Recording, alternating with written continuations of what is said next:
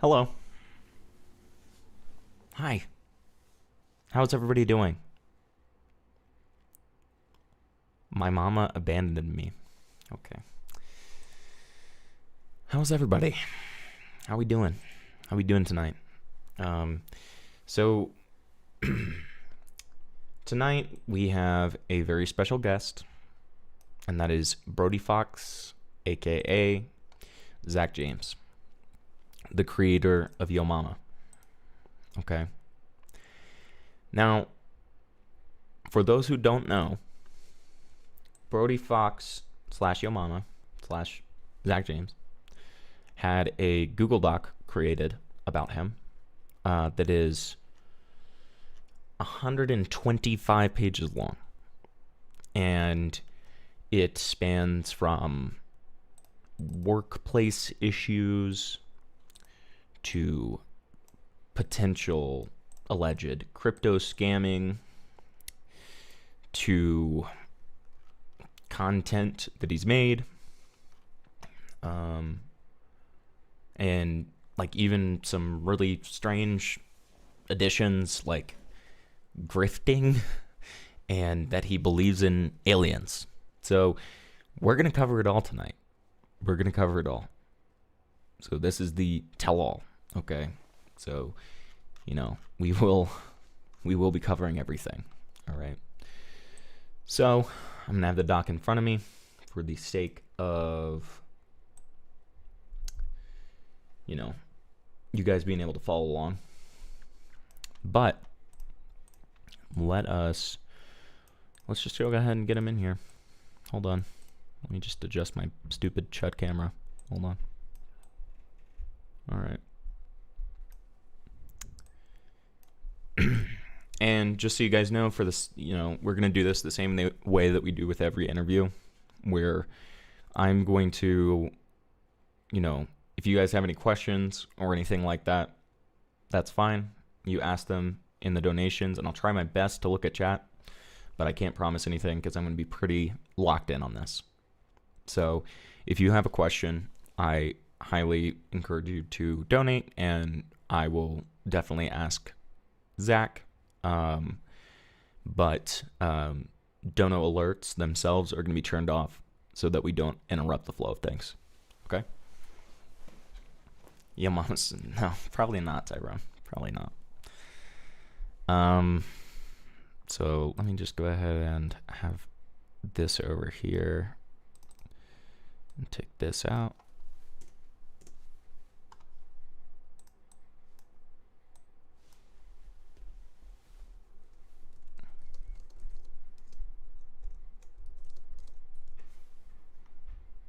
Okay, there you go.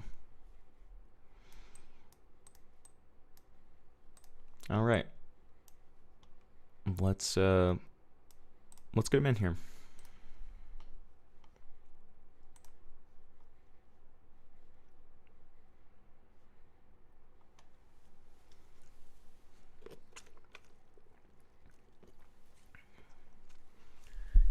Yo, yo. Hey Zack, how are you doing tonight?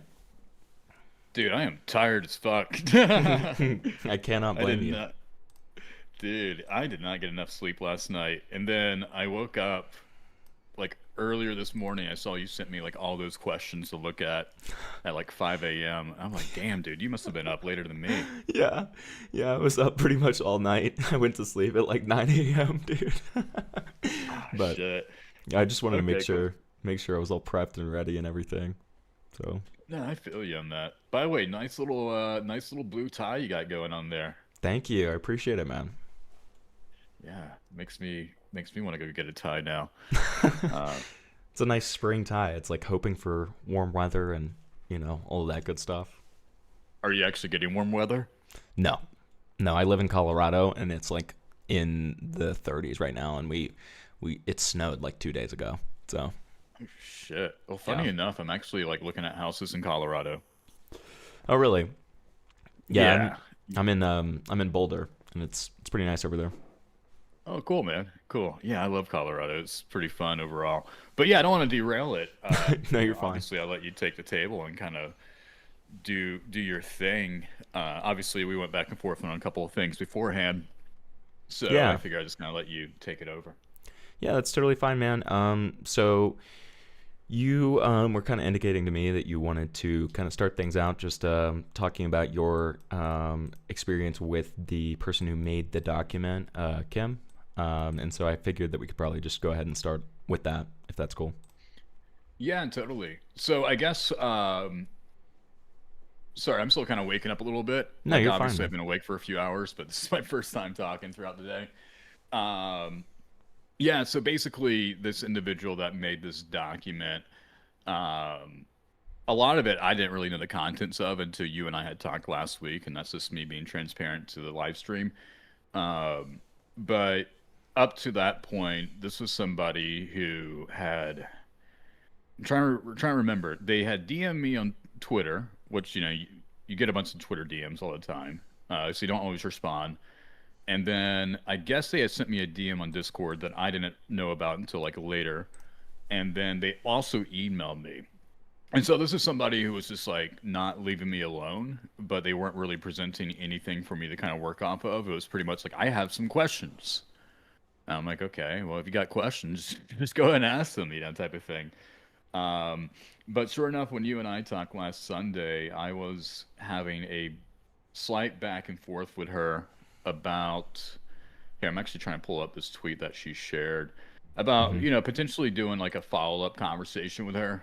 So yeah, like approach it a little bit more, um, a little less charged, I should say.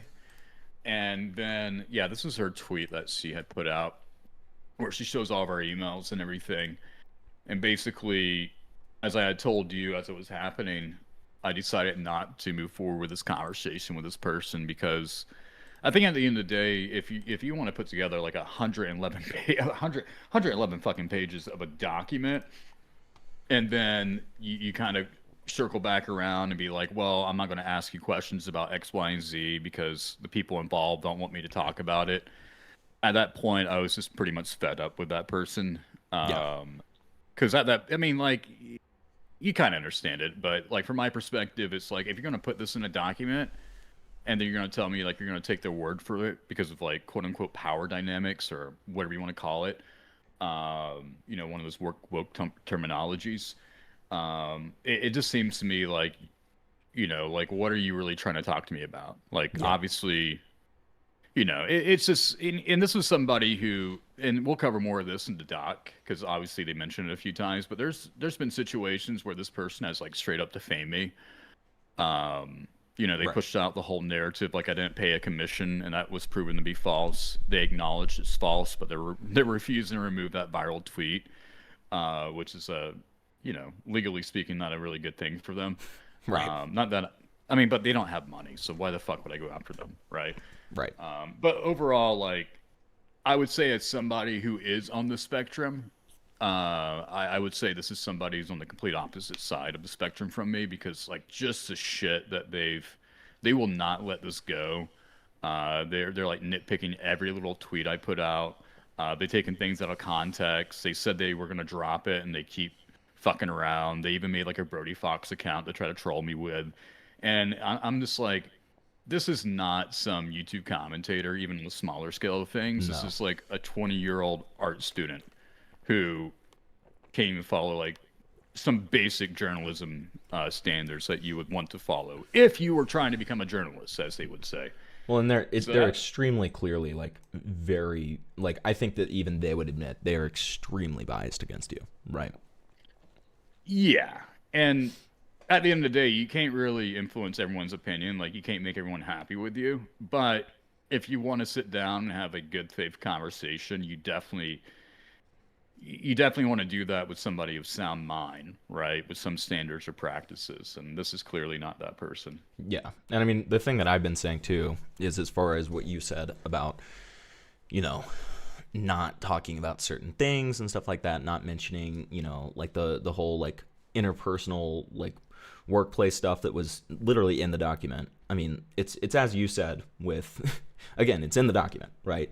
So it, and on top of that, when it's being publicized very widely like that, it's being promoted on subreddits, it's being, circulated pretty widely, I mean, you have every right to respond to it. So it's like, I don't, it doesn't make a ton of sense to me, as you were saying, to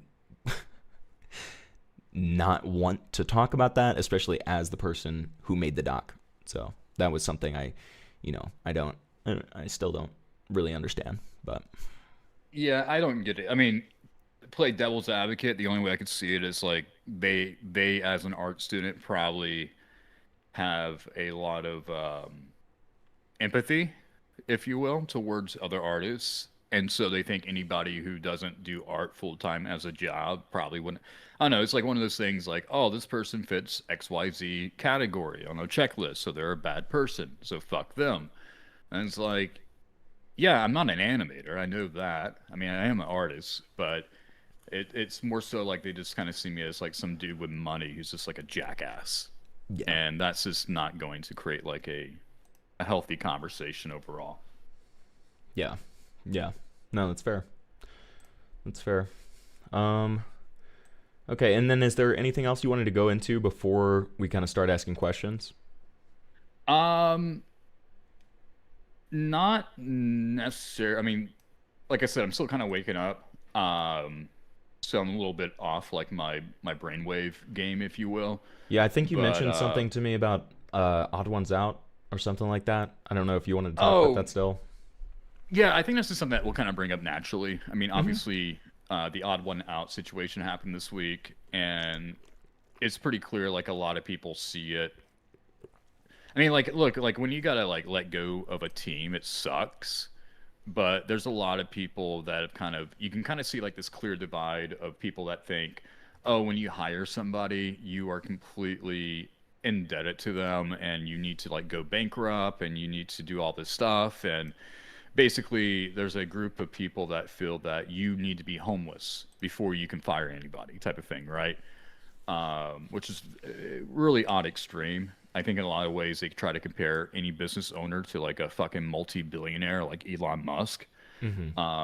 And I think this is like such an extreme camp to be in.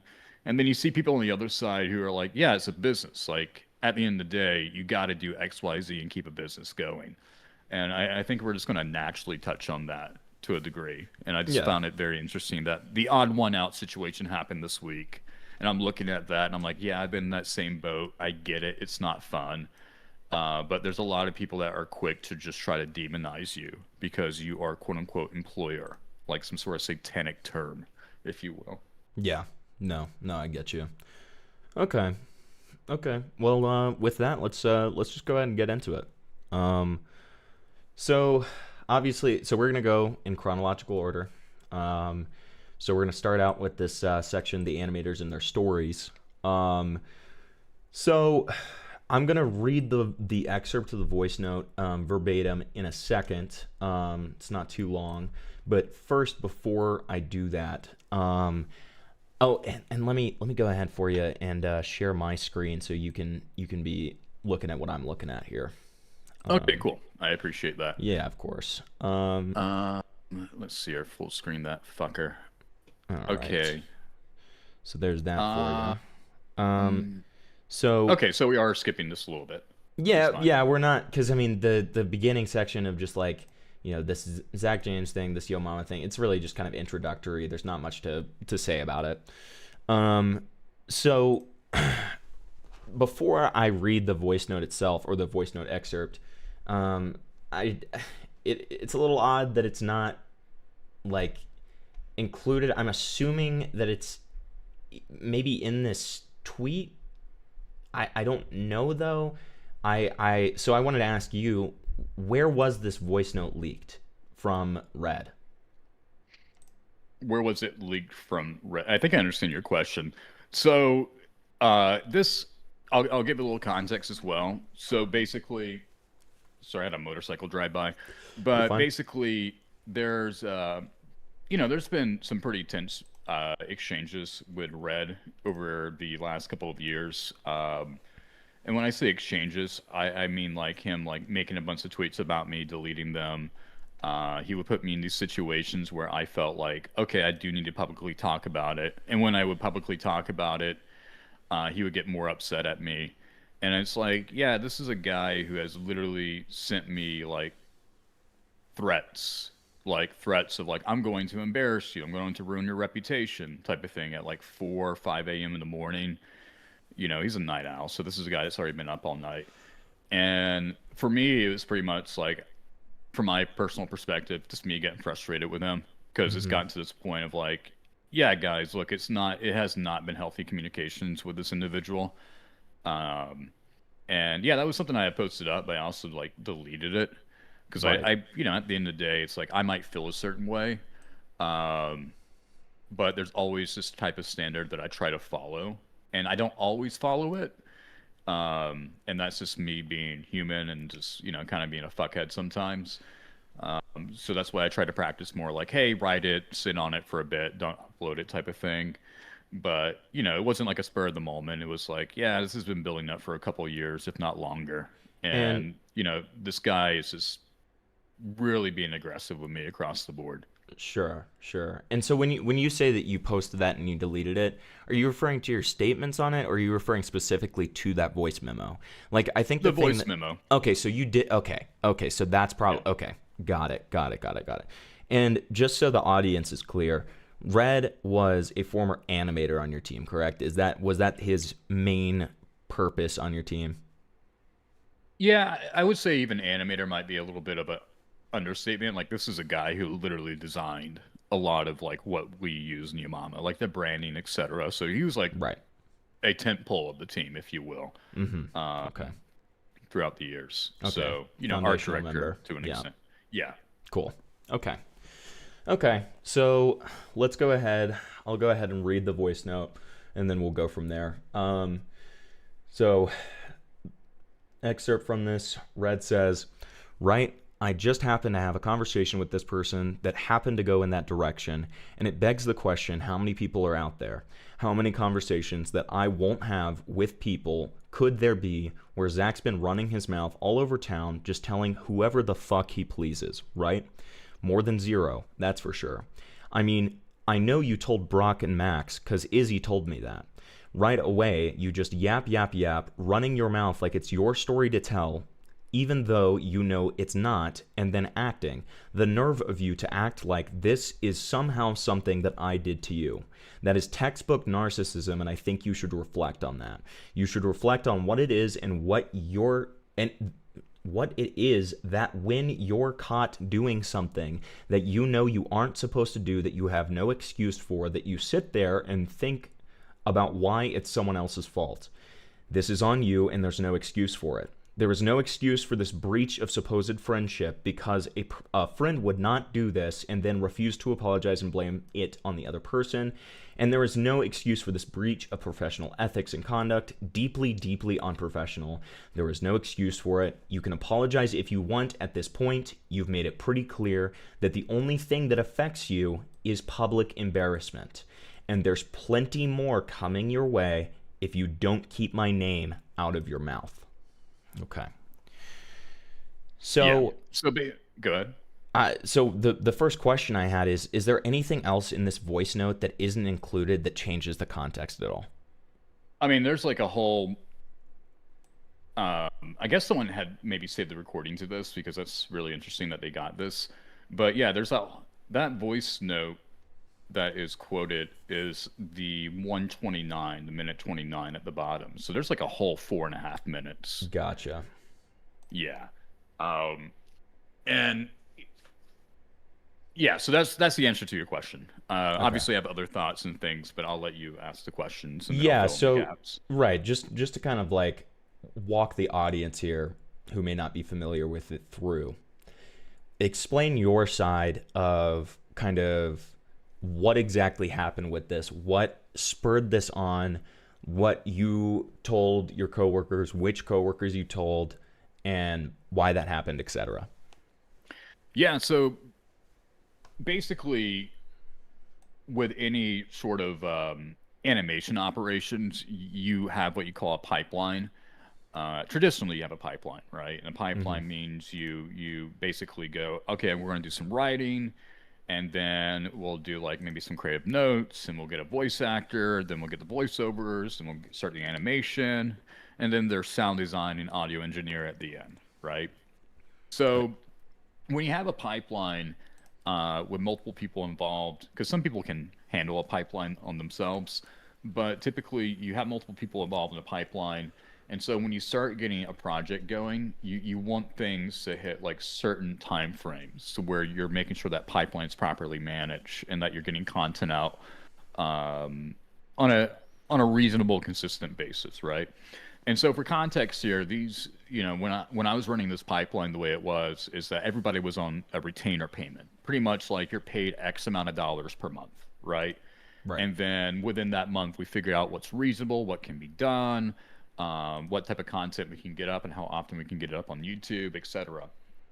And what was happening is that Red, very talented, obviously very creative in many rights and regards, but Red would establish a timeline for deliverables, and then that timeline will, that day will come to check in, be like, hey, do you have it? Where we at? Type of thing.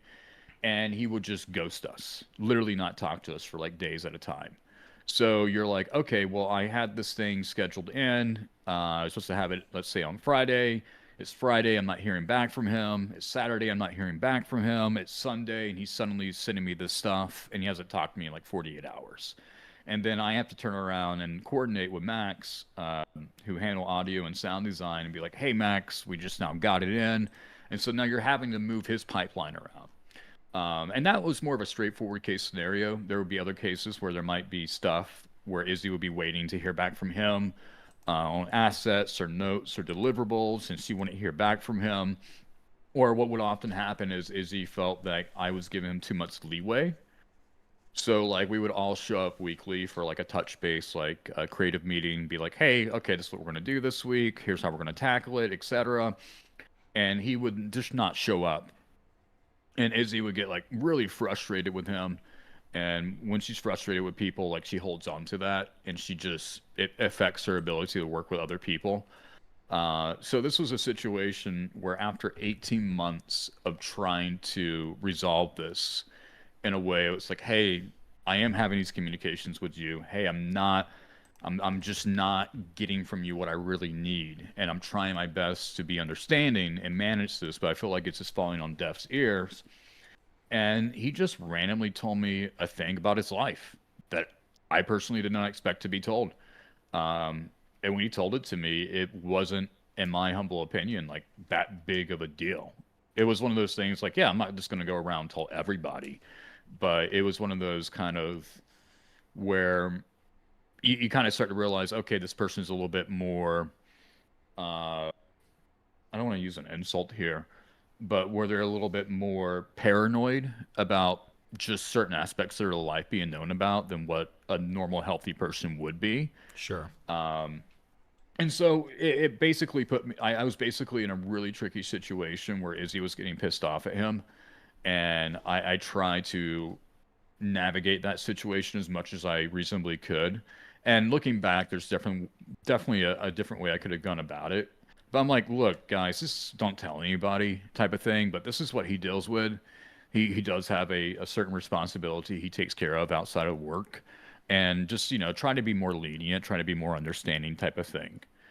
And when he found out about that, he got pretty pissed off at me. Now, it's one thing to be pissed off, which I think to some extent could be reasonable. But he definitely he just didn't get pissed off. He like used that as like a fucking revenge grudge to an extent to where I can show you these messages when we get to them, but where he threatened to withhold assets that I had legally paid for, and he was just not giving me those assets. And when I kind of put my foot down after like a year and a half, I was like, look, bro, you got to get these to me. Like, I know you go through XYZ. I'm trying to be understandable and reasonable. And he's like, I'm not going to give you anything until we talk about this. And it's like, okay, I get you're pissed off about it, but come on, you got paid for it. It's been a year and a half. You got to give me this shit. There's a lot of layer stuff to it because you get into like human emotions, and that shit can get messy, and you don't want to discredit emotions, but from like a logical perspective, it just went way outside of the it went way outside the scope of what it should have gone in terms of his application of his anger, Mm-hmm. Mm-hmm. in my humble opinion. Yeah. I. And Yeah. look, I haven't publicly said what like I no one knows what I'm talking about, or at least I haven't publicly attributed it to him.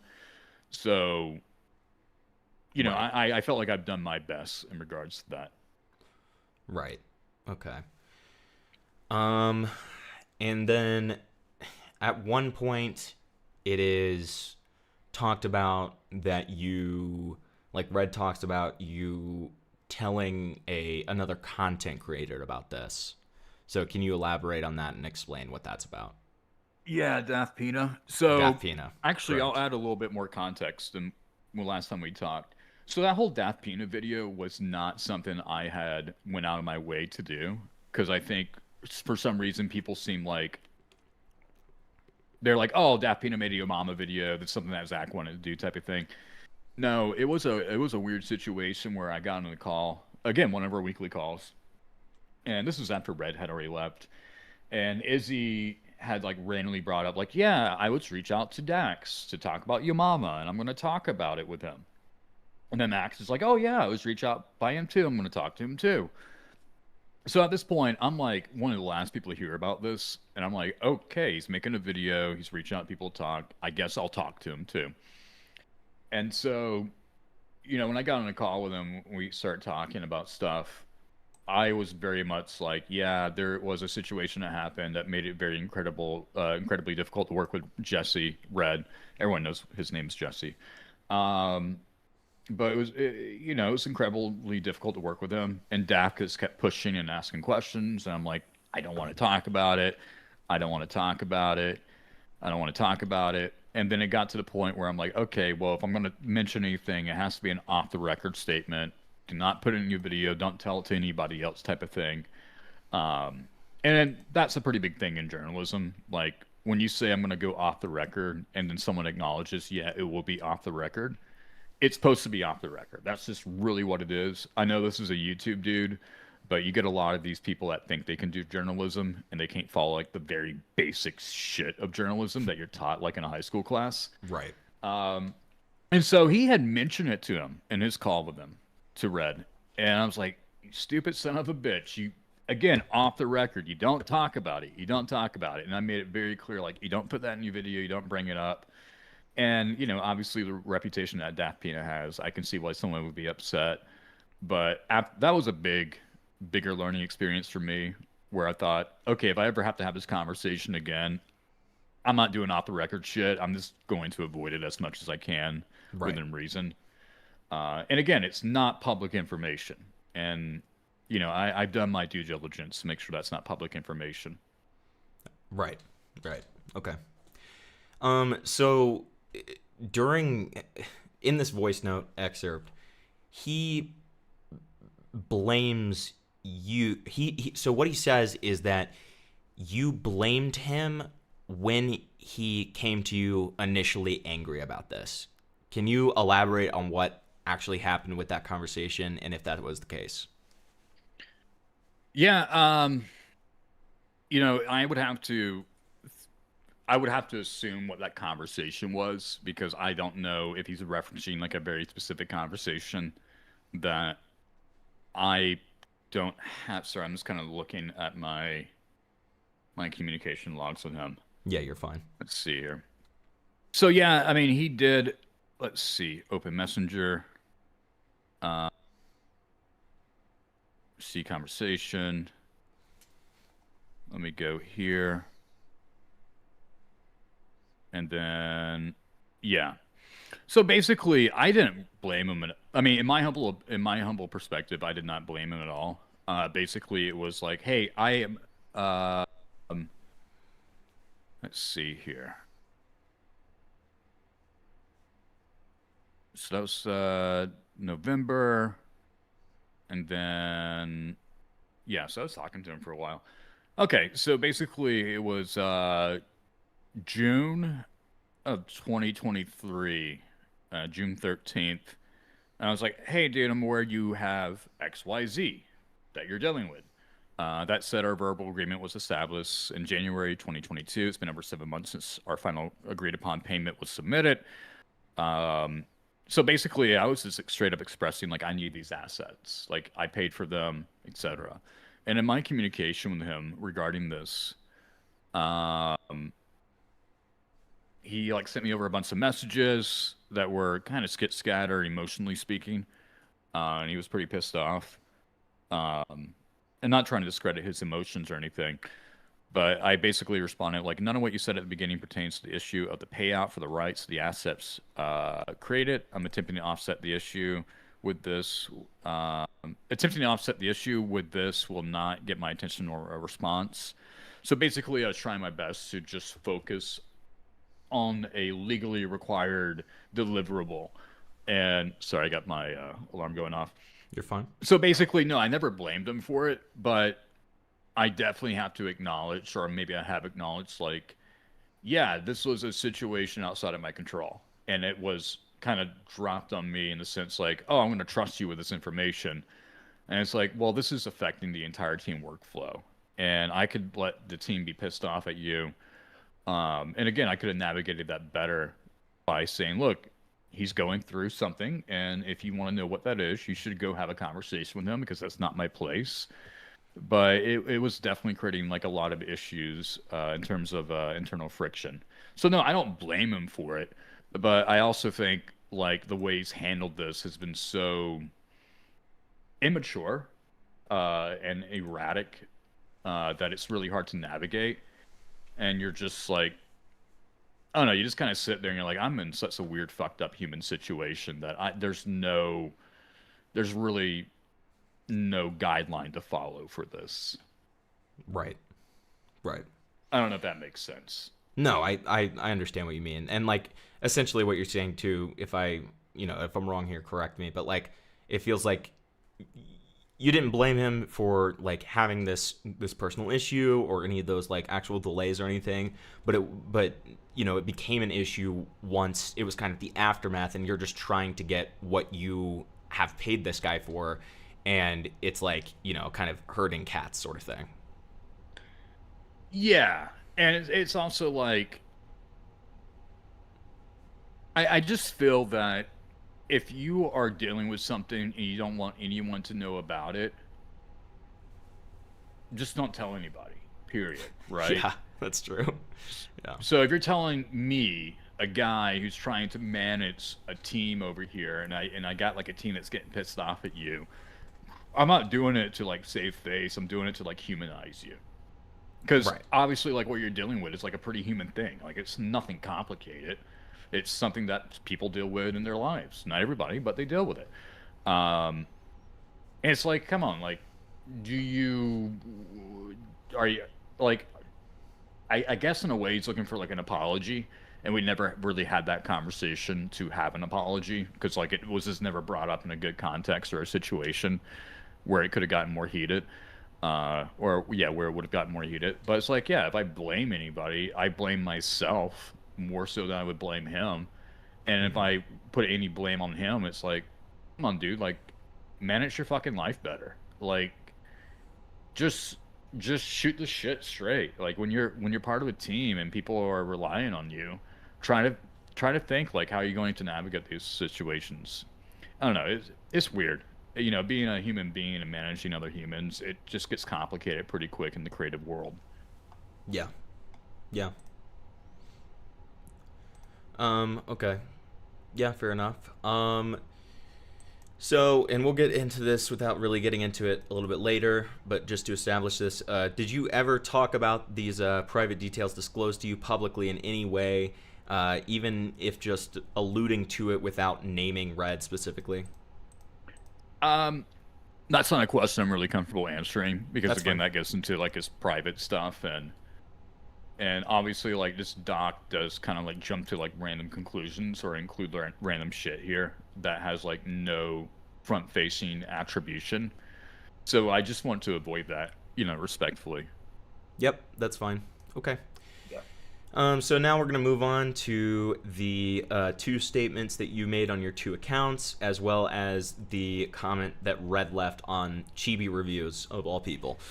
Um, so first, just getting into your two statements here. Um, so Yeah, let me look those up too. right, and yeah, and I'm showing them on screen here as well. So what I Yeah, I know wanted, you had asked me a question about the yeah, timestamps. because it feels a little bit deceptive on the doc maker's end.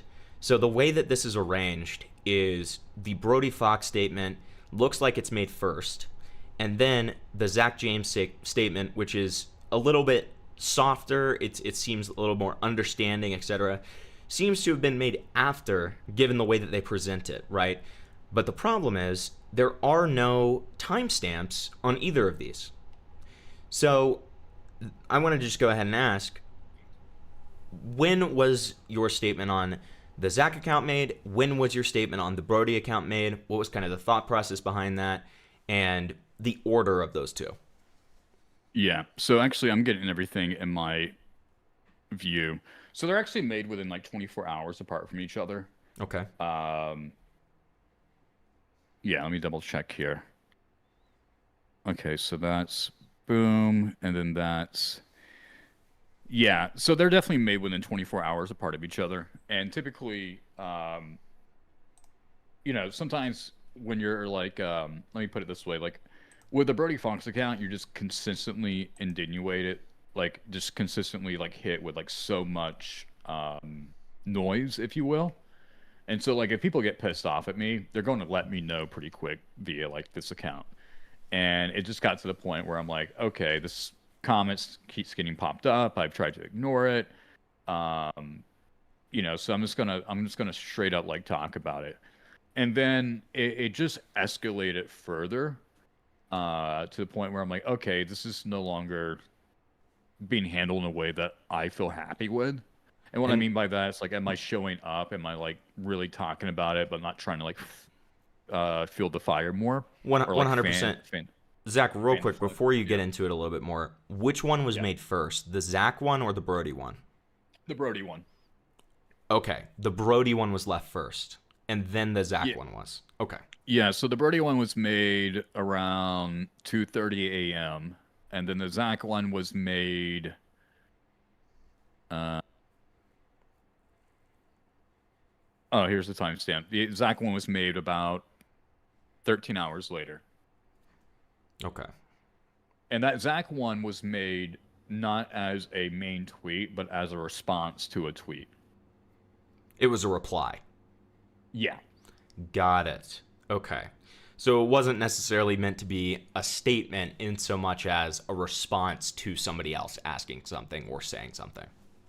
Yeah, and looking at the context of it, the person has privated their profile, so I can't really show the full context. Sure. But if I had to make a guess, it was pretty much me trying like chiming in on something that someone had tagged me in on.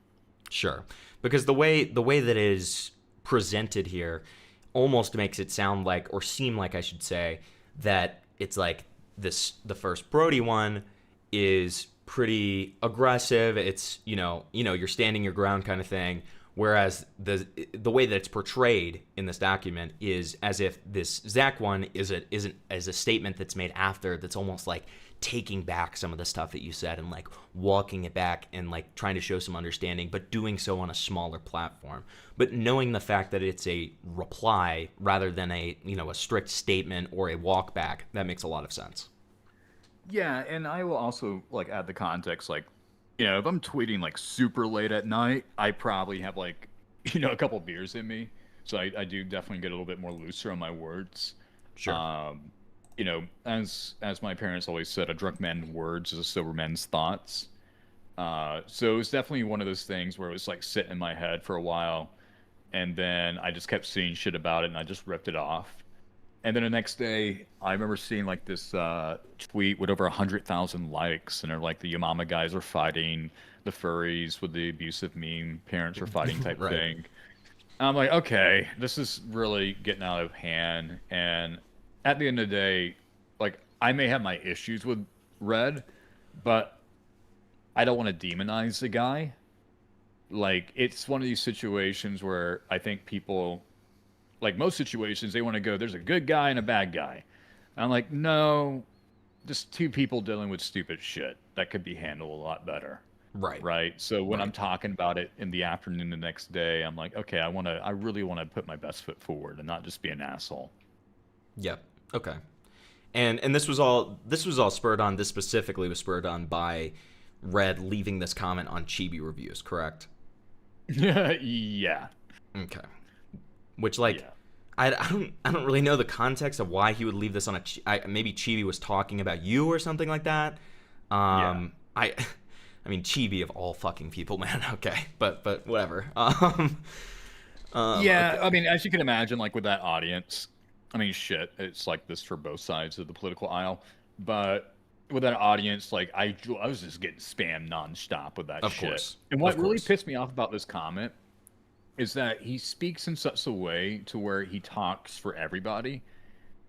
And that's kind of like a situation here that I don't think people understand. It's like I've worked with a lot of different people, right? So like Izzy and Red are just two animators I worked with.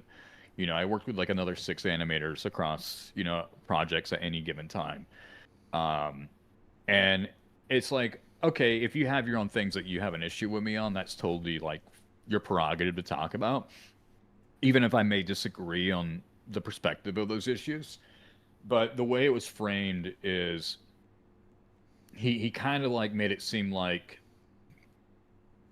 yeah, it's like for the sake of myself and others, I feel important to say, uh, blah blah. And it's like at this point, none of the people who actually made the channel content are involved with it anymore, which is not true. And we can talk about that later. And the way he kind of frames this whole comment, it's like him taking a big step back on what he would do with me. And I'll give an example. There was one time where we had like a team trip where it was a very small team trip, like a core team trip. Brock had already lived in LA. I lived in LA. So I flew out Izzy and Red to meet us in LA. We got an Airbnb. And oh, yeah, Max lives in LA. So I did like a cheers. And I was like, yeah, none of this would be possible without you guys, type of thing. And Jesse, like, literally flipped it back on me. He's like, well, none of this would be possible without you, type of thing. Hmm. And I don't like that type of credit. I really think everything takes a team effort. But there was a lot of times where he would consistently tell me, like, yeah, if not for you, we wouldn't have this channel. Like, this shit wouldn't be possible. And you hear that all the time. And then when you see him kind of make a comment like this and be like, yeah, he has no involvement, he has done nothing for it, blah, blah, blah. I'm like, okay, well, you're just now kind of walking back a lot of your perspectives on me that you've publicly expressed to me, or you expressed to me like in public settings, I should say. Um, so yeah, it kind of sucks because you don't want to sit here and be like, yeah, some of the things you say do have merit, but it'd be nice if you could just focus on the things with merit and just not get like really pissy shitty with me and just kind of like walk back a lot of what you said and try to make it seem like you speak for everybody. And I think that's kind of like the issue that bothers me a lot. Yeah. Yeah, that makes sense. And I mean that segues well into my next question here, which is at this point where Red was tweeting about you a lot and leaving these comments and stuff like that, were there attempts made behind the scenes to contact him and try to resolve things, or at this point was it kind of just too late? It was let me make sure I understand my dates correctly. Let's see here. This would have been, yeah, at this point it was a little too late. So I'll tell you what kind of happened. So again, I was fighting to get these assets, and then he finally like sent over a bunch of assets within like a couple month period. And what I got to do is I got to sit down and review those files, and they can take a while, right? And then one day he just randomly revoked my access from like these files, which to some extent I kind of get it. But when I reach out to him and be like, "Hey, I need access again. I haven't been to review everything. I think there's things missing." He wasn't communicating with me, and I'm like, "Okay, well, fuck this. Like, you've been paid. It's taken you nearly 2 years to get this shit over to me, and now like you gave me a undefined timeline to get this taken care of. Um, I emailed him. I saw him messages on Facebook. I saw him messages on Twitter DMs, or tried to. At that point, he unfollowed me, so you can't DM anymore. And so I couldn't get his attention. So I had to like publicly like respond to him under one of his tweets. So I'm like, dude, this is taking way too much effort, etc. And then he got in my DMs, pissed off, and I sent him over the legal firm that I had retained for his jurisdiction. And it's the top legal firm for trademark and copyright cases in Canada. And so that's when he kind of opened up and gave me that shit again. And so we were on good terms to an extent. And then, unfortunately, I've just kept hearing stuff from like mutual friends or colleagues where it just kind of like bothered me. And I let them know, like, hey, I can't have this relationship. Like, if you're going to keep talking about me like this. And I know I'm kind of speaking in general terms because I don't want to get anyone in trouble. But I will give like a very interesting example. So I think in 2000, it must have been 2015. Yeah, 2015, I had produced an event at VidCon, which we'll touch about on later. And I think I've flown Jesse out. Maybe, I don't know if I flew him out or he was coming out. Maybe I flew him out. But he came with a friend. And I met him and his friend, had a great time with them. Never had any ill moments or odd situations. And then about a week later, his friend had reached out to me. He's like, "Hey, I had a falling out with Red, and the thing is, like, Red's like really mean. He talks really ill about everybody. He's constantly like talking shit about you." And I told him, like, "Why would you talk shit about this guy? Like, he's been really nice to you. He's been really nice to both of us." And somebody who's like, I think, being a little too emotional, but felt like they needed to tell me this stuff. And my response was, look, I appreciate you telling me, but at the end of the day, if he needs to vent about me, that's his prerogative. Let him vent to an extent. But it was put on my radar, like, okay, this is somebody who has issues with me, and he's not going to talk to me about those issues, but he's going to like rant about them to other people. And it became clear to me, like, this is somebody who's going to potentially make it hard for me to work with, mutual colleagues and stuff. So I had another conversation like that with somebody else around the same time. And one of the agreements that we had in place that he himself brought up was, look, in this kind of buyout agreement, one of the things is I would uphold your reputation. And I have that phone call recorded. Canada is a one-party consent state.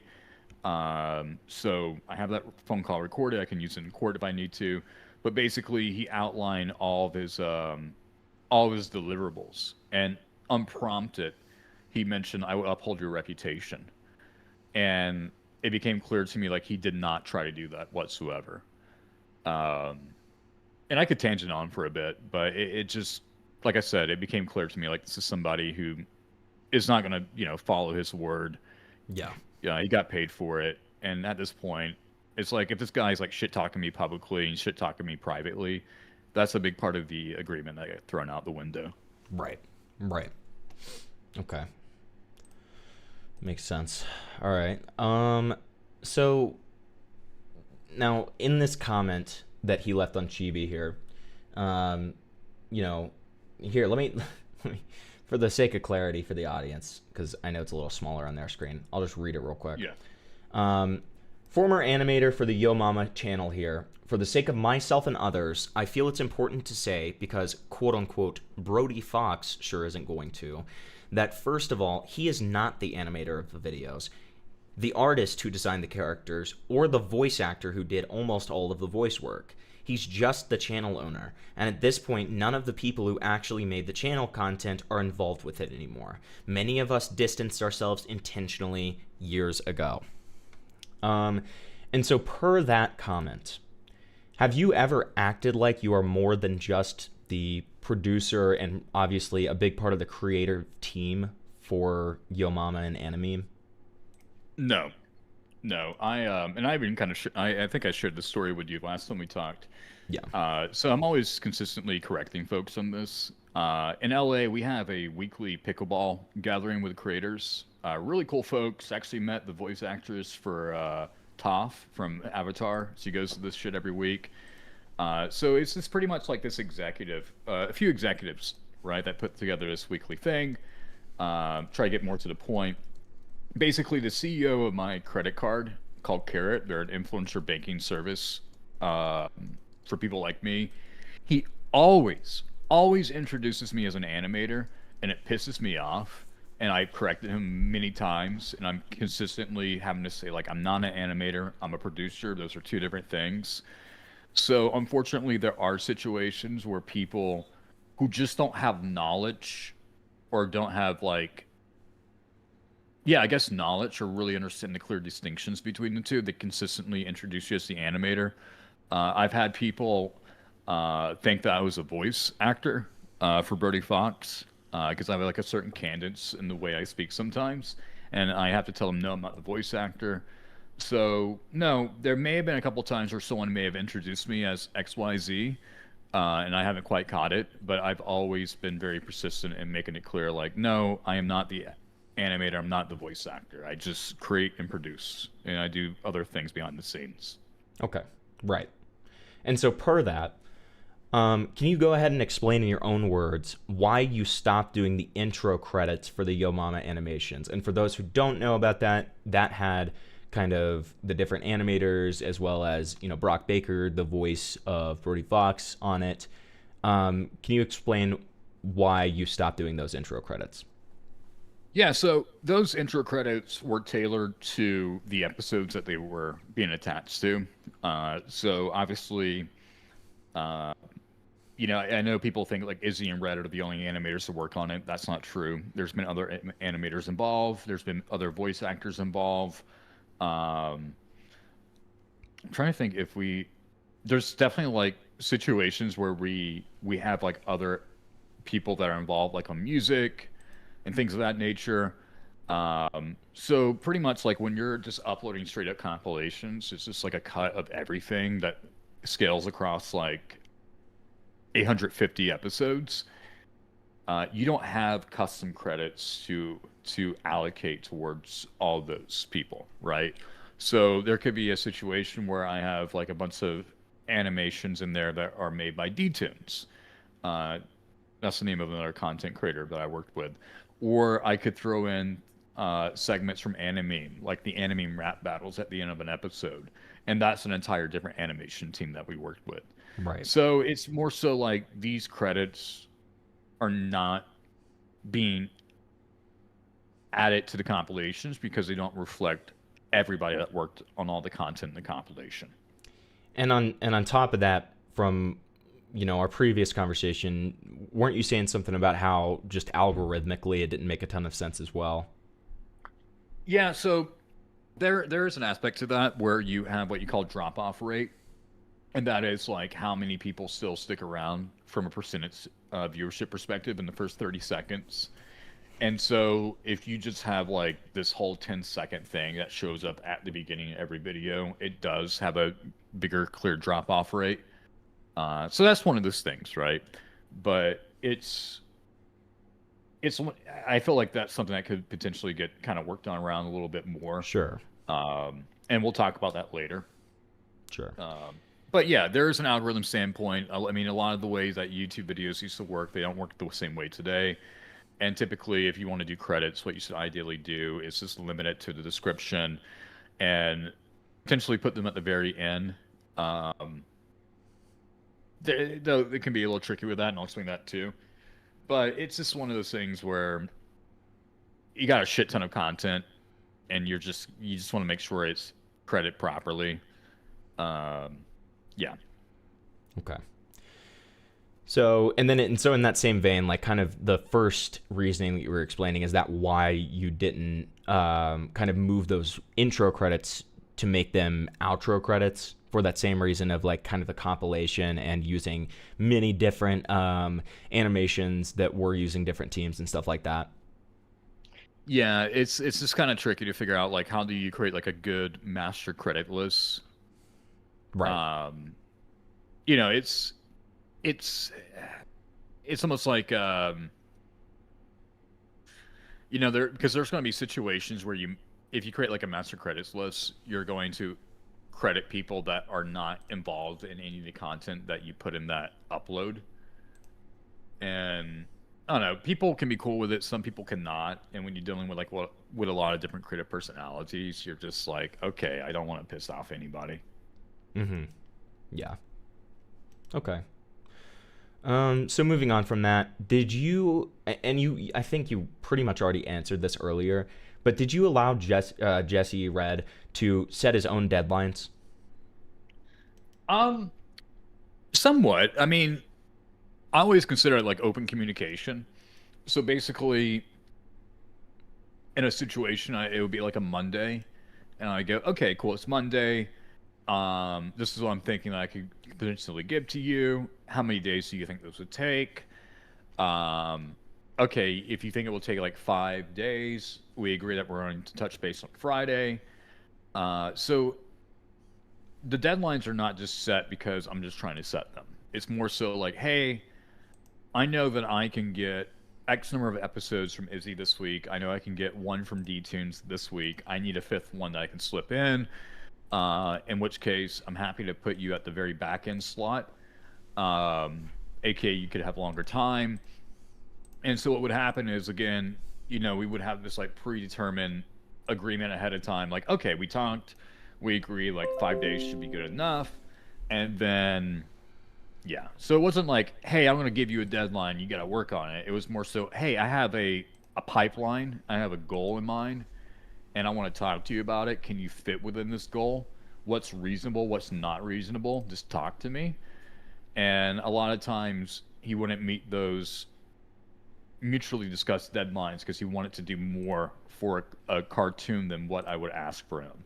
Like he wanted to add an extra bit or an extra scene or an extra bit of animation, and that's what would throw shit off. Okay. Okay, I see. All right. So, how did you try to address communication issues in the 18 months that you talked about in your post? And this is, again, I think something that you illustrated a little bit, but just to go into a little bit more detail with that, because you talk about that in your post. Yeah, just have an open conversation. Like, hey, man, I haven't heard from you. I'm trying really hard to communicate with you. What can I do better? How can I talk to you? How can I communicate with you? What do I need to do on my end to make this easier for you? So in a lot of situations, you're thinking, um, you're kind of thinking like, okay, if I'm trying my best to have a conversation with you, if I'm trying my best to resolve this, I'm trying to put the ball in your court and not blame you for anything, but just kind of give you an opportunity to take control. And I saw someone kind of ask a question that kind of caught my attention, where like someone's giving, animators giving you more content. How is that bad? You gotta understand, like, having more content is not simply having more content. It was like, hey, I'm gonna talk to you on a Friday, let you know where I'm at. You go quiet for 2 days. You disrupt the audio engineering pipeline. So you got somebody else sitting there waiting for their workload to come in, and you find out like 2 or 3 days later, you didn't get that because they want to add an extra little animation gag, but they weren't communicating with you on that. They ghosted you. They don't talk to you, and now you got to go and talk to another person in your pipeline to try to explain it to them, and try to make sure that their pipeline's not stressed. So at the end of the day, just because someone wants to do something a little more doesn't mean that it doesn't affect other people. Right. Especially when they're taking long and you guys have, deadlines that you need to meet. Yeah. Exactly. And look, if it was something as simple as like, hey, it's Friday, I don't have it done yet. I need another day to figure it out. Like, just shoot straight with me, right? Like, just be honest with me about it. But if you leave me in the dark, I look like a dumbass to anybody else I work with. Because they go, Zack, this is your team. You control this. How the fuck do you not have your finger on the pulse with this, Right. And Right. it can create a lot of doubt. Yeah. Okay. So okay. Did Jesse immediately receive his final payment, or were there issues around that? Because he alleges There that was it no took you a issues. year to pay him. That's what he alleges. Okay, so I paid him exactly on the payment schedule that he agreed upon. A matter of fact, let me just do this real quick.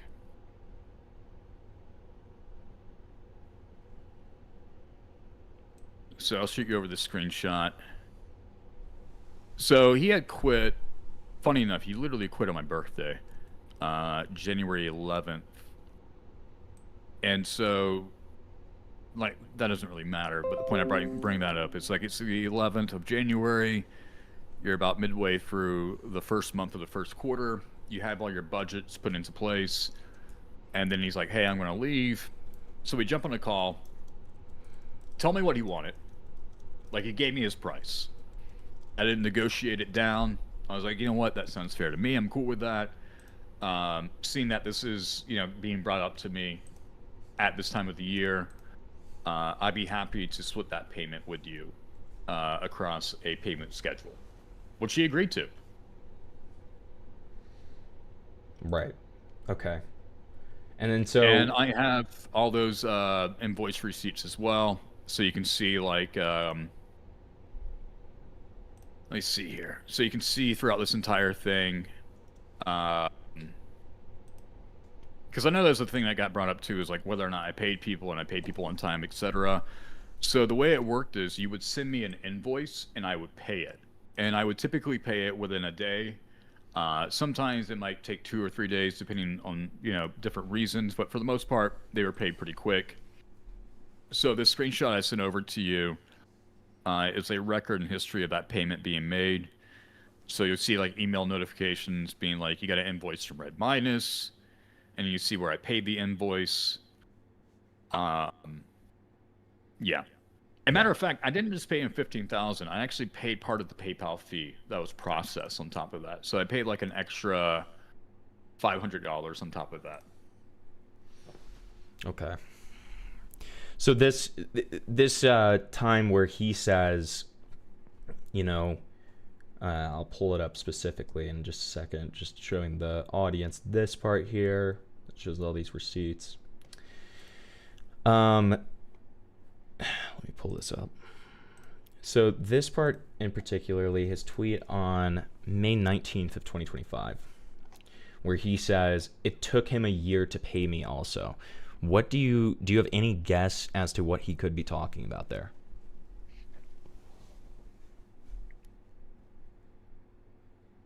It took me a year to pay him. Yeah. Is that the question? Yeah, no, I paid him on the schedule that he agreed to. Right. So it's like, what do you think he's talking about there? What is he referring to, or do you just have no idea? Is this just kind of coming out of left field? No, I think he's just pissed off that this is me obviously guessing here, but like if you agreed to a payment schedule and I fulfilled that payment schedule, that's what you agreed to. That's what you wanted. If you wanted a different payment schedule, you should have told me.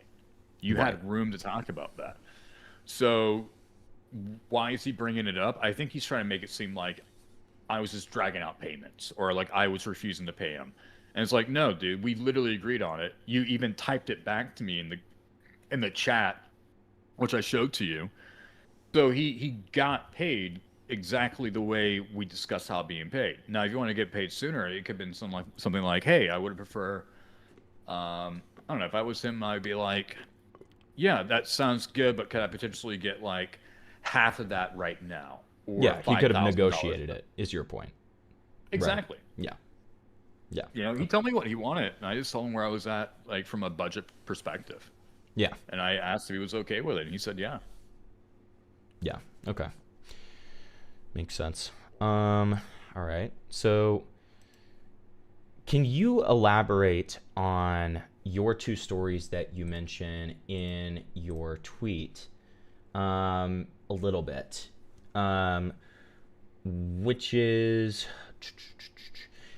specifically the Red's attempts to push out your co-producer, and then I think you already spoke on trying to pin the success on me part, but attempts to push out the co-producer, what's that about? Okay, so this happened. I'm trying to remember the years. So the following year, so that story I talked about, like putting together that VidCon event and then meeting him and his friend, and then his friend telling me, what they told me. So a year later, I had produced another event at VidCon, and at the end of that weekend, Izzy, Red, and myself went to a steakhouse called like Roof Chris, right? We're just sitting there, and they had basically told me like, "Hey, we've had a conversation amongst each other, and I'm trying to figure out the best way to put this. Basically, they said, "Hey, we don't see Alex." That was my co-producer, business partner at the time on the animation side of things. They're like, "We don't see what Alex is doing. We don't know like what we don't feel comfortable with him, type of thing." And it was pretty much this situation where I kind of understood where they were coming from and kind of give more context. We'll obviously dive into this more later, but Alex and I, we had worked with each other since 2011. We both co-founded and co-produced Umama. We both co-financed it equally. So we ran things pretty much 50-50. And then we had a separate entity that we had spun off to handle social media work that was outside of the animation wheelhouse. It can get, we can go deeper into that later, but it was basically, hey, we want to pay you for X, Y, and Z. And we're like, okay, well, it doesn't fit in the studio, so we'll create like a separate entity from it. And then that separate entity was getting like a lot of traction, a lot of interest. And at that point, God, I would never do this again. But at that point, I was basically running both companies as like quote unquote CEO or head of things, right? Like president, CEO, what do you want to call it? And I was pretty much at my breaking point of like, I can't do both. I need to focus one or the other. And I think from their perspective, they felt like Alex was over the animation studio and just wanted to focus on this new entity, um, which I think could be a fair perspective to have. And they basically expressed like, yeah, we don't really see where this is going with him, but if you were able to take control of this and get him out, we'd be willing to stay on.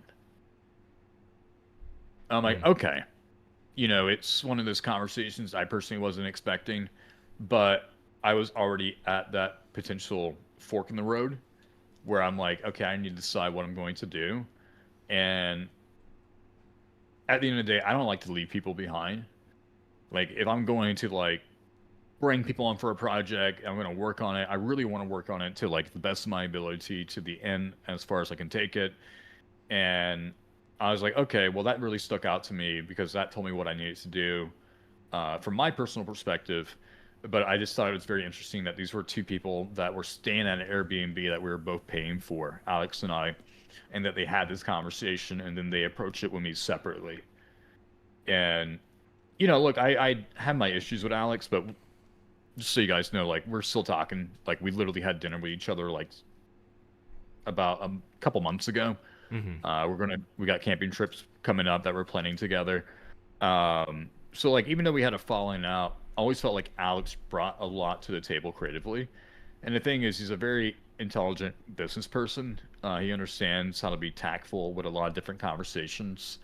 Because I'm autistic, he's not. Uh, and really, a lot of like what we have today as a cornerstone as your mama exists because of him. So it kind of sucked because it's like in my mind, he brings a lot to the table, but he just wasn't bringing it to the table at the moment. And you got these two animators that you feel like you're responsible for telling you like, hey, you need to like figure this out or we're going to kind of walk scenario and we're willing to Mm-hmm. like stay if you take control of everything. Mm. Yeah. Okay. So yeah, I mean that's a lot on their end. Okay. Yeah. Okay. So I mean, it's one of those things like I kind of get where they're coming from, but I think they just kind of shift shit over to somebody else, and they're like, okay, look, who can we get mad at next? Sure. Sure. Yeah. Okay.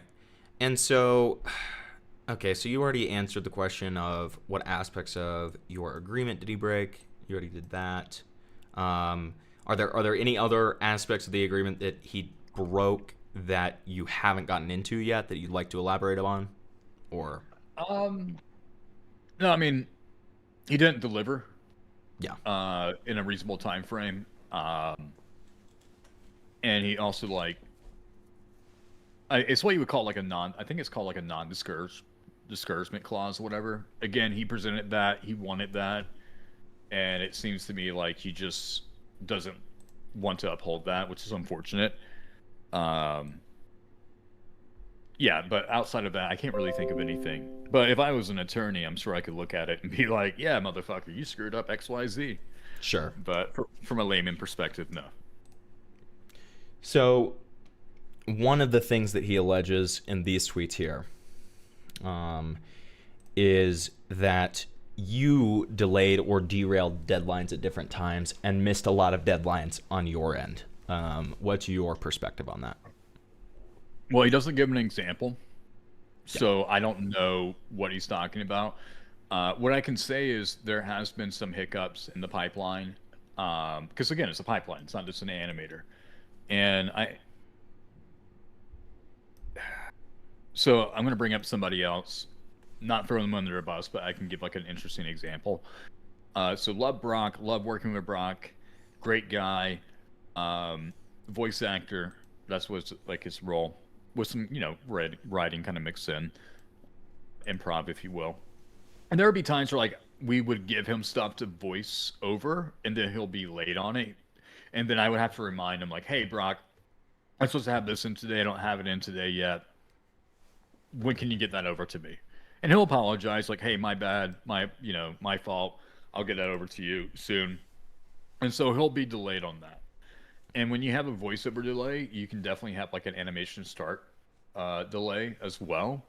So yeah, there would be delays like that. But what I would do is I would communicate back with the animators and be like, "Hey, we have this delay on this. I can get this over to you within 24 hours, but is there anything that you can move on right now in terms of that production?" Right. Oh, you know what? It looks like it does give an example here. So he says many times he derailed things by changing something without warning, like opening up a Twitter contest to, quote, include a fan in a scene, quote, and only telling us after he had already announced it. Yeah, that was like a thing I threw in, but like I brought that up ahead of time too. Okay, so it's not the case, like, it's not what he's saying where you only brought it up after you had announced it. No, it was pretty much like, "Hey, I have this idea.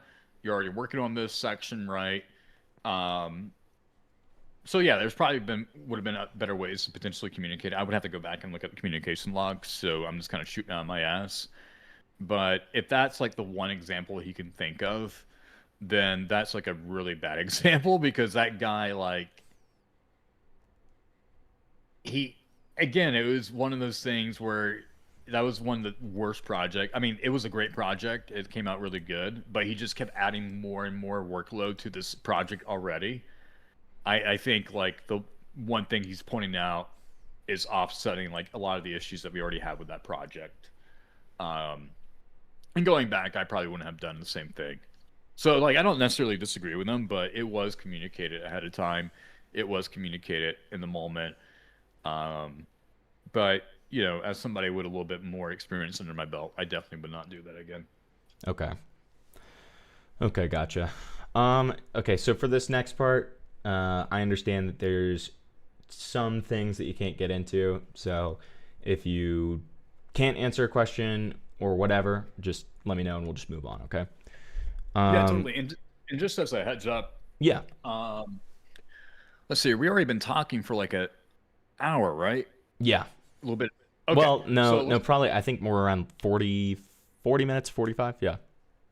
okay, cool. So if you don't mind, in about 5 minutes, can I take a quick 7-minute break to kind of get up and use the restroom? Of course. Of course, dude. Yep. Whatever you All need. right, cool. I appreciate that. 100%. So yeah, so what, and again, if you can't get into it, it's totally fine. What was the nature of the legal call that you had, that you talked about, and filing in 2 states in Canada? In this tweet here, just wrapped up a large legal call, moving towards filings with 2 states in Canada. X's legal team now working with us to provide me the information.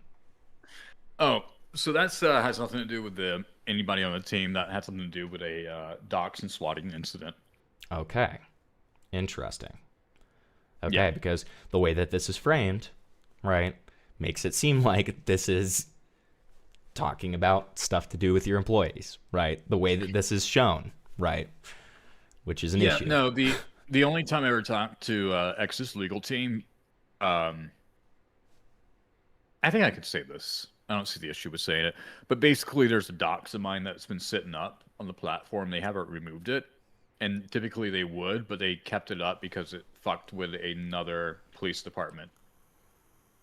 I don't know, some weird situation. They gave me like a weird answer. I personally don't agree with it, but yeah, no, that's been that situation. Was a docs and swatting incident with my docs still being sitting up on Twitter right now. Got it.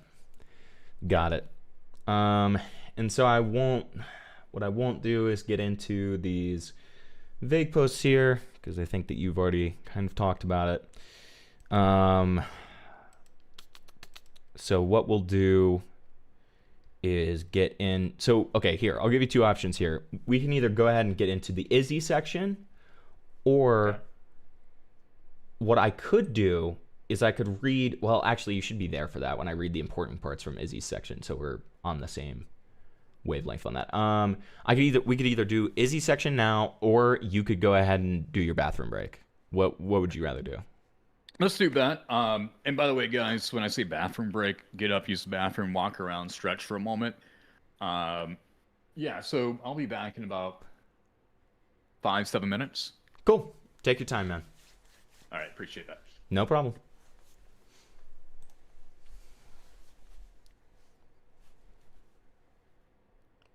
I'm chiefing the shit out of that? What do you mean, bro?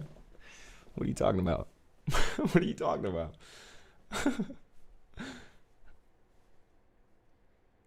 Listen, I'm gonna get a drink as well. So hold on here.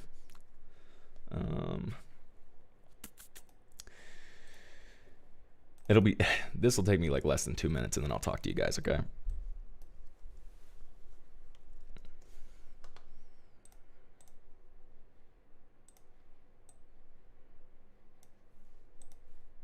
Hold on.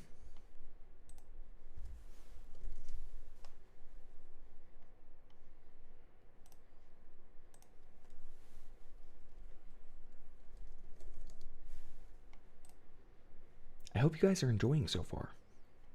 And if you are, leave a like, okay? And hey, before I get my drink here, yeah, if you're enjoying, leave a like. Feel free to donate. And any questions that you ask, I'll, be asking Brody / Zack at the end. And on top of that, we do still have our membership raffle going, okay? If Dasali gets a membership, then I will give out 20, count them, 20 gifted members, okay? So be back in just a second. Hey Joe, this guy needs help with his car. I think he came from afar, like another state. I don't know, he just points at the stars, and the way that he talks is bizarre. Right in his lake, I know, must have make it a car. I don't know, look, it caught me off guard. Looks real strange in the dark. Look, it's here at the park. Bark! What the heck are you saying?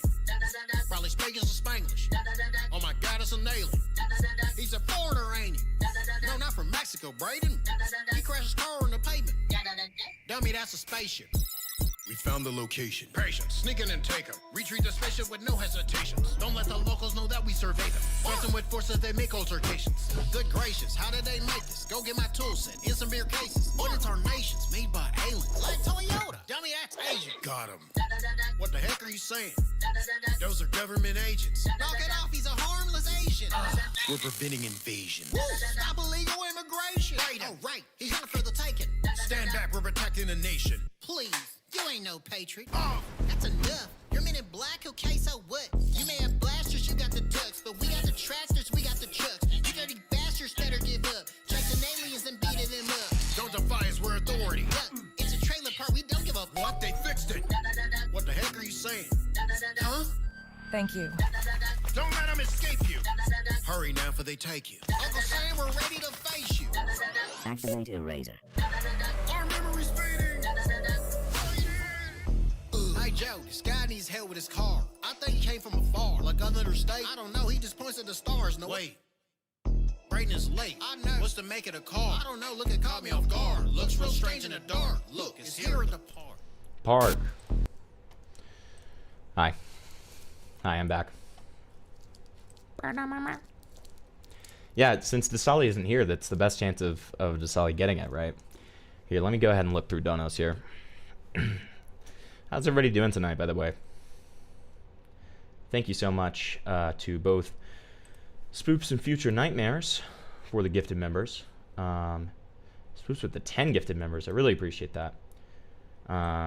Arian Thomas said, does he always talk like a lawyer? I mean, given what he's up against right now, I feel like that makes sense. But I can ask him that.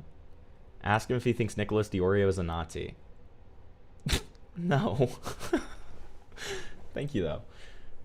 Can Zack give us a new Yo Mama joke on the stream? I will ask him that, for sure. Has he worn wigs? Will he wear wigs? When will he? I don't even really understand what the nature of that is. That's interesting, though. But yeah, guys, thanks for the support so far. Who's gotten gifted? Raise your hand if you've gotten a gifted membership tonight. I'm not seeing anyone I recognize in these so far. It's not letting me scroll up enough, but... Oh, and then Ryan Thomas, thank you very much for the 5 gifted. Thank you, buddy. Okay, I'm back. All right, welcome back. Perfect. Totally. So yeah, before we dive in, I just want to kind of point out something. Go for I it. look at chat here and there. So what we talked about for the most part, kind of hints on a role, what you would call like a pipeline producer. Mm-hmm. And a pipeline producer basically produces the pipeline. So what they do is they go in, they manage everything from beginning to end. And sometimes you would have someone that would just be hired specifically for that role, which we've done before, and we'll hit on that in a moment as well. So what might be described as like quote-unquote micromanaging is what we would call pipeline producing. So you want to make sure like, okay, I get my voiceover in, I pass it off to the next person, the animator. I make sure they deliver the animation, and I pass it off to sound design, and then, kind of give notes along the way. So unfortunately, there is a little bit of quote-unquote micromanaging, but it's not outside the scope of a pipeline producer role, if that makes sense. For sure. For sure. That makes total sense. Yeah. Okay. So we're getting into the Izzy section. So before I read the important, this is a long, rambling statement from Izzy, to be completely honest. But before I get into the important aspects of that statement, can you just go ahead and tell the audience what Izzy's role was in Yo Mama /Anime? Yeah, so basically, sorry, my chair is sliding. I got like an uneven floor. But basically, yeah, I'm talking and my chair's moving backwards. So Izzy came on as one of the first, if not the first, animator I brought on for Anime. And Izzy wasn't even an animator at the time. She was an illustrator. So played into her strengths. And she ended up learning animation as she was like working with me over the years. And then I think in the summer of 2017, she approached me and she said, "Hey, I can work on the Yo Mama project. And if you hire me for Yo Mama, this is what I can do for you." So she approached me to work on Yo Mama. I gave her the opportunity, and then she started working on Yo Mama. And basically, Izzy's like really creative. She has a diverse art style. Her and I grew up on the same cartoons, so we have like a lot of similar humor, and connected in that way. So basically, she was kind of like if Red Minus was going to focus heavily on like 1 or 2 jokes, Izzy would focus on repurposing assets and creating new assets to the best of her ability, and she would focus on more of like getting other content out a little bit quicker. And so she was really good at communicating on her workload. She was really good at communicating and meeting deadlines. So like if she couldn't meet a deadline, she would tell me. So she kind of like brought a lot of things to the table that Red didn't necessarily bring, and they just really complemented each other quite well as like a 2-person team when it came to Yo Mama. Okay. Makes sense. Okay. And so we're going to do this the exact same way that we did with Red, where we're going to go ahead and read this statement, and then we'll get into it, and I'll ask you questions about it. Is that cool? Yeah, totally. I'm just trying to remember when she made this statement. I think she made this statement probably right after. Okay, actually, let me back up. So this statement was made, I think, the day that she quote unquote quit. And the day she quit was after like I already gave like a 2 weeks notice to everybody. Right. Or whatever, however long they needed. So she definitely made this like in a heat of the moment type of thing, which I want to respectfully acknowledge. So yeah, that's the kind of the context in the situation. For sure. Okay. So we're going to, again, this is a very long, rambly statement. If you guys want to find it yourself, it is in the document, and you can read it in full if you really feel like it, but I'm just telling you already, there's going to be a lot of irrelevant information. So, you know, okay. So getting into the actual experience at Animeme here. I was very miserable at Animeme Studios. It's not a great work environment. The workers are constantly misled. The producer uses personal grudges in professional meetings. And there's a lot of stuff I had to fight from happening, such as Yo Mama Asian race jokes. My ethics, values, and intent rarely line up with the company. Which is run exclusively through one man's ego and is currently on the verge of going under because of it. All of the work wasn't to build IPs to be proud of, it was all so that this one person can brag and promote himself with the hard work others did. I was told that the studio needed to convert to a Web3 studio or be shut down. So holding my job over my head, I did ask for 3 times my rate to go against my ethics to work on NFTs, and he agreed to get what he wanted. But as usual, he didn't honor that agreement, moved it behind the success goal, and now I was working on a thing I hate, which could have got me blacklisted from the art community, and I had nothing to show for it. I resented myself for allowing this dude to constantly lie to my face, but I needed that stable income. I did try for looking up jobs in LinkedIn. Okay, this is just like insecurities and talking about like potential suicidality. Basically, I stopped having the will to live. Yep. Okay. Eventually, things did get better at Animeme because the company was able to convince their YouTube MCN to a big $250K grant for a cut of ad revenue for a few years. And because my producer was expecting to get a huge payout from the NFTs, specifically $500,000, he started carelessly spending, and I got a life-changing raise, and I got to direct something worthy of my skills, the Furby Chucky short. Small tangent, I really hate that because he didn't have any involvement with the Chucky short. He did absolutely no promotion for it. He buried it behind a bunch of traced memes and a Family Guy skit about how Disney bought Foxx. 5 years too late, my dude. And Peter lets a homeless guy rape Meg. The Sonic short also had sexual assault as a joke too. And after that, he still had the balls to purposely leave out my director credit and give himself a writer credit, directly and indirectly. A director credit for the whole video. Asshole. Then the week of hell happened. Yeah, she mentions where she had like a falling out with the Pizza Party podcast. Yeah. So, I mean... and she also mentions she got sexually assaulted, which I had heard about. Terrible, and, obviously. Right. But yeah, absolutely terrible. But you can kind of see where like maybe that personal experience kind of caused her to highlight things in a certain way.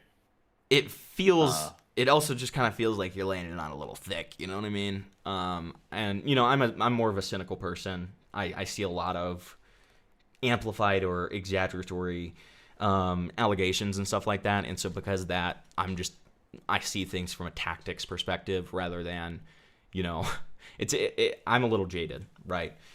But either way, so, you know, that all happened, ended Valentine's vacation early, and when I got home, I was let go of my job of 12 years. So Animeme's money ran out, and to keep the company afloat, the owner had to lay off his production staff. so that he could coast off of what was left until he can trick some venture capital into thinking that his clearly failing company is worth investing in. I was given 2 weeks to produce a decent trans Harry Potter short that I pitched, but the following workday he wanted me to switch over to work on NFT assets. I asked him why I hadn't received my royalties for the previous mint. It was a failure, but I'm still supposed to get 4 to 5% of sales.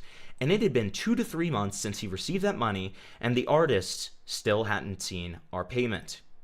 He said he was instructed by his tax to hold payments, and then implied that if I wanted to ensure payment, I needed to get a lawyer to take care of an unrelated contract. I've never signed a contract for the company, and legally still own all of my work and assets. In fact, none of his animators have. He's bad at business. I'm out. I quit that day and gave up the needed 2 weeks of pay. Now, for the first time in 12 years, I am unemployed. And then going into more of their personal projects, completely irrelevant. Yeah. Blah, blah, blah. I'm listing my domestic partner to be my pseudo producer. That's fine. I don't care. Okay. That's Yeah, pretty much so there's a lot of so I'm gonna let you ask your questions, but I just wanted to kind of point out there's a lot of like Feel free. really odd contradictory statements in this. And we'll kind of get to those, but I think probably the most interesting thing to highlight would be, let me make sure what was that MCN statement she made? Okay, here we go. Company was able to convince their YouTube MCN to a big $250,000 grant. So I think this is a good example to kind of point out right now. So first and foremost, it was not an MCN that did it. It was an MCN that helped negotiate the deal. And what I mean by that is they brought me the opportunity, and then me in legal got on call with them and this other entity, and then we negotiated a deal from there. And the reason I bring that up is what would often happen, as seen in this example, is that Izzy would listen or hear what I'm saying and then kind of like chop up and cut the pieces of the story in a completely different way. And it seems like very minor, like is it an YouTube MCN or not? Doesn't really matter. But it shows like she's not listening to like the actual details. And then she kind of like just brings it all together in her own sandwich. And that happens a lot with her, where she will say XYZ, but we never talk about XYZ, you know? So she's just kind of filling the gaps in her own way. It's very minor in this situation, but it has been a very consistent thing to where she would bring up stories or recall events, and you can tell like she's not recalling them properly. Right. And there's some level of assumption as well from what you're saying on her Yeah. end. Yeah. It's like she's kind of hearing it, but she's not listening to the full thing, and she just kind of pieces it together in her own way. She also mentions like I'm bad at business, but also trying to get a contract signed and following tax advice and stuff. So it's like, am I bad at one thing or am I not? I mean, that's just me kind of like shooting off the riff here for a second, but I definitely would love to go down the questions in a more organized fashion. Right. Okay. So getting into the first one here, what do you think that Izzy is talking about when she says the producer uses personal grudges in professional meetings? Okay, so I know exactly what she's talking about. I want to be respectful about this story. So there was a gathering, like a team trip that I put together at the end of 2019, right before COVID hit. And what had happened was we had a large Airbnb property that had like a big main house that most of us slept in. But there was a second house, like a smaller house at the beginning of the property. And Izzy decided to use that house for her and her partner that she had just met in San Diego at that time. So totally fine, whatever, do your thing. At this point, we got settled into the Airbnb property.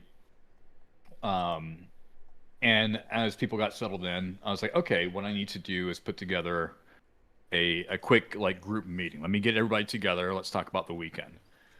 so that we know what we're going to do for the weekend. And just so I can get feedback, I want to make sure everyone has a good time. And I was not able. So Red was staying in that big main house with us, and he wasn't in the main house anymore. And I couldn't find him. I'm like, okay, well, I still need to get Izzy, so let me go grab Izzy. Maybe Jesse's over there with him. I mean, with her. Excuse me. God, I'm going to sound like I misgender somebody. But basically, Jesse was over there with her, and I had went to go find him or her, and when I had went to go knock on a door that she was like the bedroom, the door that she was like the door is the bedroom she was staying in. It was one of those like weird movie situations where like you're getting ready to knock on something and then you hear your name spoken to from the other side. And you're like, okay, well, I hear my name. Izzy's saying my name. I don't want to interrupt this conversation. I don't want to like walk into an awkward moment. And you kind of stop and pause for a second and you start to hear more of that, like what's being said. And what I had caught was her being upset at me for giving her work that required her to reuse animation assets, which is what she wanted to do, what she signed up for. And basically, I never told her that I knew about that moment because what I did was like, I'm going to walk away. And I'm just going to try to let this naturally flow. I don't want to interrupt the conversation. Izzy and Red, they both work for me as animators. Maybe it's good for her to vent to him. Maybe he has some thoughts and insight. Like, that's a personal conversation. I want to get involved in it. Mm-hmm. But you also can't stop the fact that you heard your name and that you can hear her, like, complaining about you. And so what happened was Izzy would... God, this must have been, like, maybe... Let's see, that was at the end of 2019. I would say it's probably almost 2 years later, maybe 23 months later. We were having this conversation, and Izzy was getting to this point where she was expressing, like, I don't feel like you care about my feelings.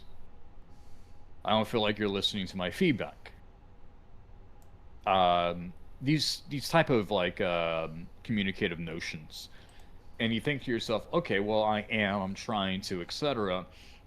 And then personally, I'm at a frustrated point because, like, I'm literally, like, stressed the fuck out.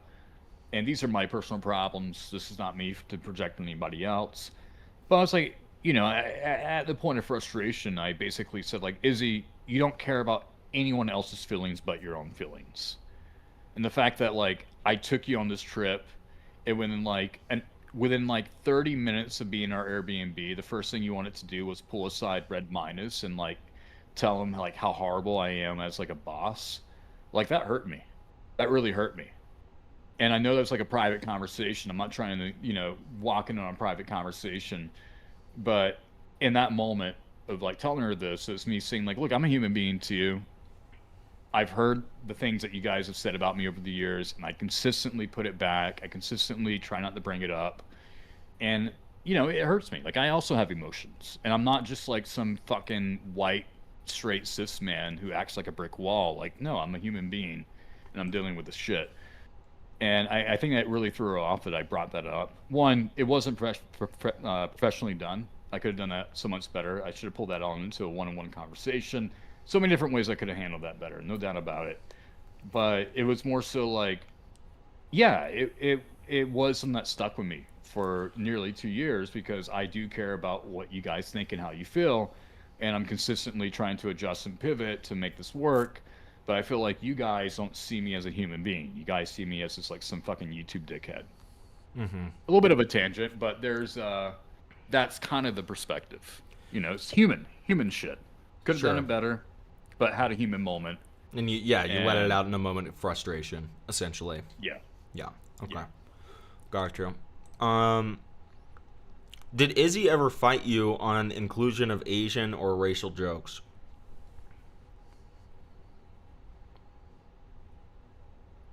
Okay, so what's really interesting is that this character asset model that she created, let me back up. There was this Your Mama joke called Your Mama's so American, she wouldn't let you play with toys made from China. Really fucking cringy ass joke. But I had no direction or indication that I wanted like this character model made, and Izzy randomly made this Chinese woman as like a opposite of the American mother, and it was part of an intro joke. Mm-hmm. So I saw that. I'm like, okay, well, we're doing Your Mama's So American. Um, I've seen some jokes over the years, like Your Mama's So Japanese. She was, you were born cordless, or when she gave birth to you, you were born cordless. It's like a Wi-Fi joke. Mm-hmm. Mm-hmm. Your Mama's So Chinese. You weren't born in China. You were made in China. So I thought, oh, we could probably do like a simple little like one-off Your Mama's So Chinese joke. And in my mind, as somebody who grew up in over 2 dozen countries, part of that, a good chunk of that over in Asia, in my mind, I'm like, okay, if we're doing Your Mama's So American, why not do Your Mama's So Chinese, Mm-hmm. right? And she was against it. And I do understand where she's coming from. She felt like that character model she made was like too ugly and stereotypical, which, I respect and understand where she's coming from. Even though she made it unprompted without me asking her to make it, I understood where she was coming from.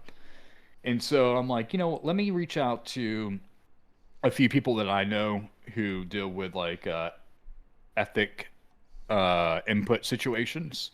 Basically, there's a group of I don't want to name them, but there's like a media company. I'm friends with the guy that runs this media company. It's a very Asian specific media company. And I was like, "Hey guys, I know you had like somebody that came on as like a cultural advisor. Can I get in contact with that cultural advisor so I can ask him like how I could go about this if I want to go about it?" So I took her feedback in, and then I reached out to somebody who gave me feedback, and he's like, "Yeah, as a Chinese person, it wouldn't upset me as long as like you showed a history of like actually like creating content that's of similar level." So it's like one of these situations where somebody who's like super woke, it's like, I made this character model. I don't like that I made this character model. I don't like that you want to turn this into like a Your Mama's So Chinese joke. And I'm like, okay, well, then let me go reach out to some people who are actually from China who deal with cultural advisement and get their advice. And their Mm-hmm. advice was, yeah, do Your Mama's So German, Your Mama's So British, then throw in Your Mama's So Chinese. It wouldn't be bad. It wouldn't be racial. And to that, on top of that, that was a conversation that I did take in wholeheartedly, and that conversation did lead to the creation of Your Mama's So Rich, which, I mean, fuck, it's another stereotype. But like, we do have a Chinese mother, but it's Your Mama's So Rich, Mm-hmm. and that character design in a very beautiful way. I actually brought in a Chinese voice actress to do some lines for her, so that it's like done in proper Mandarin. So I didn't like just take that conversation, throw it away. I just tried to learn from it and apply it moving forward. Okay. Cool. Um. Okay. And so pushing back on, or just correcting, or whatever, addressing the so one person can brag and promote himself with all the hard work others did. Did you ever promote the artist team? I know that you used to have these intro credits, but did you promote them further than just those intro credits? Yeah, Uh, yeah. can you give Anytime like an example? anytime I shared stuff on Twitter, I'd be like, made by XYZ. Mm-hmm. I would promote them to other people that were looking for animators. Um, if they asked me to share something, I would share it too.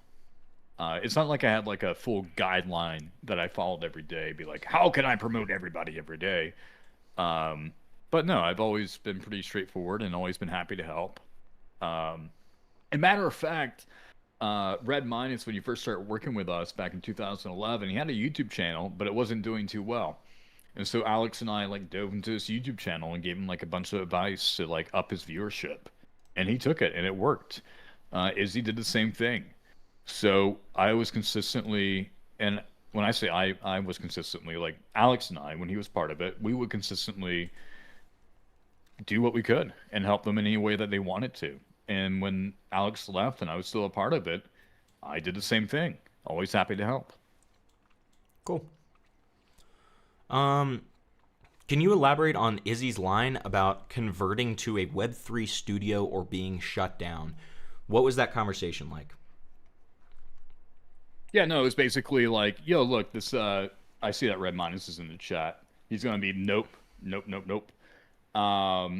Yeah, Jesse, go ahead and talk. So, anyways, basically, it was at that point where I was going to decide where I was going to take the next 6 months of the calendar year. And the fact is that the YouTube channel wasn't performing as well. And there's a lot of different reasons behind it. A lot of it came down to algorithm reasons and like the way Wikipedia kind of worked. And I know Wikipedia seems random, but basically there was this new uh, algorithm that was basically taking attributions and contextualized keywords and data from Wikipedia, and that like really hurt the Yamama YouTube channel when they switch over from human review moderation to technology moderation during COVID. And then that application of the technology moderation was just killing the reach. Like we were not going outside of our normal audience. So at that point, I was also being spoken to by a few colleagues of mine and friends who were heavily in technology spaces. One of them was a former technology producer at Disney who did the VR AR technology, and he had gotten into Web3, NFT type stuff. And the way it was pitched to me was like, look, you see all these different projects developing intellectual properties, and they're generating all this money off their NFT sales to develop their intellectual properties. And I'm thinking, okay, well, if we're all burnt out of the Yamama shit, and there's an opportunity over here to work with different studios, or excuse me, different intellectual properties, then I think it would make sense to try to see an opportunity to link up with these different IPs in order to work with them to develop their ideas, to work on different ideas outside of what we're already doing, and not kind of get caught in this type of rat race scenario. So yeah, it was pretty much like, hey, look, we could do this, and this is my vision for it, and this is how I'm going to pitch it. And so that's what I did. I had a vision, I pitched it. And, you know, there was definitely some concerns because, like, there's negative connotations behind it, which is totally fair. But at the end of the day, you know, when you have a vision, you want to pitch something, and you don't like it, and we're still moving forward with it, you have the opportunity to walk away. So, yeah, you can walk away. Right. Right. Okay. So, yeah, okay, so you kind of got into that whole NFT thing already. Yeah, totally. Actually, can I take a minute to turn on some lights? It's getting really dark in here. Go for it, man. All right, cool. Give me like 2 minutes. Yep. Yeah, Red, as we discussed earlier, you're more than welcome to, I mean, if you wanted to come on here after, or if you just wanted to send a statement, you are more than welcome to. I am making no attempt to silence you. I just want to make that exceptionally clear to everyone watching and to you. Okay? I'm not going to silence anybody here.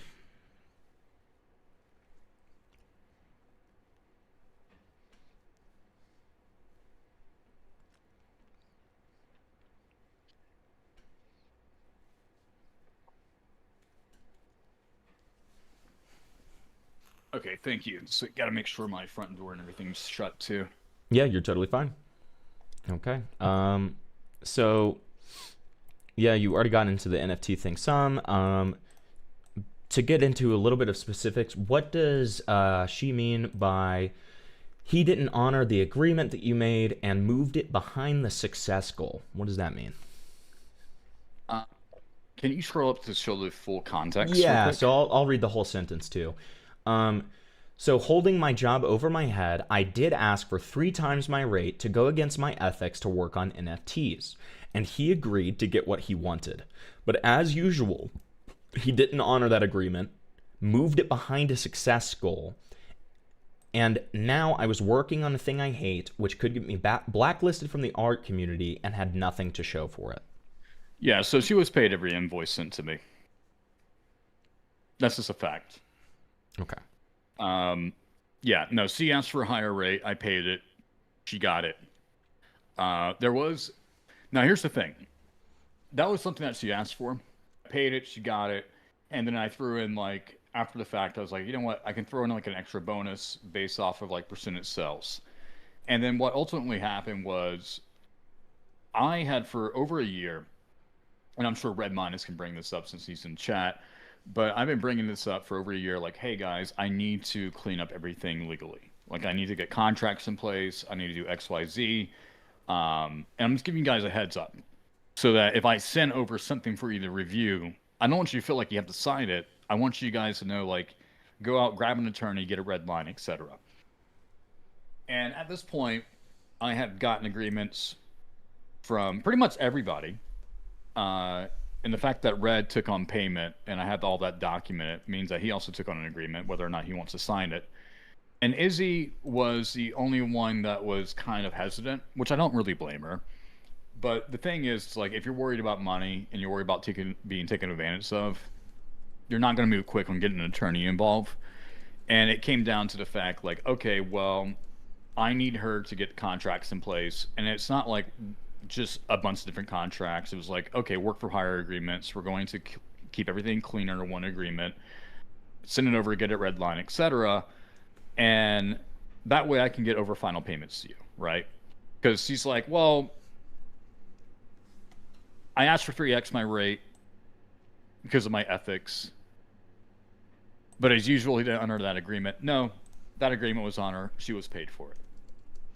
And then So you're so just anything else? you're essentially completely disputing what she says here, correct? Yeah. Just to make sure okay, gotcha. Yeah. Got it. Okay.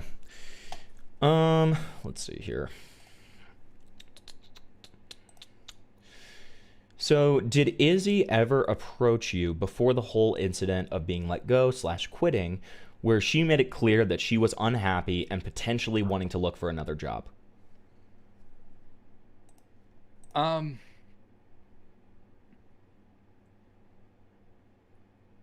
She definitely made it clear like she was unhappy. Not that she was looking for another job, which at the end of the day, look for another job. That's your prerogative, right? As someone pointed out with the Odd One Is Out situation, them as a creative, as an animator, they're like, yeah, even when I have a steady job, I still look for like other ways to subsidize my lifestyle. So like that's a thing you got to do, no matter what. But at the end of the day, I can only do so much to make somebody happy. I'm not like big boss guy who's running NBC or Paramount, right? I'm a guy who's working against the YouTube algorithm. And being an animation channel with a YouTube algorithm is a pain in the fucking ass. And this is back in the day when Facebook didn't have monetization. TikTok monetization wasn't really worth it. Like, you got paid pennies on the dollar. So like our main monetization source was YouTube. And when you see there's things going on YouTube and you got to pivot and change, you got to make those pivots and change, right? And there was definitely situations where she would mention like she's not creatively happy. And it wasn't just mentioned to me. So I'll bring in another person. So there's another studio that I would work with called Toonocracy. Toonocracy Studio, Max, my audio engineer, was a part of as a co-founder as well. So he works over there. And this is a studio founded by just animators. Like, everybody that runs that studio is an animator. The guy who founded that studio, James Sharp, he did our production pipeline for Anime. He did our production pipeline for a couple of different things as well. But I remember when he was working with Izzy directly, his notes to me was, hey, I'm an animator. I understand where she's coming from, but she complains way too much. And I feel like I'm having more of a therapy conversation with her than I am having a work conversation. And it got to this point where like another animator was bringing it to my attention.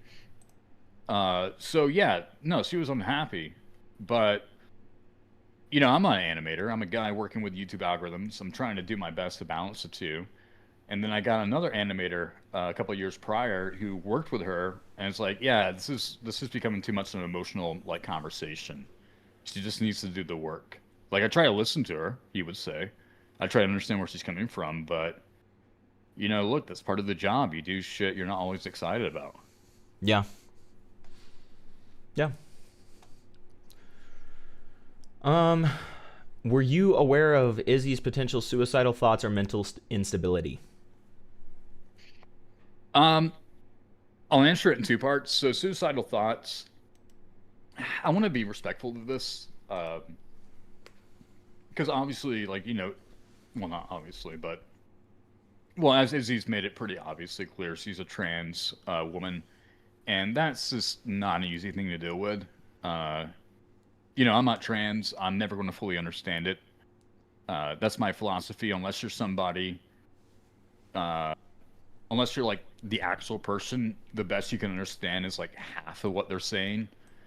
So, like, as somebody who's like sitting there listening to somebody else that's different than them, you recognize like, okay, they're going through, hard situations. There are things that happen politically and legally that can affect them from an emotional standpoint.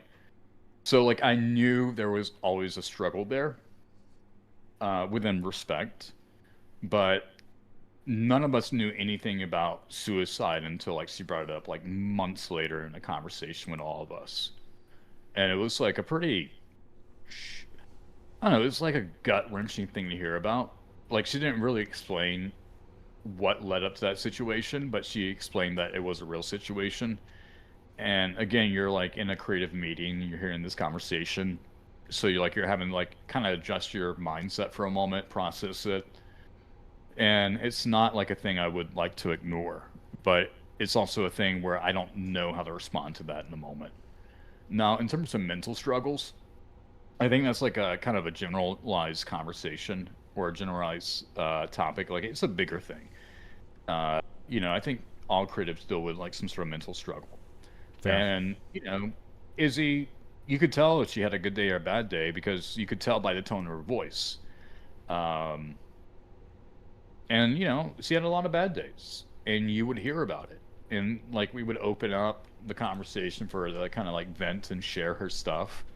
Like, try to relate to her, try to, talk to her, try to, I don't know, not necessarily be like a therapy outlet, but also more so try to be like a friend, uplifting outlet. And I don't say that for me, I say that for everybody else part of the conversation. So, like, yeah, someone's dealing with stuff, but you just don't know everything unless they tell you, right? And in my perspective, it wasn't like a work related thing, it was like life related. It was everything in life that was just kind of adding up. I gotcha. Okay. Okay. Let's see.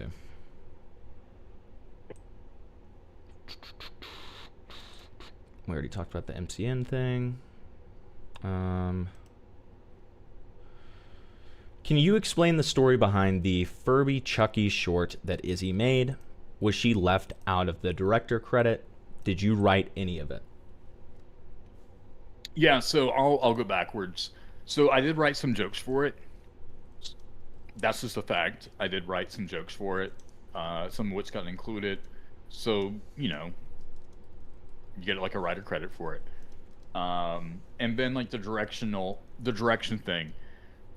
So basically, Izzy actually gave me like a credit template to follow for animing, and I just follow that template, that credit template. So like, if I directed like if I produce like an entire episode, I technically directed the entire episode type of thing, and that's what she had like pitched to me. And so this whole director credit thing was not a thing that she brought up to me in a conversation. She just kind of brought it up randomly to the public. I didn't know that bothered her. I didn't know she wanted like special credit for directing an episode or a segment of an episode, which could be argued for like everybody that's ever done anything under anime. And I think it's a fair argument. But no, I did write some jokes for it. I did produce it, and I credit myself the way I credited it myself in every episode. So it's not like I uploaded it by itself and be like, yeah, I'm the director of this one thing. No, it's like, no, I'm the director of this whole compilation episode. Okay. Gotcha. And we already covered, you gave Izzy her royalties on the NFT she helped with, the NFT Mint. We covered that already. So moving on to your statement. Yeah. So just so people are aware, she does have that money still sitting in her like her crypto wallet. I don't know if she lost her password to it or access to it, but like she still has like thousands of dollars sitting in there from the project that she hasn't touched in years. Uh, and you know, we could probably dive into crypto later, but I can say like pretty much everybody in the core team has like a crypto wallet. People have been involved in crypto, way outside my scope of work. Um, but yeah, I mean, like when you're giving crypto payments, you can track that pretty easily. Okay. Yeah. Okay. So, you know, speaking of which, good segue here. Talking about your statement here. What was the other crypto game or project that you worked on before you approached her with the Web3 projects? Yeah, so I didn't know about that until like time had passed. When you have a LinkedIn profile, you put up your credits, you know, all your past work. She removed it from her LinkedIn profile. I can see if I can pull up my old laptop, which I got charging right now. It's a God, it's an ancient son of a bitch. It's one of those things where if I unplug it, the battery dies instantly. But basically, what kind of caught me off guard was that she did artwork for a crypto mobile game. Um, I don't know if it was March or May of that year. I knew it started with an M, but she worked on a crypto mobile game providing artwork. That was before I ever brought the Web3 thing. So, you know, she worked on something in crypto related Right. outside of me And then months before me. seemingly like had a problem with you approaching her with Web3 work. Yeah. Right. Okay. Okay. Um so we talked about this a little bit, but just so, you know, you can kind of give you know, the answer a little bit more publicly, I guess. Do you have any screenshots or anything that you're willing to show of her dragging out the project to get more money from you? Because here, I'll just read your statement real quick here. She admitted in her Discord to dragging out the project as long as possible to extract more money from me. Yeah. So I have screenshots that I sent over to my attorney that has like additional notes written into the screenshot. Those I cannot share. Right. What I'll do here at some point that's reasonable, I'll open up my older laptop and see what I can pull up. That's like Totally just fine. kind of raw. But yeah, for context on this, basically, Izzy has started up a Discord for herself. Totally fine, nothing wrong with that. I mean, fuck, it's a Discord. Who gives a shit? But someone who we were both connected with made me aware that this Izzy had dedicated an entire Discord section to what she called like behind the scenes of Yamama or Yamama behind the scenes. And yeah, I mean, I think it's pretty reasonable to want to keep track of that just to see what's being said.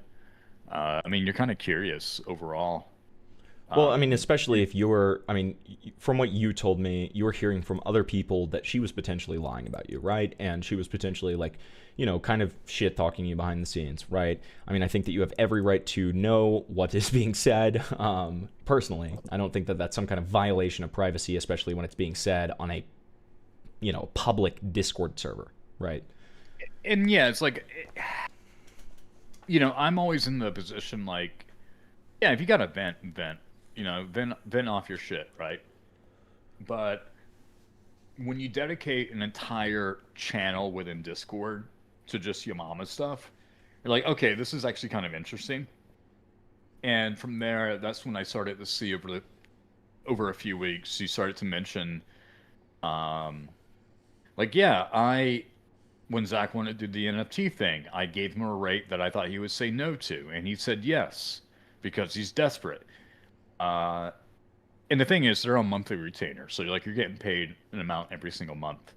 And what she had basically expressed was that she was dragging out this project longer than what she could have done it for. Like she could have done it quicker.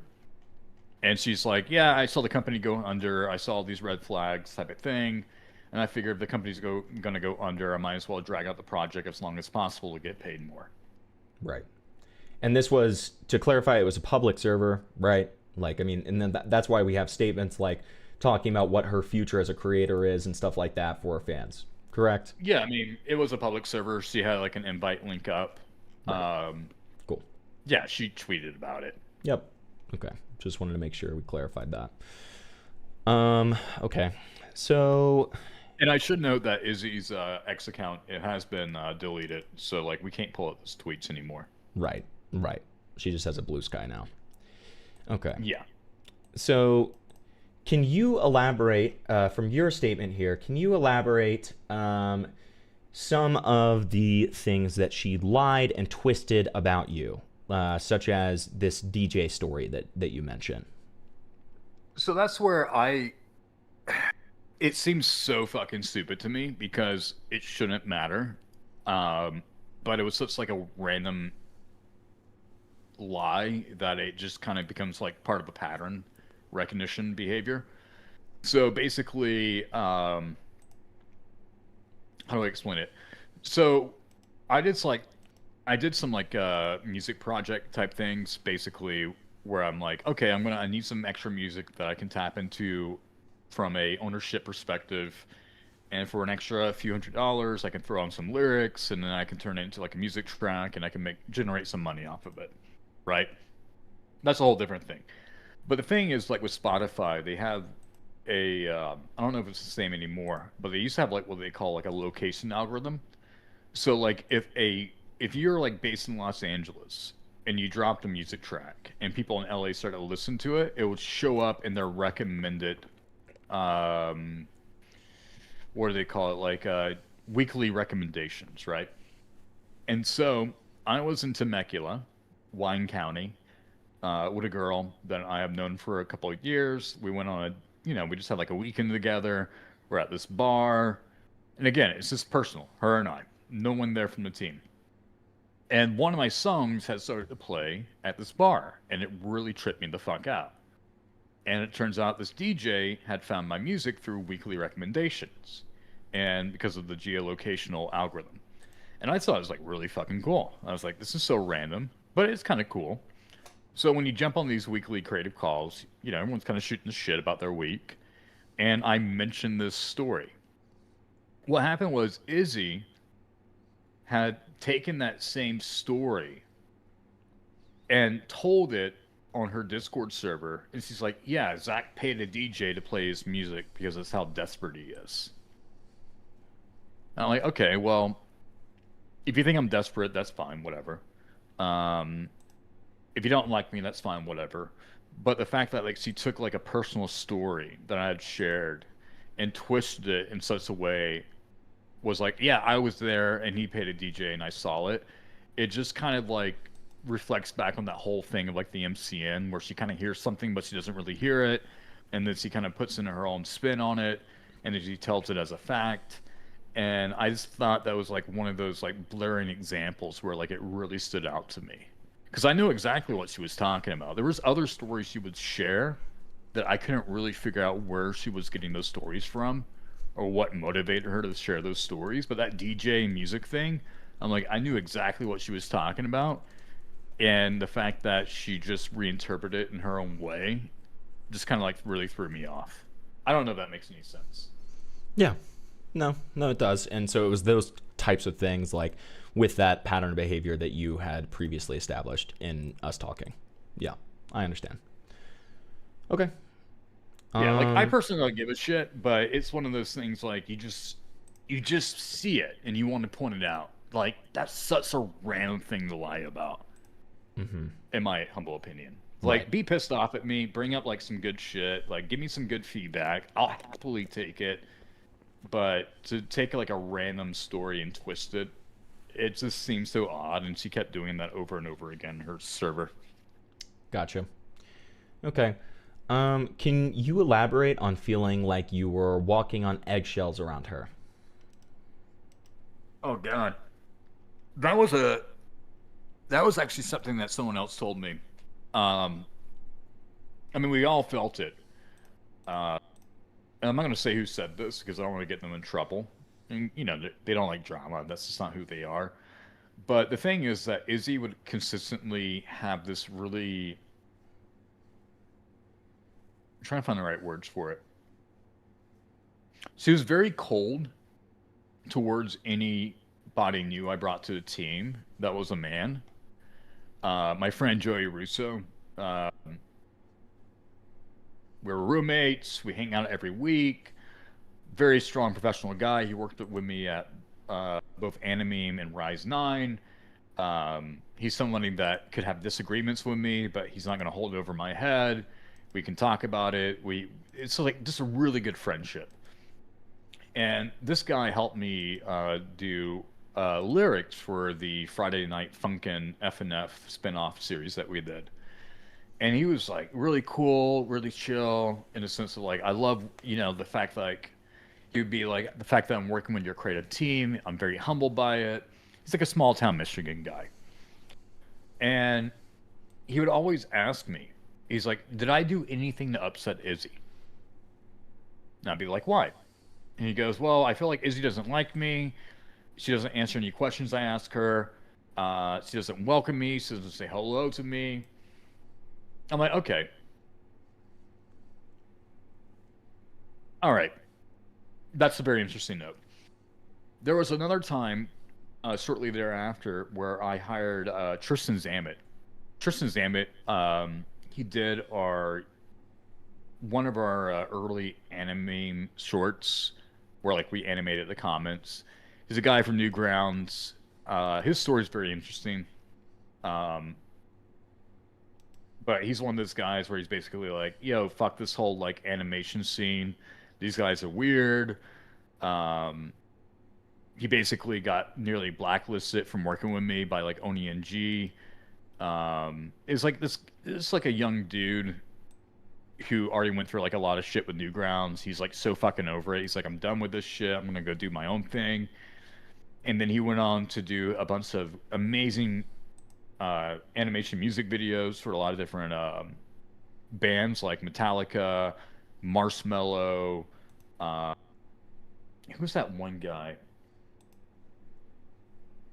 Juice World? Yeah, his fucking animation design for Juice World is the Fortnite skin that they're selling.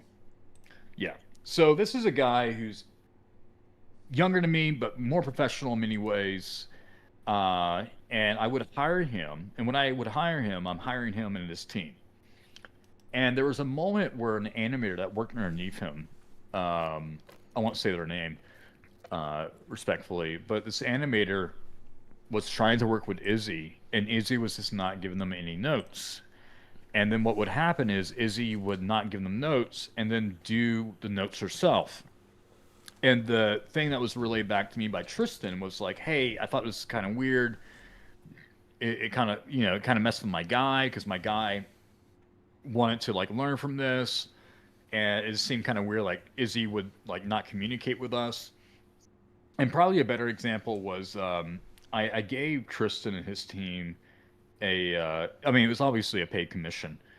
But I wanted to test them out on an animation style. So like I did like a rough Joe Mama intro.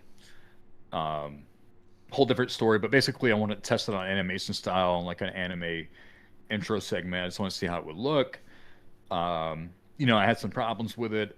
I definitely would have done it differently. But I'll never forget the time where I showed it with Izzy and Red. And they had a lot of notes. They had a lot of thoughts, which I appreciate it. And then suddenly, 2 days later, Izzy like sent me over a whole entire recreation of that same project. And she was basically like, look, I can do it too, and I can do it better. But they did it without me asking them to do it. Right. And that happened a couple of times. Like there was a time where I gave something to D-Tunes. D-Tunes is the name of a YouTube channel, but it's ran by one guy with a team. D-Tunes did a Yamama joke. And then like a week or two later, Red Minus redid the entire Yamama joke and just sent it to me as a way to be like, yeah, I'm better than this guy. And so it was a lot of those, I mean, like walking on eggshells, there's a lot of different ways to explain it, but there was definitely times where you feel like you got these two animators who are not happy with the other animators you're working with, and instead of like communicating with them or talking to them or trying to help them out, they will just like not give them notes and instead do it by themselves and give it to you. Yeah. And you're like, okay, that's not what I was expecting. Okay. Okay. Give them notes yourself? Yeah, I would always give notes. But I think sorry, I'm just reading your chat. You're fine. Got an ambulance going by. But like, look, I'm not an animator. I'm a producer. So my thing is like, yo, if you have notes, I love to like just hear those notes, and I love to see people work together and communicate more with each other. So like I could micromanage notes between animators, but I think at the end of the day, like trying to open up dialogue between animators and have them work more collaborative off each other and be able to communicate with each other is really important, because I think it shows that, one, when you hear it from like a colleague that works in the same field as you do versus like just a fucking micromanaged boss, that's more effective. Two, they may have questions I'm not able to answer in real time. And three, I think it's also important for people to learn how to communicate with other people. So at the end of the day, it's not whether or not I can give the notes, it's more whether or not are you able to work with other people? If you want to be an art director, can you actually direct the art and not just make the art yourself? Mm-hmm. Okay. Yeah. Why was Izzy unwilling to sign a contract with you? I don't think she was unwilling. I think what it came down to is she didn't want to spend the money on an attorney. And I think it's more so because, like, at the end of the day, you're like, okay, boss man over here wants me to sign a contract. I don't trust it. Totally understand it. Just so you know, contract typically requires what you call red lines. So red lines is pretty much the changes you want to make. An attorney knows how to go into a document and create like the red line document. Yeah, no, it was a situation where I think she didn't know what attorney to work with. She didn't want to pay for the attorney. She didn't trust me, which, you know, her own prerogative. I don't mind. It sucks, but, you know, I kind of get where she's coming from. And yeah, at the end of the day, it's, I mean, she went and worked on other projects. I imagine she had to sign contracts as well. Right. Okay.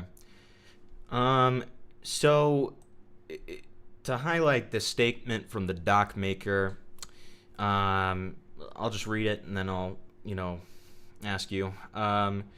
This point of mine is purely speculative, so take it with a grain of salt. However, Izzy is the only openly trans femme animator who has worked under him. Zack alleges that she made everyone uncomfortable, wasn't friendly, walked on eggshells around her, when most of her colleagues who worked at Animeme have done work with her, including Brock Baker, who has done voice work for her projects. Zack is the only person who is alleging any of this bad behavior, and this reads as transphobia leaking into how he treats and discusses Izzy. So the doc writer is essentially saying that you are transphobic, and that is affecting the way that you are treating and talking about Izzy. Can you shine any light on that? You know, I wouldn't know why they would say that. Obviously, this is somebody who has their own thoughts and opinions, and they don't really discuss them in a way that I think we could follow. Sure. But what I can say is that in the summer of 2016, before Izzy came out as like a trans woman, I was speaking with, I'm going to say them, just to be respectful. I was speaking with them on a conversation, on a call. They were upset. I could feel they were upset. And it was pretty rare for them to show up upset in a conversation. So I'm like, hey, what's going on? What's the problem? Type of thing. Talk to me. And they came out as a woman to me. And I'm like, okay, that's cool. If that's who you are, that's who you are. I support it. And then probably a few weeks later, maybe about 4 weeks later, we had that VidCon event that we were producing. And it was the same week as that steakhouse dinner that I talked about earlier. But basically, Izzy had flown out, started dressing as a woman, and there were some people there that didn't really understand it. and I could tell, like you could just see it on their faces, or the way they were interacting. And I pulled them aside and was like, "Look, this is who Izzy is. Um, I don't fully get it or understand it myself because I'm not them, but we should support. They're doing nothing wrong. They're just coming out as a woman, and that should be totally a-okay. And I understand that you don't get it, but just try to show up and be there for them Right. in the best way that you can." So no, I've always been very supportive of Izzy being a woman. Um, Transphobia is kind of borderlines like a lot of weird shit that I've seen growing up in terms of like transphobic behavior. You know, I grew up with a stepfather that's pretty, like older school type mentality, who laughs and uses like certain terminology that I don't agree with. So I'm definitely in that in between generation where like you learn some things and you're out learning those things and you're growing up and trying to approach new things.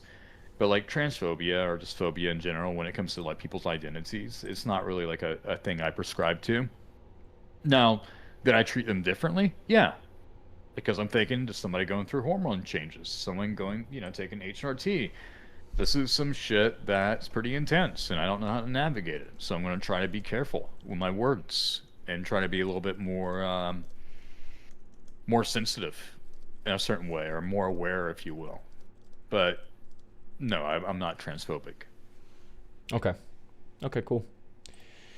So now we are going to move on to the content section of the document. And what's going to happen here, as we talked about, Zach, is I'm going to ask you a couple of questions that I'm just curious about. And then we're going to have Einut on to ask a few questions of his own, because he has a lot more experience with this kind of stuff. Okay? Totally. Before you do, I just want to hit on a comment in here. Someone's like, you don't know their pronouns. Just kind of like reiterate the story in a moment. Like when I'm referring to somebody pre-transition and post-transition, I'm trying to apply pronouns that I think is appropriate for that entire story.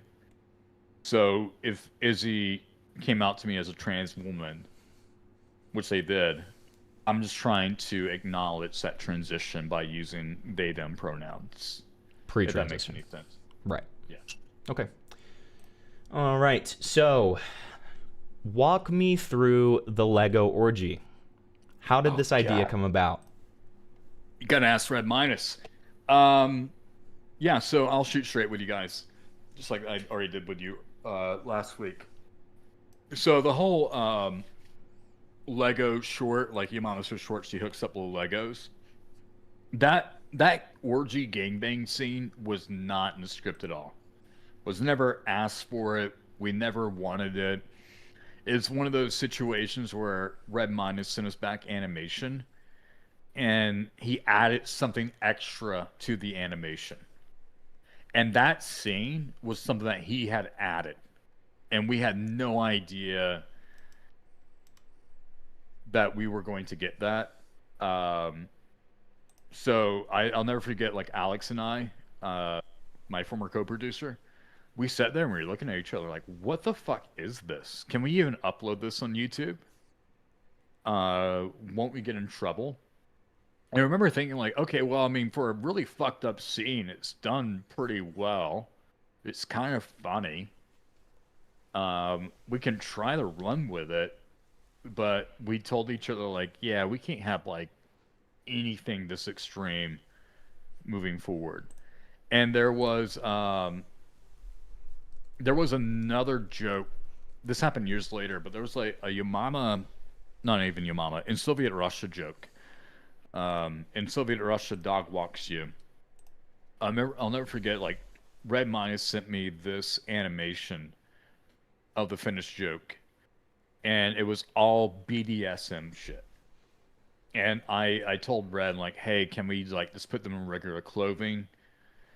So, like, a lot of this shit, not everything. Like, there's definitely things, like, I've asked for and we did. Because, I love fucking around with cartoons. But there's been a lot of moments where we never asked for, like, the extremes of what we got. And then suddenly we're sitting there, we're looking at a Lego itty bitty gangbang scene. And Yeah, just because we publish it, I mean, at the end of the day, doesn't mean I mean, yeah, quote unquote, we sign off on it, but at the end of the day, yeah, you got to recognize it's not us asking for this. It's creators. Like, we get told, let creators be creators, and then we let the creators be the creators, and suddenly we're getting these fucking R-rated fucking scenes sent back to us by these animators. Mm-hmm. And we're like, okay, you guys need to chill the fuck out. So, yeah. Yeah. Yeah, I can say no. And we have said no. And there's been a lot of shit that we did not post. But I'm just being straight up honest. Like, these are not scenes that we asked for. And when I'm saying, like, I have an animator who doesn't give me what we ask for, he takes an extra day or two to give us extra shit. That's an example of what we're talking about. Gotcha. Okay. Was there always sexual jokes and innuendos in Yo Mama / anime content, or is that more of a recent development? Obviously, like, when I say recent, I mean pre kind of the compilation era.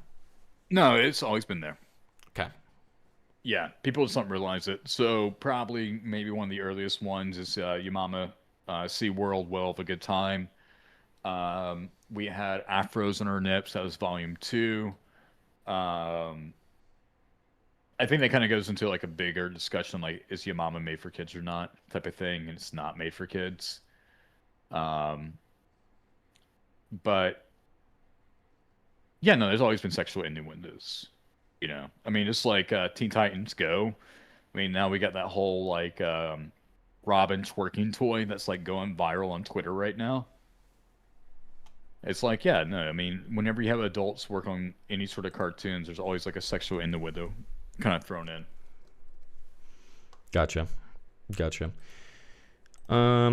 see. Walk me through the Memulous and I'm Alex Yo Mama joke.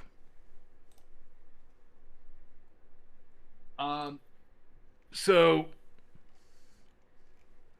how would I best describe that? So basically, Memulous uploaded his video. He's like, yeah, please put me in your mama joke. Please put me in your mama joke. I actually got on a call with him, and I told him like, hey, I'm happy to make a your mama joke, but it's going to be pretty fucked up. So we made that your mama joke. It's pretty fucked up. They did their video of it. They knew it was pretty fucked up. There was no ill will between each other. Matter of fact, after that whole situation, they even reached out to me to be like, hey, can we get like a Your Mama cameo from you of like Brody Foxx auditioning for the E-Boys? So it was never like an ill will type thing. It was more like, okay, I see like what you're saying about the Your Mama jokes. Let's try to push it further.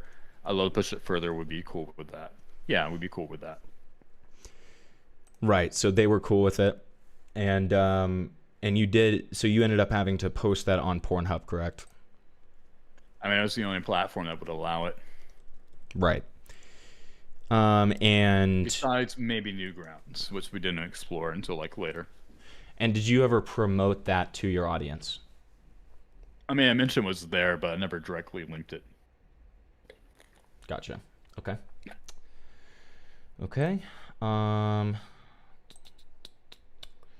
Let's see. I see that Kool-Aid Cam showed up in our little chat. Oh yeah. Okay. I guess they're here. I guess they're here and they're leaving. They're gonna watch some baseball. Okay. And then walk me through your Keemstar Yo Mama joke.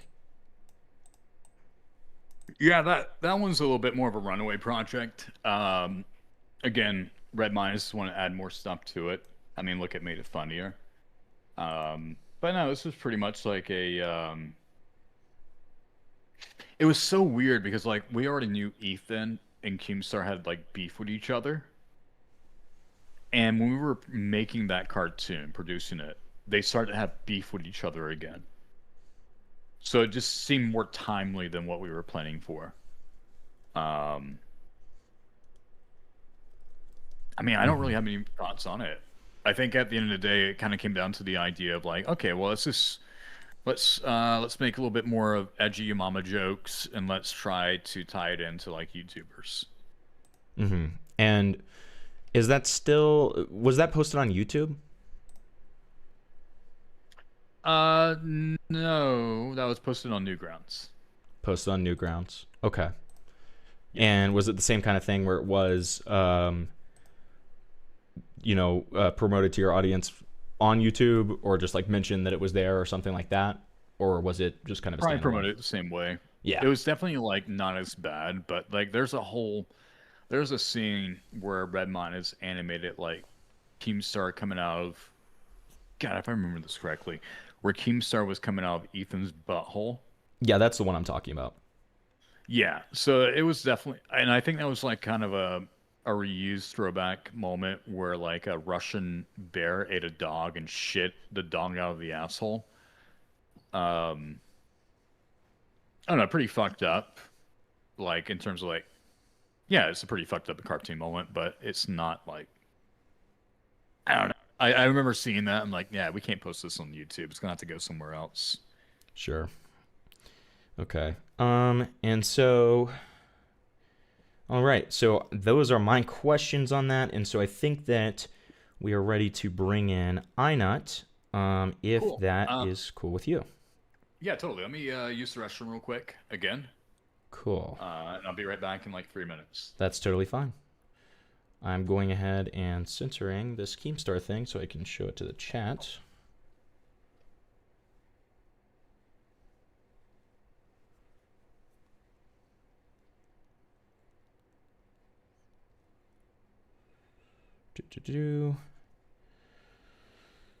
So once Zack is back, we will add Inut to this call.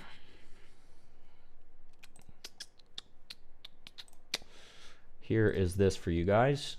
I have actually No, I didn't. I didn't properly censor it. God damn it. Hold on, guys. Hold on.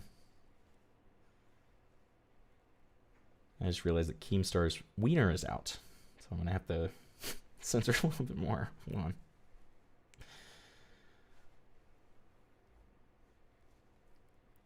I'm actually like looking at these things now because you guys know what my past of not censoring things correctly is. All right, there you go.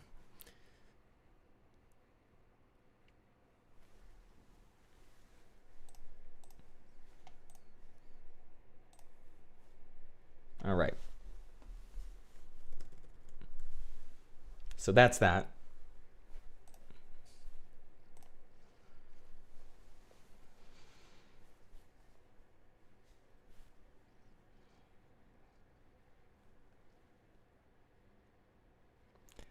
Midge, we didn't go over him having Pornhub links in his descriptions. At least that wasn't in the document. So I don't know if that's the case. I feel like that's against TOS, so I don't know that would be the case. But, Zack did say... Oh, yeah, that definitely would be against TOS. Right. But, yeah, so it was more just like a mention of the fact that it happened or whatever. Okay, so let us pull Inut into the call here. I'll make a little group chat with all of us. So what I will mention is like this right here. We had like the Russian bear shitting out the dog. Pretty much kind of like a same animation delivery, but because it's a bear and not like a human ass, you can get away with it. Mm-hmm. Gotcha. Yeah. Okay. So let me go ahead and add Inut here.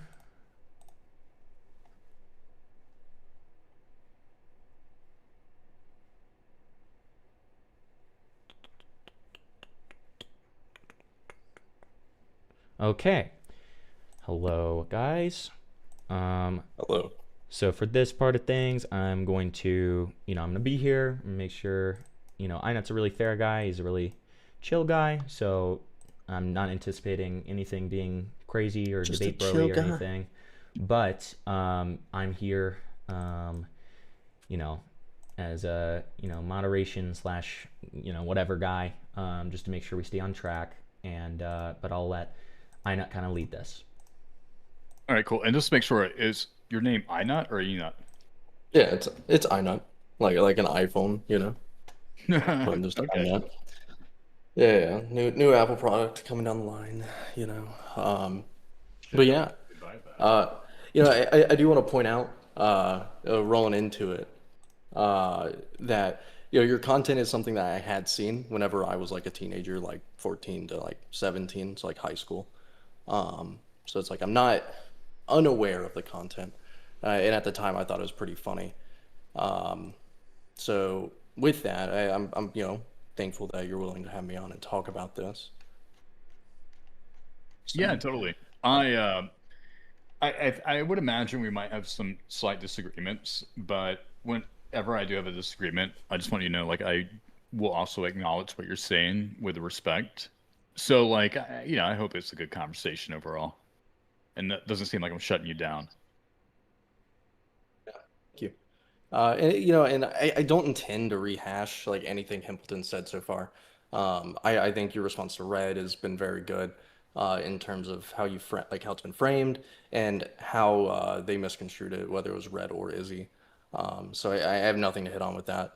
Um, but I guess just as a personal question before I get into like the whole like content slash audience section of the doc, how did you get the Avicii collab? Dude, that was so random.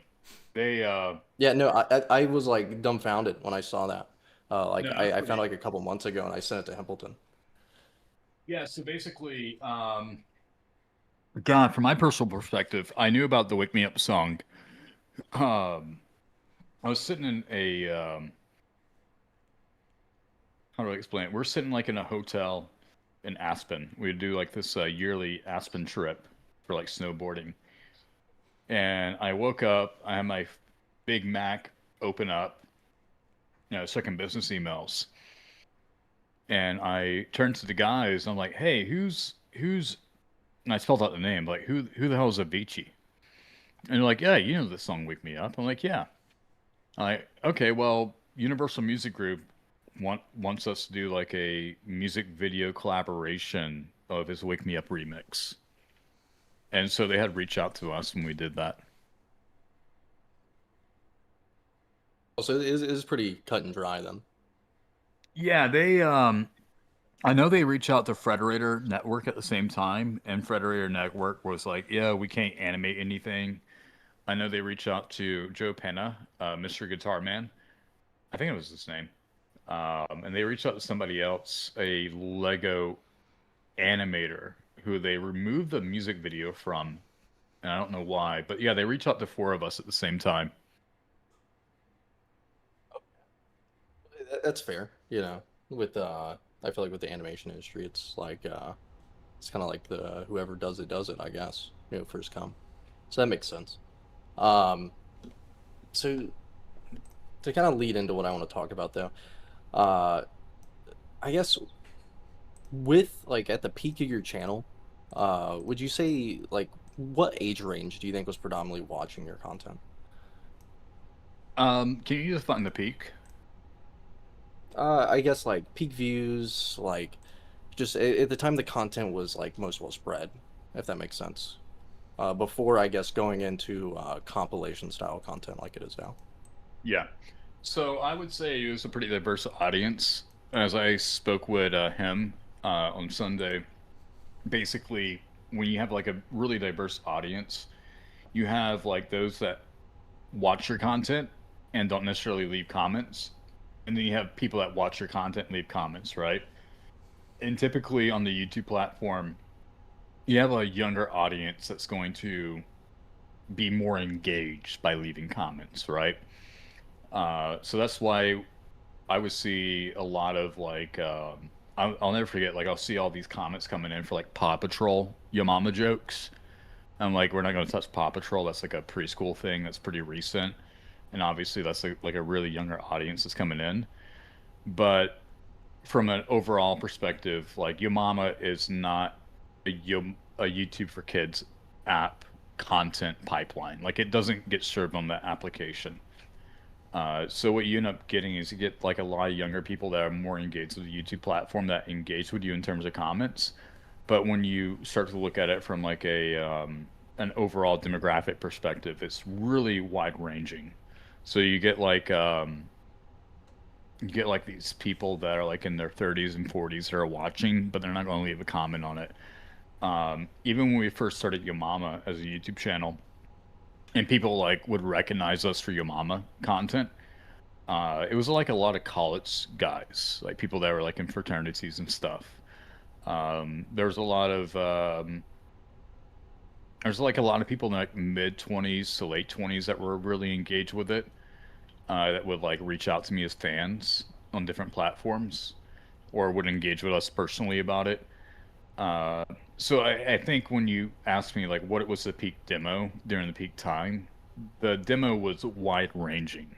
But when you look at like what who leaves comments, it's definitely like younger people because they're the ones that are going to actually leave comments on YouTube. Okay, well, is it fair to say though that you are were highly aware of having a younger audience by including like Lego characters like Baldi's Basics, that kind of stuff in the content? I would say more of an autistic audience. Okay, despite those being child themes. But yeah, Well, I mean that's a framing of a generalized exceptions, so that's like not a framing I normally agree with.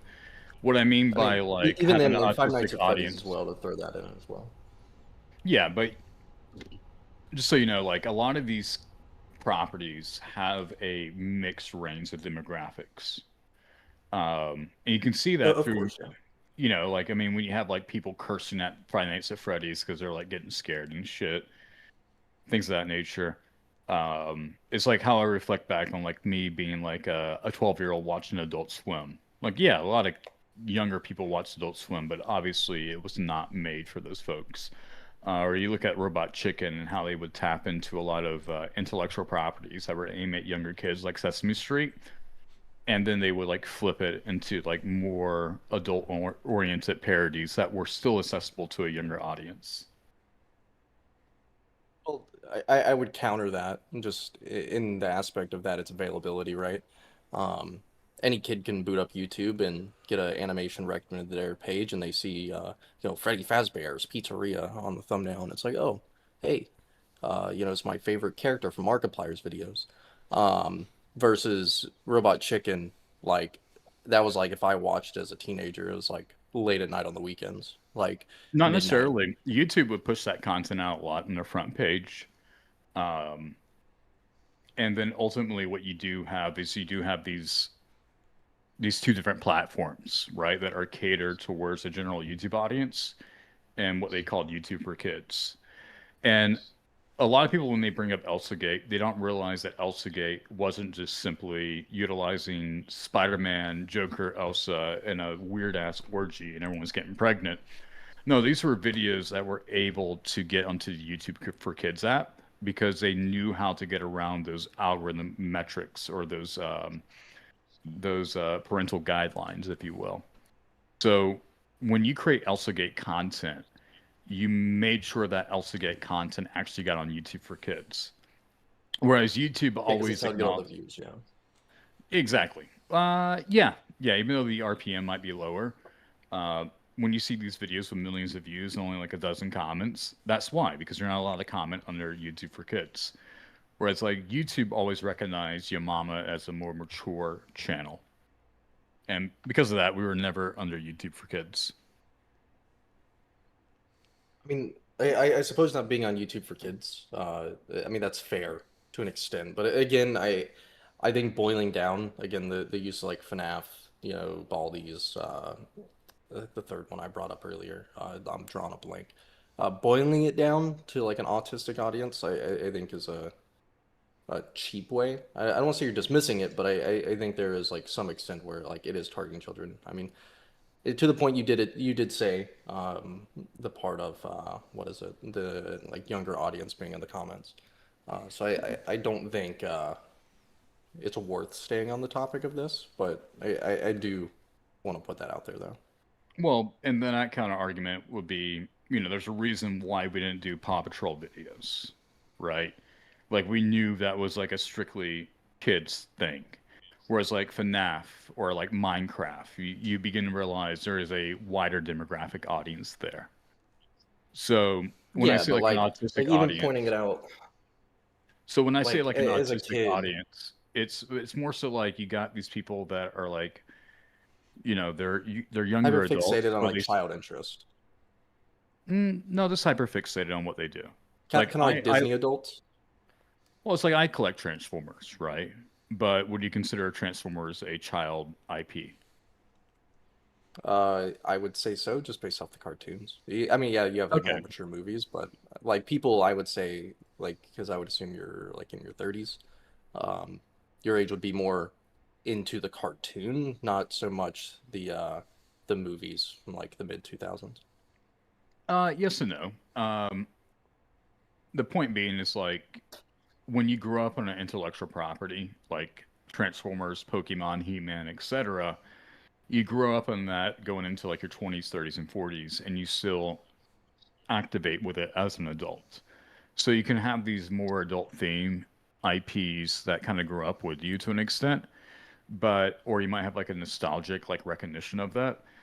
So like when you go back and look at volume one of Your Mama, one of the jokes that we did was Your Mama's so ugly, not even Bob the Builder can fix her, right?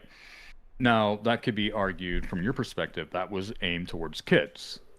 But most people would go, well, no, that's not aimed towards kids. That's aimed towards people that grew up with that as a kid show, and so they're using it as a nostalgic, like joking point. Um, so it gets kind of tricky to where, like, I think Paw Patrol, like you and I could agree on that any day of the week. That's Yeah, a yeah, kid's but thing, right?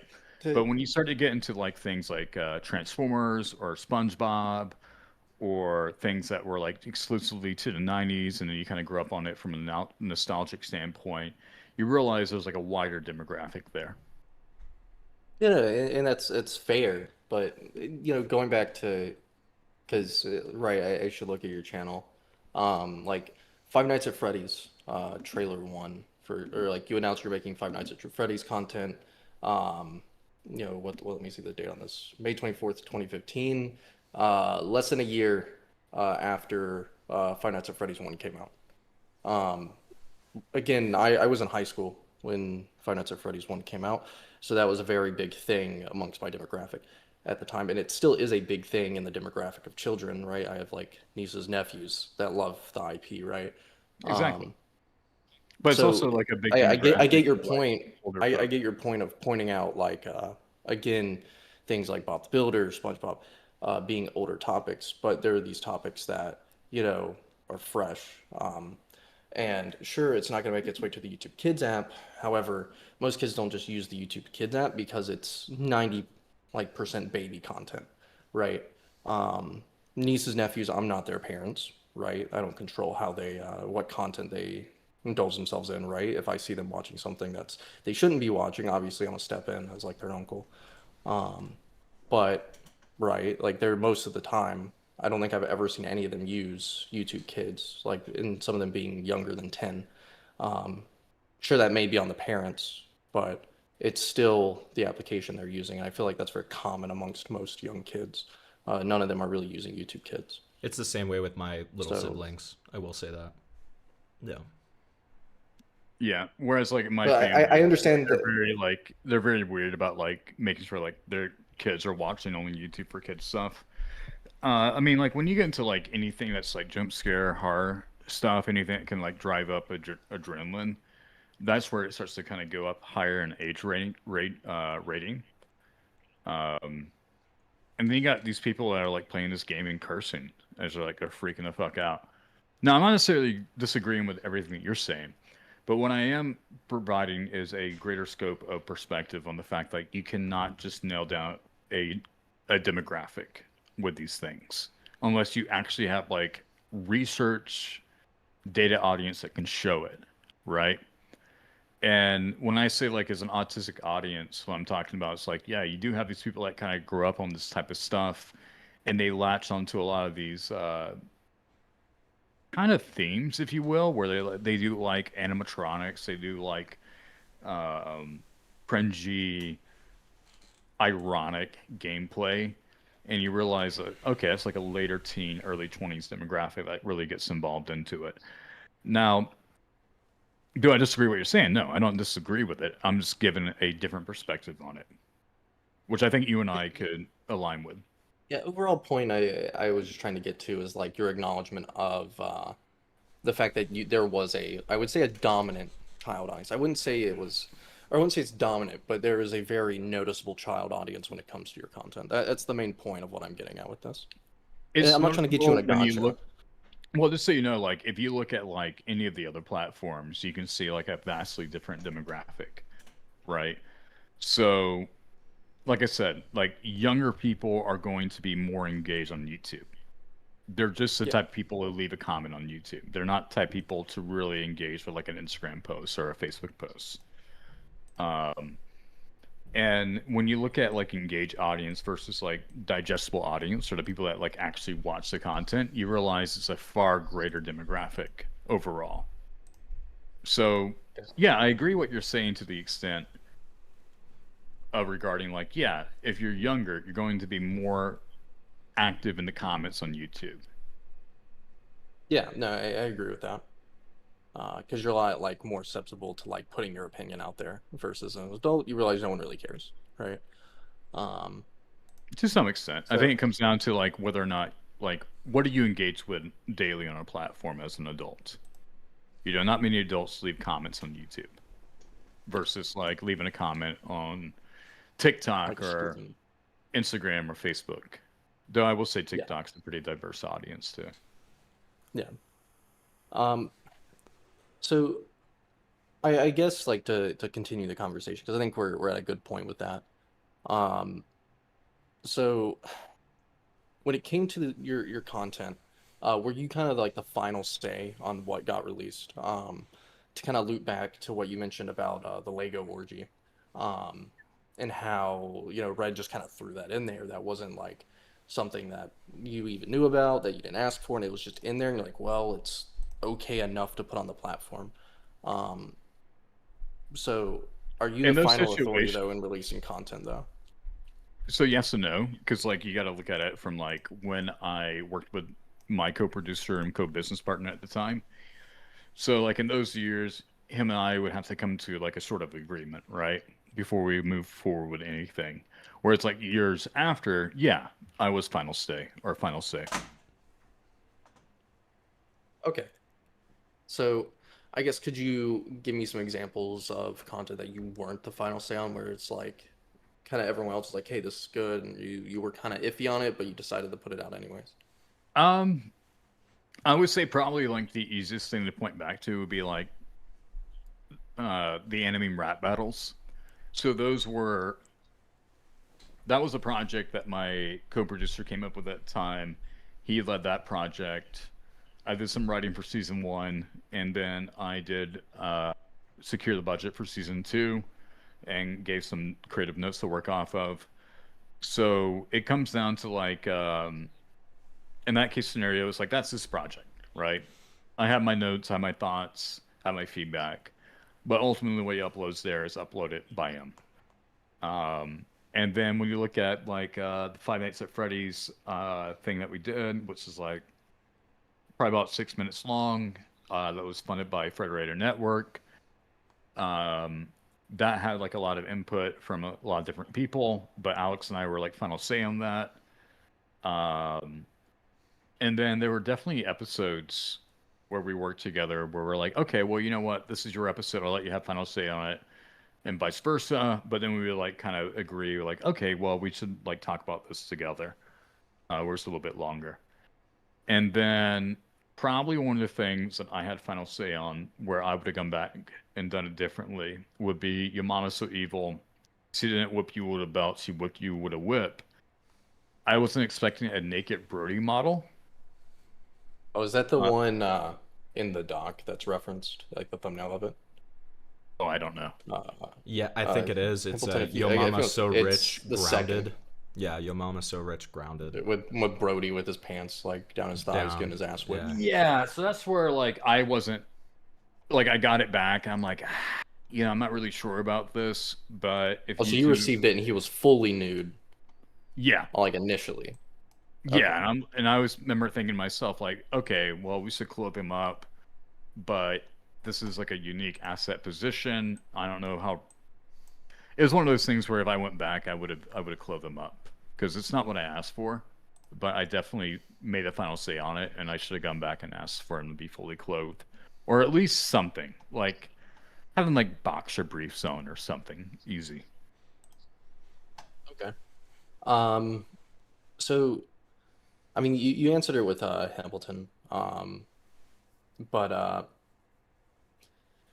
with again, I guess sexual innuendos and references, I believe are okay. As you said, there's references and jokes in like all of kids media, to that, like early SpongeBob having it, everything, right?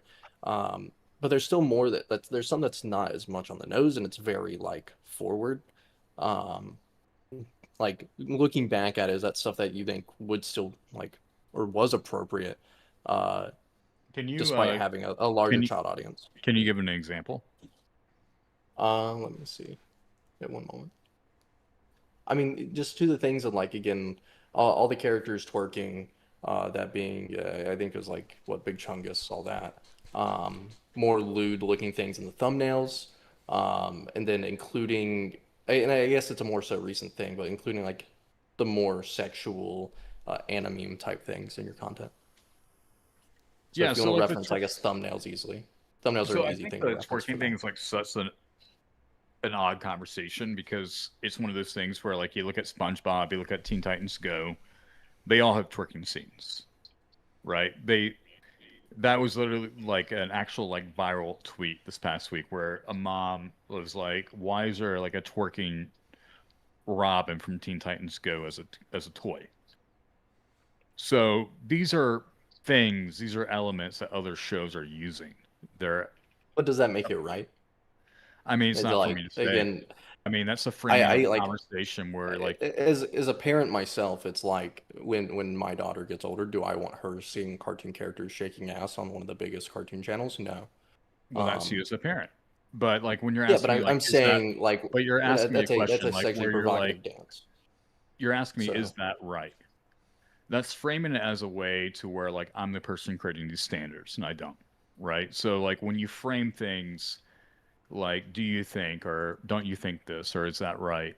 It creates the notion that everyone agrees on that argumentative point, and not everyone agrees on that argumentative point. What I can acknowledge is that these are elements that are being shown up in other kids shows where they do have all these standards of safety departments that are in place to like review this and they still sign off on it. So if I as the Yamama channel am creating like a twerking rabbit and then you have a Cartoon Network show and a Nickelodeon show creating like a twerking Rob and a twerking SpongeBob and you're asking me if that's right, that's alluding to the idea that somehow I'm the one creating the standard and I'm not. The so reality is I that mean, these are cartoon elements. These are cartoon shows written by adults, and adults do put in things that they think are funny. Now, as you as a parent, you're right. Like you do have that responsibility to decide whether or not your kids watch this stuff. And I think that's a great responsibility to uphold and have. But I'm not the just person that putting sets it these on the network's standards. shoulders though, saying that they have all these people in place that make sure this doesn't happen. Because someone in chat brought up the great point, right? You looking at Dan Schneider for Nickelodeon, right? He implemented his foot fetish into a lot of things, Oh yeah. alongside with the children. Um, so I don't think it is a valid argument to say that these execs, the people running these channels, are thinking, yeah, let's put these in shows. It's okay. I think because again, yeah, the scope of content is there, right? Your channel has big reach. Used to have a far bigger reach. That's not an insult. Um, but the point I'm making with that is that you as an individual, smaller studio, I think can have the more. You don't have to follow the industry standard, if that makes sense. Because again, I don't think we saw many other channels or big studios following Nickelodeon's, foot fetish. Oh no, you do. You just haven't looked it up. The reality is like you're asking me, am I following standards that YouTube themselves haven't put in place or any other network hasn't put in place? And so it's like a moral grandstanding perspective of like, do you as an individual feel like you have this responsibility? It's like it's a Yamama channel. The nature of Yamama jokes in of themselves are not Or childish. meant for kids. They're not. I mean, that's like going back to MTV in the early 2000s and being like, are you producing this Yo Mama show and uploading it or having it air on TV after school so you can get like a school audience? It's like, no, the nature of Yo Mama joke, if you're a good parent, you wouldn't let your kids watch anything Yo Mama related. Like, it's insults. They're pretty fucked up. Um, it's not really meant for kids. Now, there has been things over the years where YouTube has done some weird content community guideline stuff where no one knew what they could get away with, whether or not you were allowed to curse, for example. And those guidelines cause a lot of people to kind of pull back and water down their content. And that did invite younger audiences, not because they wanted the younger audience, but because they're trying to follow these shifting guidelines that were changing every 6 months to a year. And ultimately, for me, as a cartoon Yo Mama brand, it's not meant for kids. It's meant for like people with really fucked up humor. And sometimes kids do have fucked up humor. Well, But that's not the audience I want to go for. I I wouldn't say I'm stumped, but it's more of like going through all of like elementary school even. There's like yo mama jokes are a thing. It's like poopy jokes, right? Um, so I just don't feel like we'll see eye to eye on that on the framing of it. Um, because I wholeheartedly see the yo mama thing as children's jokes. It's just like poop jokes. It's all that. Sure, you can look back at old MTV where yeah, you would have like battle rappers that would go on and say things about people's moms. However, uh, I guess let me ask this: how old are you, Zach? 36. 36. Okay, so you're about 10 years older than me. So when you were going through elementary school, so that would have been Oh, what, the late God. 90s My or mid elementary, early 90s? my shit was a little bit different than most people. I grew up in other countries, so I didn't grow up in the American culture Oh, system. okay. Yeah. Okay, that's fair. Then maybe that's just a difference of perspective on it. Because again, going through elementary school for myself, yo mama jokes were like a normal thing you would make to your friends. Like and again, your channel came out I think around when I was finishing middle school. Um, 2011. yeah, that would have been like early middle school then. Um, So it's like it predates even your channel, like the Yo Mama jokes being like normalized at like a children's level. Um, Oh, and yeah. again, I can't say that again, like the cultural differences there at that point, like early 2000s, me being like first to third grade, even making Yo Mama jokes with my friends. I mean, So shit. First time I got internet, I was like maybe 12 years old. And one of the first things I looked up was your mama jokes. then yeah, so like again, I'm not trying to paint you as like evil man, but I think there is some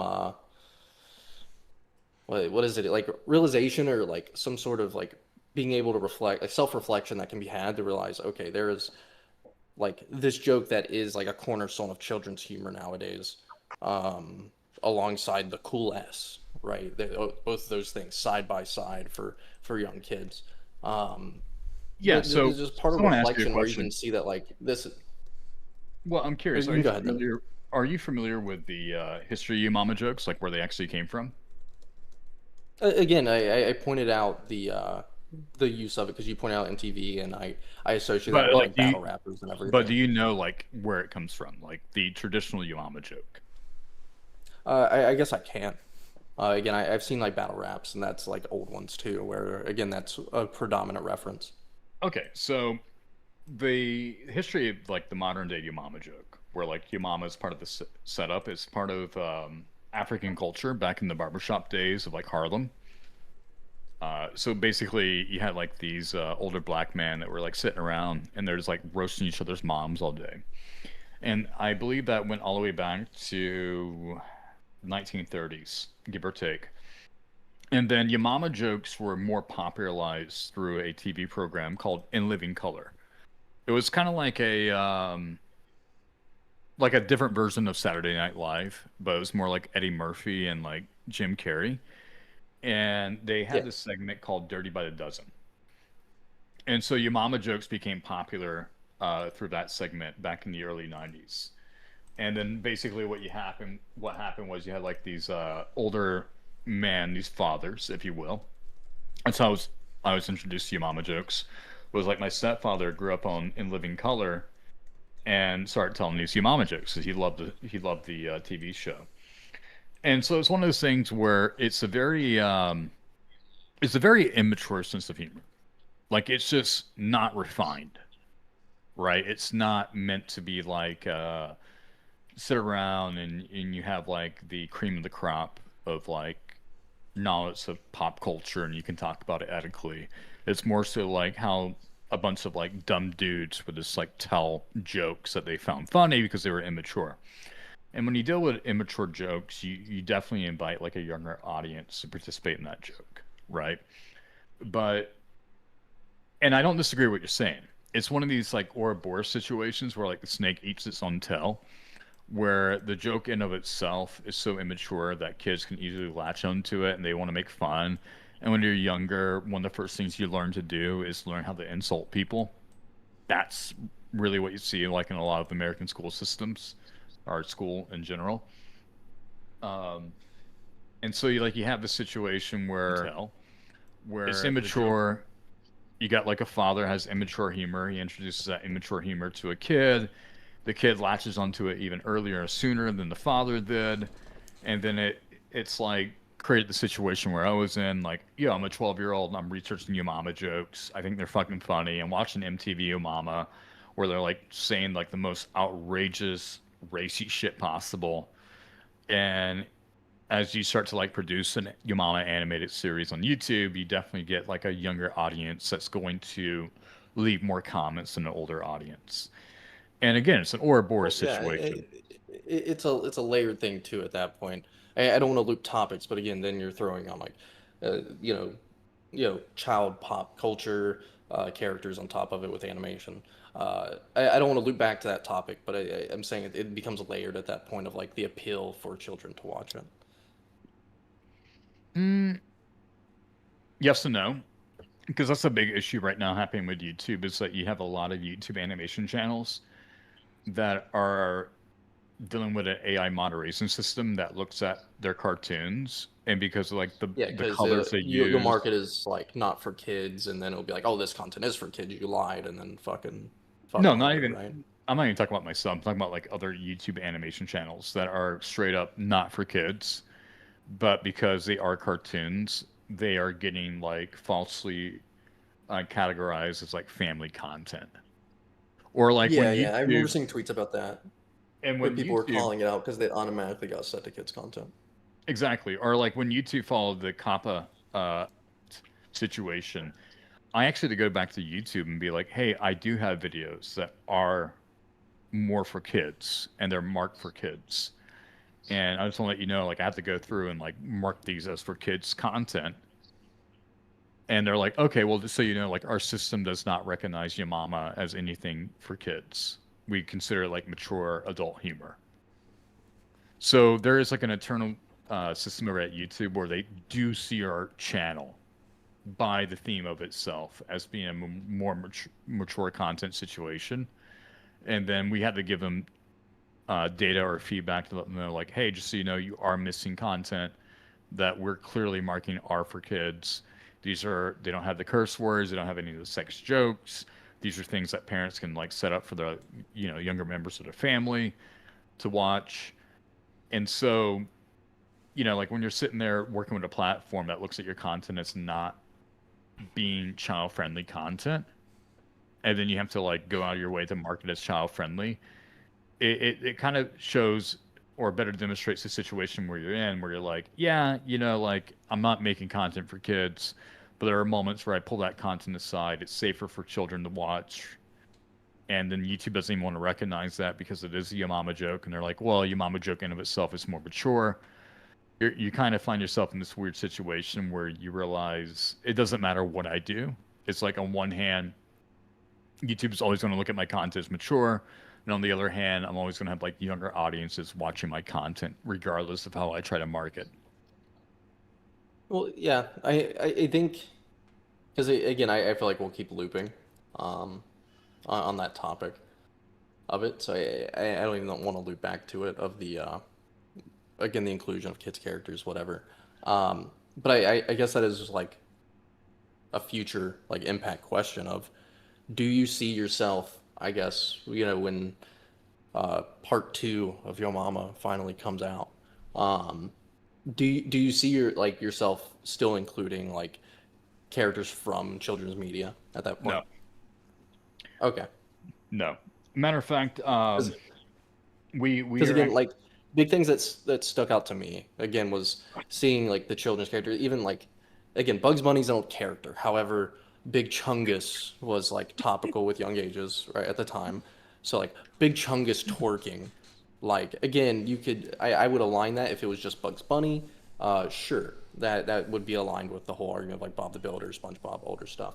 Um, but again, it was like Big Chungus topical meme right amongst kids. So stuff like that um, being included in the future. If that isn't being included, then I think that solves like a big part of my issues that I have. yeah, no, I would say, I mean, the Big Chungus thing is like, it's just a weird thing because it comes from Looney Tunes, and Looney Tunes is like such an adult sexual innuendo type thing. I mean, they literally have like shorts on like having bigger butts. They deal with violence. I mean, Looney Tunes is what led to Well, yeah, Hot. yeah, again, but the part of it being Big Chungus though, which it again was a predominantly like children meme. I think that also came out when I was in high school. Um, Again, that so will require like, so when you say like it's predominantly for children, I have no research or data that shows that, right? I'm just going off of you and your perspective. For me, like it's an it internet being meme. someone that grew up during that time. Yeah, yeah, it's an internet meme, but being someone that grew up in that time, seeing like, oh, Big Chungus, oh, he's such a Chungus, like all throughout high school, like I died pretty fast, but like that Yeah, and was I like grew up a on porn in widespread high thing. school. Doesn't mean porn was made for kids. You know, it's like, yeah, you grew up on something in high school doesn't mean it's a high school thing. It's just what you dealt with as like a teenager trying to see themselves in as an adult. And look, memes are obviously going to have like a wide demographic for things. But to kind of answer the main point of the question, yeah, there are 10 jokes that I am currently producing. Um, and my direction on that was I really want to take it back to volume one. I want it to be quicker, snappier, more like insults. And I don't want to touch on third party IPs. I really want them to be a little bit more timeless. Um, Leaning more into like the Yo Mama cinematic universe, right? um, yes and no. I mean, like, I kind of understand the question you're asking, but like, it's more so Yeah, the that part's a joke. That's a joke question, like yeah, the Yo Mama cinematic universe, but like yeah, original characters overall, I understand your point. yeah. So, um, let me see. Um, yeah, I think a lot of it boils down. Like as you said, I don't think we agree on the earlier part. I think it's a matter of perspective. Um, so I don't think it'll change your mind on like those past stances. Um, Also to like another side of it, I like again, I'm not trying to get you in a gotcha, man. It's more on a personal level, but you have, I feel like, giving a solid stance on it being not harmful, but viewed by like children and everything. Um, I do think you have some to lose that, so I can understand some responses. Like it gets to an extent where I can't tell if it's like a corporate answer, like to protect the studio, or if it is more on like a personal, uh, what is it? Not opinion, but personal like beliefs. So, Yeah. No, I'll um, shoot straight with you. Like, I'm a pretty like I'm on the spectrum, right? And so I don't think in words. I think in patterns and colors. Um, and so whenever I talk to somebody, it's definitely some sort of translation involved. And I try to be very careful with my words because I do care about communication. And a lot of what I'm saying does come from like years of already processing this, right? okay, Uh, that's fair. yeah. So I have like a few rapid fire questions, and then I think that's it for me. Um, so first, I'm gonna say, You brought up talking to Templeton. The Lego orgy wasn't your idea. That was something that was added in by Red. And then you're like, well, we think it's okay enough to put it in. However, it seemed like something that you're still uncomfortable with. Why wouldn't you just cut it out? I guess at that point. Um, Reflecting back to the conversation I had with Alex is one of those things of like, okay, you actually put time and effort into this. Like, this wasn't just like, I mean, we're paying for it, right? To the extent. And it's like, okay, well, you're looking at it and you go, okay, it's pretty mature, but it's like, will YouTube actually accept this? And the fact that they like monetize it and use it and promote it on their homepage, like, kind of threw us off. So part of it comes down to, okay, I didn't ask for it. This is not what I was looking for, but it's here. Can we push the envelope? Okay. No, I mean, you already can assume how I would think about just leaving it in anyways, based off our prior conversations. I think it should have been cut out.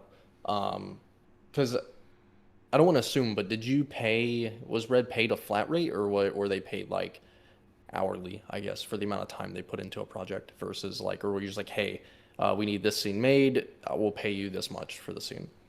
At that time, it was paid off the work that he did. Okay. So was he already paid for that scene, like for that whole scene that included the Lego orgy scene? He included his hours into the invoice. Okay. Um, I guess at some point, I guess it's more so being charitable on your end, but like from my perspective, why wouldn't you be like, hey, we didn't ask for this. Why would we pay you for doing this? Um, so that's my viewpoint on it, and I guess why didn't you go that direction with it? Yeah, no, I think it's a very fair viewpoint. Uh, let's see here. When did that happen? That happened back in maybe 2013 or 14. Okay.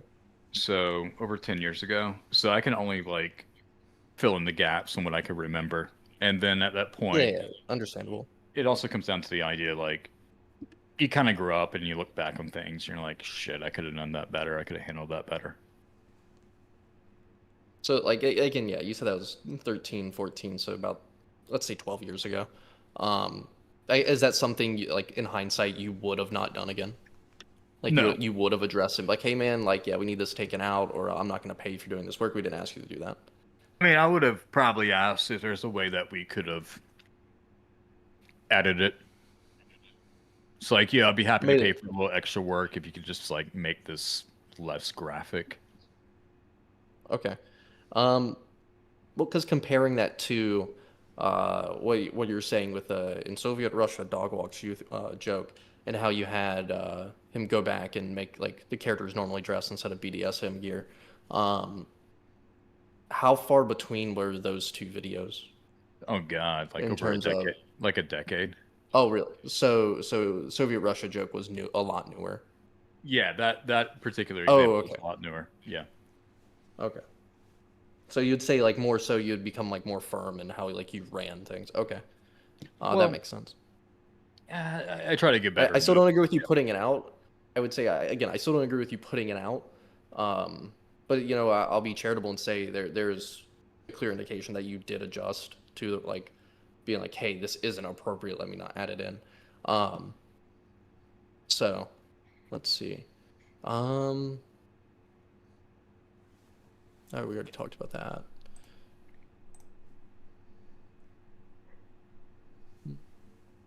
So it was pointed out to me, like the Keemstar video.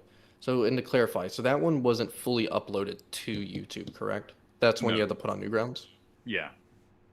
So you uploaded like a trailer for it to YouTube, and then from what I was sent a screenshot of, you then did link to your Newgrounds, Yeah, but um, Newgrounds, you have which to I like think. in that particular situation, you have to like be like, yeah, I'm 18 years old. Like the way it's set up as a rating on Newgrounds, you have to put in your birth date, or you have to agree that you're 18. Well, I will be 100% transparent as like a young teen like my Newgrounds account when I was like 14 was saying it was 18. Oh God, you should go to jail for They that. get, yeah, terrible. I'm a terrible human for that. However, the point being is easily accessible, but um, outside of that one, because I can put it into the same bucket as the I'm Alex Memeulous thing. Um, what sort of like indication or direction did you give for the I'm Alex Memeulous one then, if any, through your main channel, or I guess through your social medias in general? I think I understand the question you're asking, but can you try it one more time? Okay, so showing that you had found a different means, because you mentioned earlier that you could have uploaded the I'm Alex Memeulous video to Newgrounds, it just wasn't something you had explored yet. So that's why with Keemstar video, you decided to put on Newgrounds instead of Pornhub. Yeah. So with that being said, you directed people to the Keemstar one on Newgrounds. So I'm asking, was there any clear direction you gave viewers to where they could find the Memeulous I'm Alex one that would have directed them to the like the Pornhub like link for it? There was no direct link to the Pornhub one. Okay. Was there any trailer you did on YouTube for the I'm Alex one, or I'm Alex Memeulous one?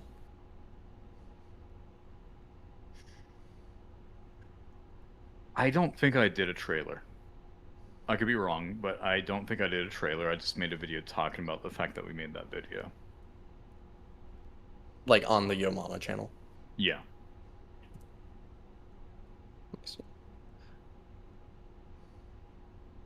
But that Okay. was like a longer video, and then that mentioned the video at the very end of that video. So was that in the longer video? Was it still a full animated one, or was it just you guys talking? Just me talking. Okay. Again, I guess looping back to that, like, do you see that as like somewhat irresponsible to direct, or I guess yeah, direct, because you're saying this thing's a thing. So if people go out of their way to find it, obviously the only place at the time that it was at was on Pornhub. I think now it's been deleted off Pornhub, from what I saw, but it's archived on Memeulous's Reddit. Subreddit. Yeah. Yeah, which I will also say, like, blanket, like, that's also irresponsible. I think Memeulous I'm Alex also had like a very like child fan base, or like older teen, like high school age fan base. So I think that's also irresponsible. So I just to that point of it, I guess is that one of those things that, like, looking back, like, hey, maybe I shouldn't have directed viewers to this video that's, you know, only on a porn site.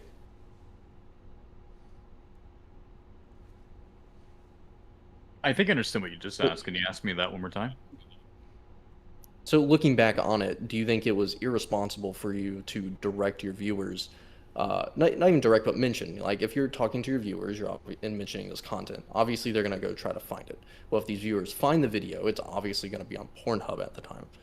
So do you believe it's irresponsible to, sure, indirectly guide your viewers to Pornhub to watch a video? I followed Again, YouTube's terms of service and community guidelines at the time, and we didn't show the video in that video. And when you acknowledge, like, yeah, this is a pretty intense video, that's the only place we could upload it. I mean, talking about it, well, I'm it's just kind of asking one on of a these. personal level.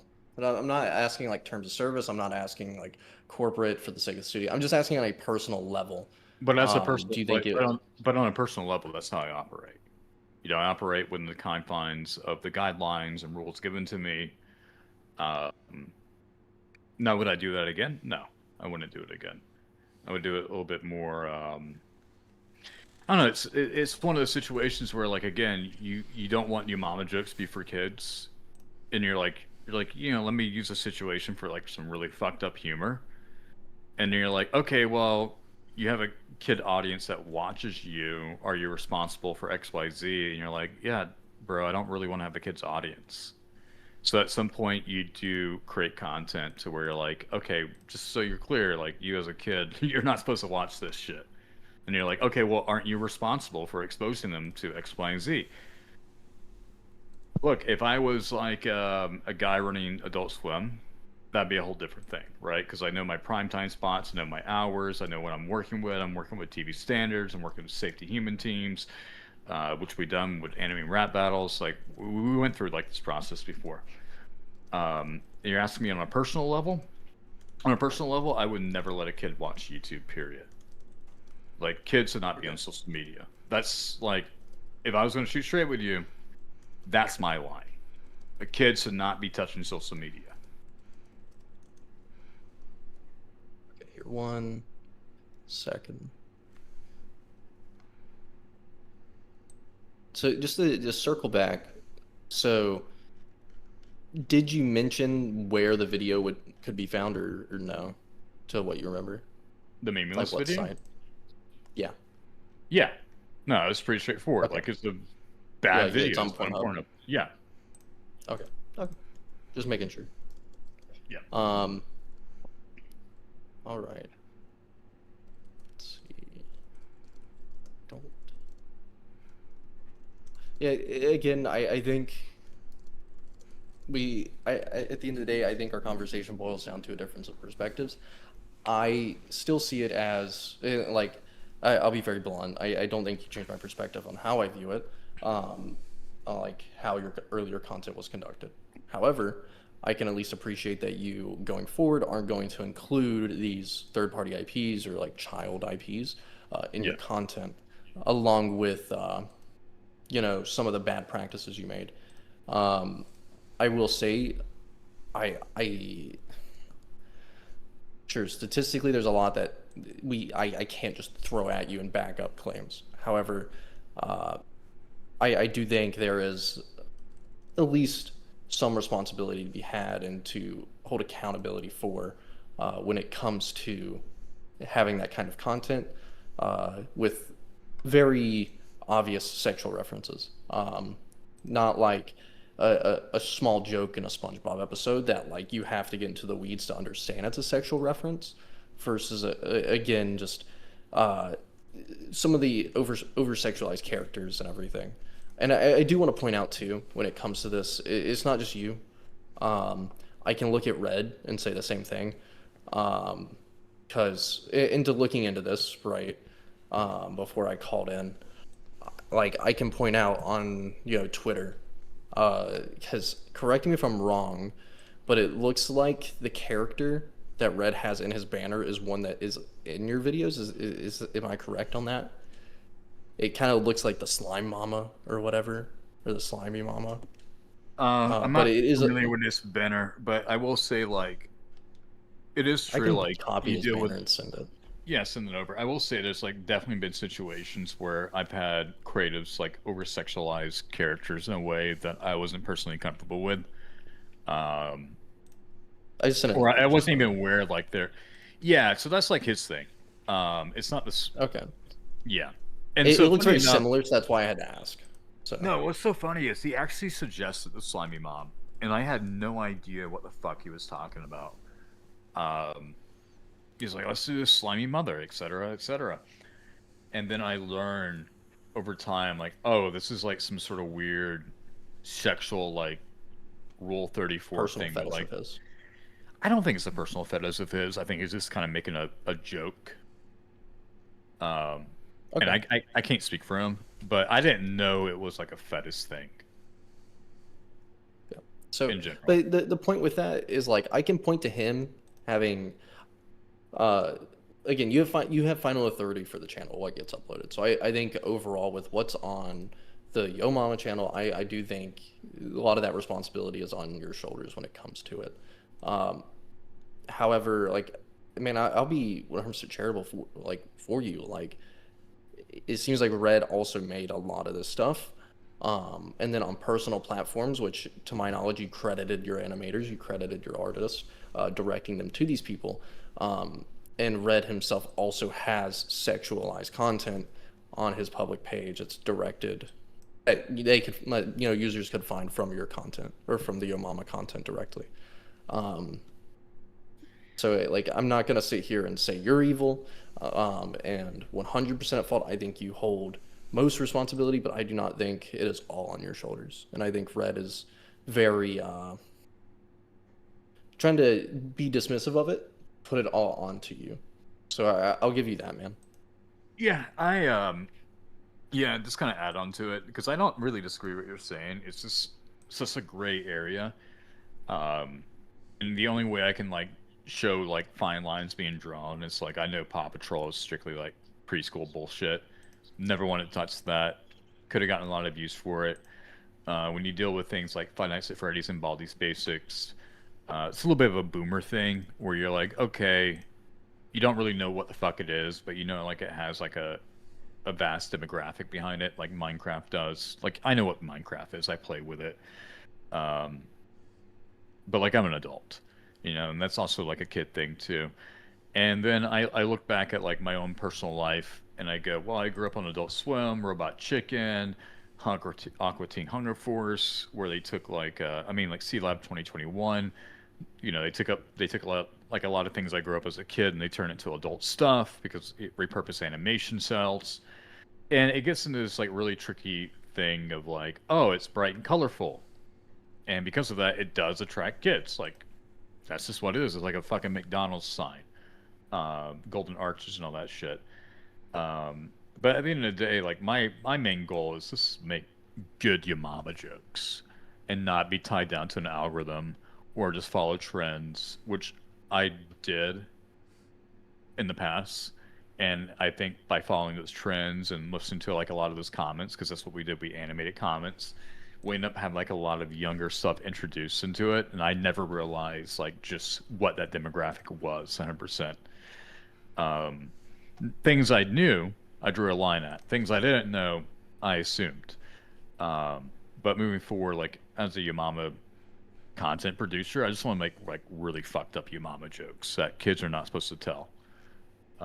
Yeah, That's my humble I perspective. think that's fair. Yeah, again, when you're mixing children's IPs, I feel like what that's doing is, again, as you said, it's attracting that audience, and then your style of content is then meme, like pretty much the memification of sexual topics to them. So to an extent, it's normalizing like sexual topics to these children. And like, yeah, sure, like uh, as a kid, I was making sexual jokes, or like teenager, right? Once I learned what that stuff was. Um, but it's really just a matter of like doing your part to make sure that like again it's not being normalized as a joke, that kind of stuff. Yeah, So, that's where it's but kind of it fucked seems up like because we've like reached an understanding. no, I like this conversation so much because like I think one of the biggest issues that we deal with is platform responsibilities and whether or not they the thing is like a lot of these like you look at Roblox, right? They have like a big predatory behavior problem.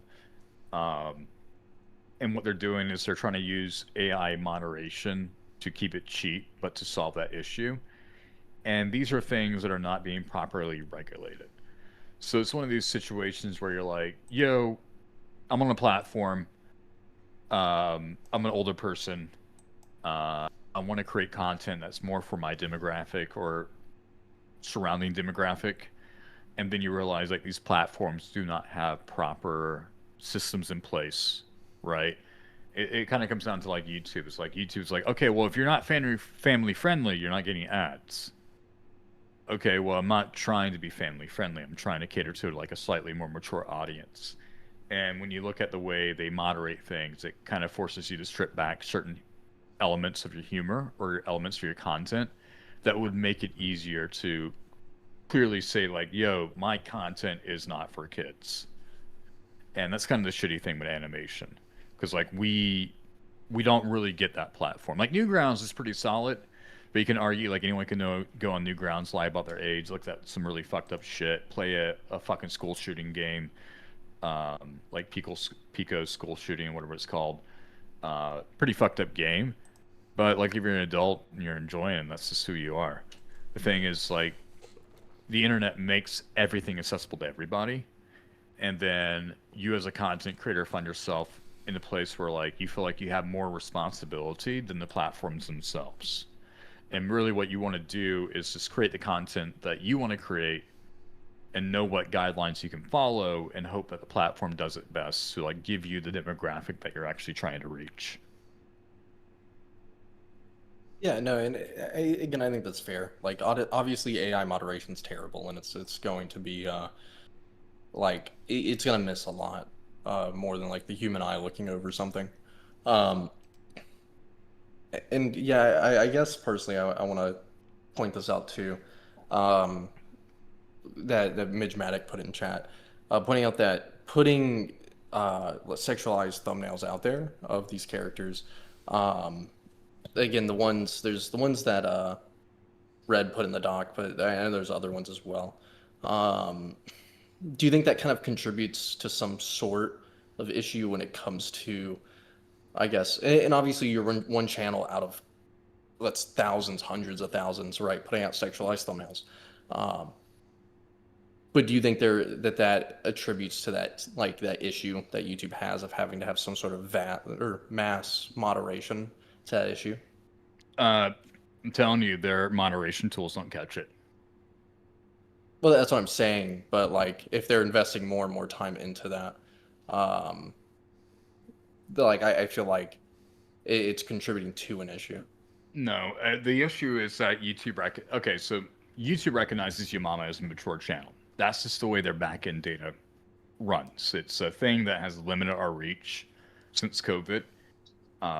So they go like, your mama is a mature term. You as a mature content channel are not going to be promoted further than what we're going to promote you beyond. So like they cut down our potential reach by like 80%. What they're doing is they're like going to people that are like strictly like Roblox channels, for example. They're like, okay, you're just nothing but a Roblox creator. Roblox has like a mostly younger audience type of thing. We know what you're trying to do.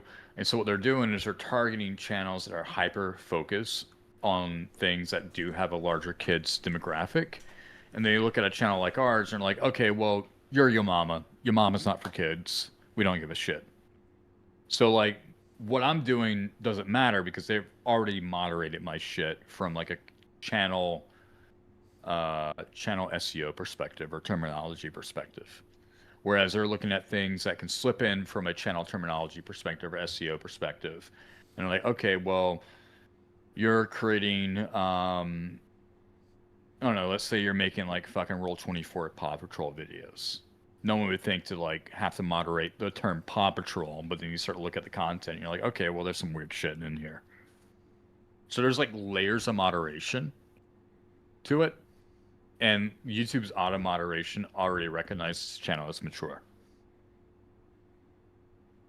I suppose to an extent, like during that, I went on to YouTube on a incognito tab, not logged in, and one of your top videos, 100 new jokes not for kids. I'm able to see her watch with no age restriction. Um, Again, I don't know the content of the video, so I can't point at it and say that this has stuff that a kid could watch and it's evil. But the title does say not for kids. Yeah, but just But because it's not for kids it's doesn't not mean labeled it's mature. age. Yeah, but age restriction is a whole different category versus not being for kids, believe it or not. And that's where you start to get in like tricky terminology with like YouTube's community guidelines. I only had like 2 videos ever marked for like 18 plus under the Umama channel of like 1,000, 2,000. I upload it, give or take. Uh, so yeah, no, like if there's something in there that YouTube does not like and they feel like it breaks community guidelines, they would let me know because their systems are there to catch that, and they will catch it. Okay, so you're saying if it's something that's genuinely mature, that's where they would actually go in and put the banner that says, "Hey, you need to log in to verify you're of age to watch this." Exactly. So I'll give an example. That Lego orgy scene was, according to YouTube, for a long time totally safe for YouTube. And then one year they updated their terms of service or community guidelines, and they're like, okay, yeah, you can't include content like this anymore without it being age restricted. And what is the specific video name for the one that has the Lego orgy in it? It's like the Lego one, or Yo Mama's So Short, right? Yeah, your mom's just short Lego. Let me see. Yo Mama's So Short Legos. Well, there's Lego and Legos. Let's see here. Yeah, one with an S.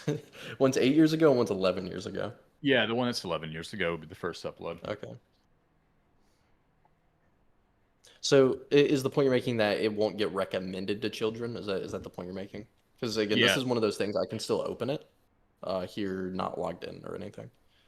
Yeah, so like YouTube is just not going to recommend our content unless like you watch your mama content. Is the one from 8 years ago just is it a compilation or is it removed the orgy? Let's see here. 8 Because years it is, ago. or that would well, be 45 seconds is Yeah, that's a okay. The compilation. one, the Legos is 40.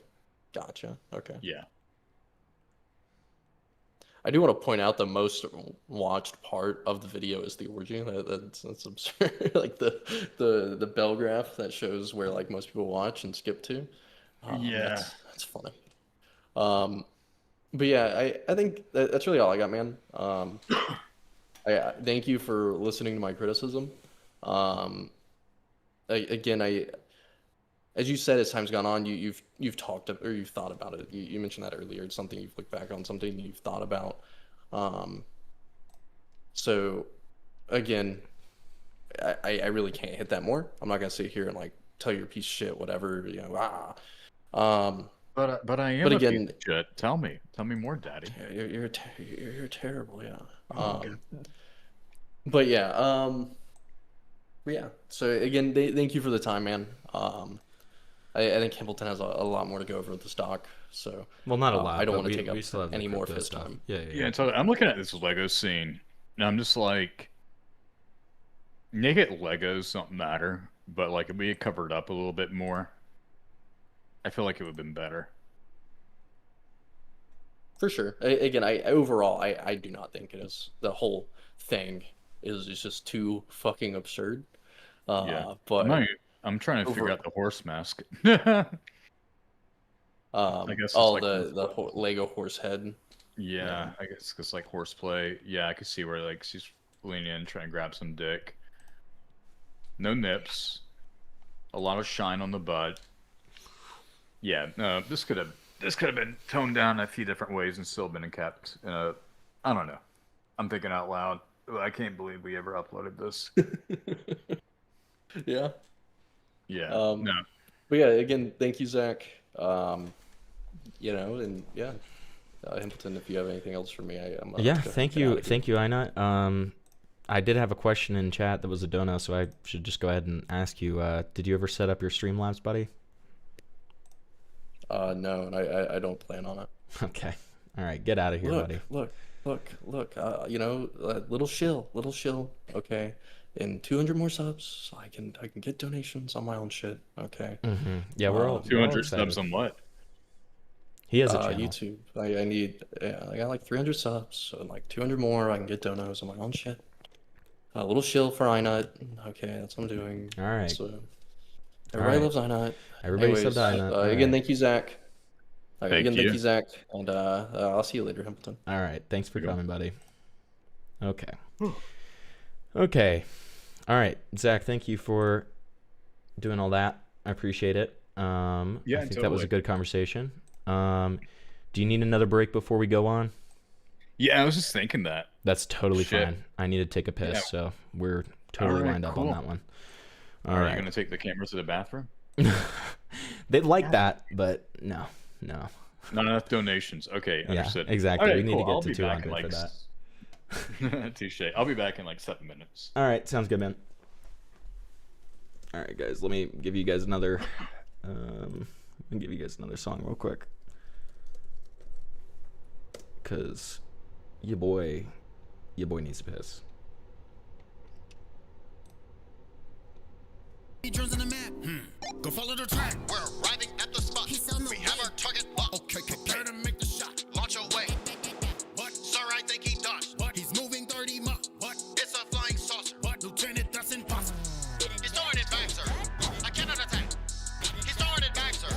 He's shaking it fast. He's throwing it back, sir. I cannot attack. Sir, look at it get. Goddamn it, attack. Shoot it again. Send out the courier. All of them in. How many fighters jet? Probably attacking our broadcast. Don't let him in. It's sending a video. I don't understand. I think he's dancing. Look at him spin. He got some moves. He's getting it in. What does it back? We cannot win. He's throwing it back, sir.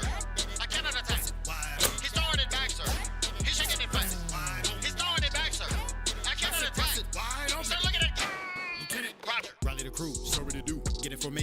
shoot. But he's breaking it down. I know just what to do. Bring out the Navy, we breaking it too. Bring out the Army, they popping it too. Air Force flying by land pursuit. Space Force jamming, I'll give me the loot. Marines fast enough and they go stupid. Got reserves looking for some action. King of pop, call us Michael Jackson. ET challenge, so we out here dancing. Lady serving, gotta make it nasty. War crimes, cause we out here gassing. Beat it up, uniforms is fashion. Beam them up, hurry up and blast them. Wait a minute, when a minute, black card. Destroying it, Baxter. We're sending out blast. Hi. Okay. All right. Thanks again to iNut for coming on. Give him some love. I bet most of you are already subbed, but if you're not, sub. Let's see here. So we're about to go over the crypto stuff now.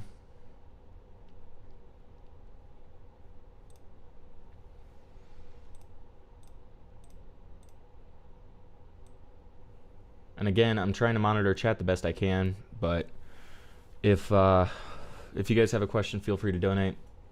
Like the stream if you're enjoying. And I mean, on top of that, hey, I mean, if you just feel like donating, that's how we keep the lights on around here, so I appreciate it. But mostly, I just appreciate you guys being here. So, what the fuck is happening? I had to take a piss. I had to take a piss, dude.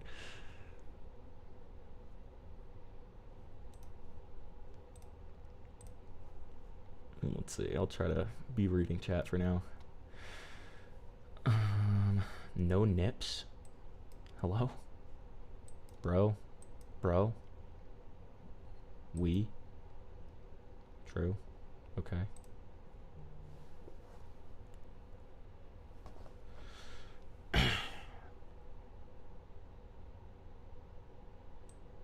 Everyone and their mom and their dead ancestors watch Yo Mama on Xbox Live.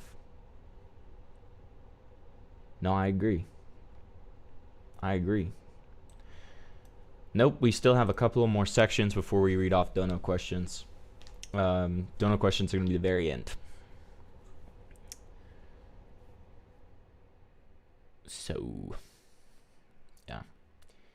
And, what else?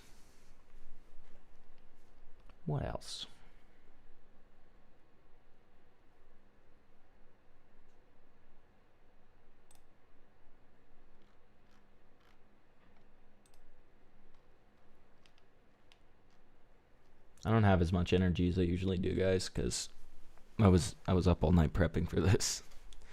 I went to sleep at like 9:30, and I took like a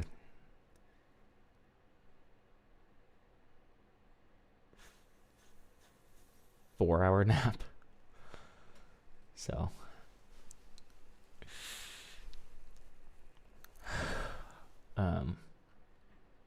yeah.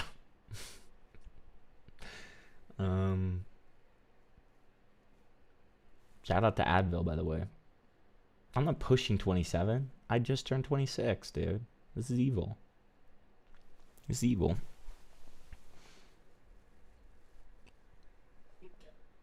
Why would you say such hurtful things about me? I'm not in the 27 club yet, dude. I thought you woke up early? I don't think I ever said that.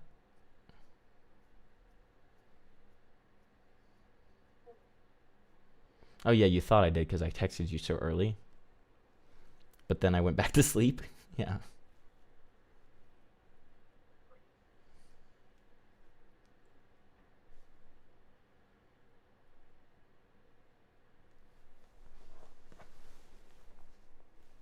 He reuses thumbnails a lot. Yeah. I mean, it's a lot of it's compilation videos, you know. Actually, it's all compilation videos at this point.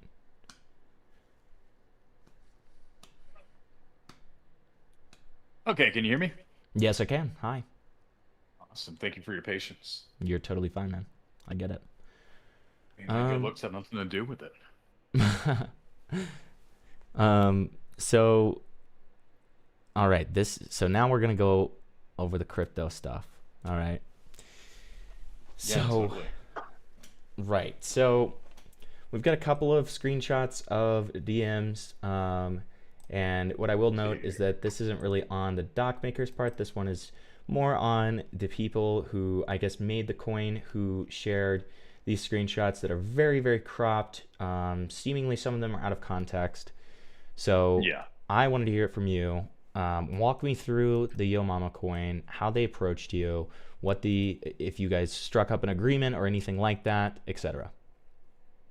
Yeah, so basically, I'll back up and give a little bit more context.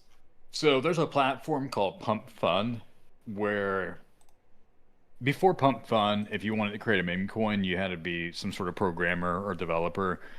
You would have to write what's known as a contract. The contract would dictate how the coin worked, how much supply there was, whether or not you can increase the supply, whether or not you can pull the money from the liquidity pool, all these different technical things. And so Pump Fund basically came in and said, like, yeah, let's just be the platform where you can click a button and you can make a meme coin instead of having to develop it or hire somebody. And so because of that platform and platforms like it, there was a lot of Yamama meme coins that were being made. And when I say Yamama meme coins, I don't just mean like a Yamama coin, etc. I mean like people using the branding, the characters, the actual like assets that were owned to create these coins. And it would happen all the time. I'm sure if I pulled it up, I could find it. But basically, there were so many of these Yamama coins being made. And typically, when these coins were made, most of the time, no one would approach me or talk to me about it. Sometimes someone would be like, hey, I made this coin. I want to give you supply if you promote it. I'm like, no, that's not really my thing. I'm trying to remember. I think it was last year around the Hawk Tua situation. I had a meme coin agency. I can't believe I'm saying that, but like there was a company that was built up just off of creating meme coins around content creators, and they had to reach out to me to do Yamama coin, and I said no. And we can talk about that later too. So with these individuals, they did what everybody else did. They made a coin without my involvement. And over the course of a couple of days, I saw like people in my comments being like, hey, we have a Yamama coin. We want to give you the trading fees. And I kept seeing that over and over again. And I'm like, okay, well, this guy won't leave me alone. Let me just kind of reach back out to him. I'm just kind of curious. Like, what do you mean by trading fees? Like, what do you have going on here? So that was the thing I wasn't, like, I knew about trading fees, but I didn't know that Pump Fund as a platform now had, like, this tool where basically there's a sliding scale situation to it, but basically regardless of the coin goes up and down, the amount of volume, the amount of money that's been used to trade this coin, let's say it's like $100,000, you would get like, I think it's like 0.09%, 95% of it. So like for every 100,000 that was traded, you would get like $950 rewarded to you. Not because you own any supply, but because you created the coin, you get a creator fee or a trading fee. And so they basically said, hey, we have $1,800 in trading fees that we made off this coin. We'd love to give it to you. So I look at this coin. I see a graph. It goes up. It goes down. It's at like what we call a market cap level, total volume, total like, like value level. It's like $2,000. So you see that and you go, oh, okay, that's a dead coin. And you're telling me you guys made $1,800 off of it. And you want to give me that money if I give you my Solana wallet. Solana is what we call like it is a crypto chain. So you have like Bitcoin, you have Ethereum. Solana is one of those. So I give them my Solana wallet, and they said, you don't have to promote it, you don't have to push it, you don't have to do any, like there was no strings attached. But there was a string attached to it that I didn't realize until like after the fact. But what they would do, because it didn't happen to me, they did it with other people like Ed Bassmaster, who's an old school, like really old school YouTuber.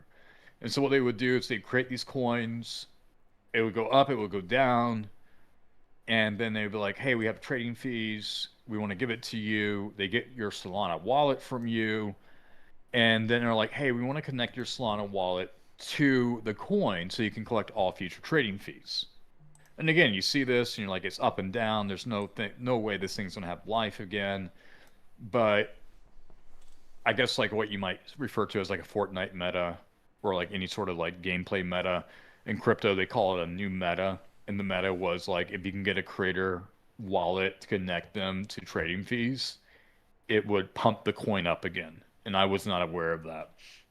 So that's a little bit of context. Like, yeah, Yamama coins were made. Never had any involvement on those. I was approached for Yamama coin by the agency. I said no to it. And my perspective, I was being approached for $1,800 in trading fees. Didn't have to promote it, didn't have to advertise it, etc. And I gave him my wallet, got connected to the coin, and then suddenly like $10,000 like came in from the pump from that coin, like being traded even more. Right. Okay. Okay, Yeah. gotcha. So, out of curiosity, are you willing to show the full DMs that you had with them? Because, again, these DMs that have been posted are like very cropped and there's potentially a lot of context missing.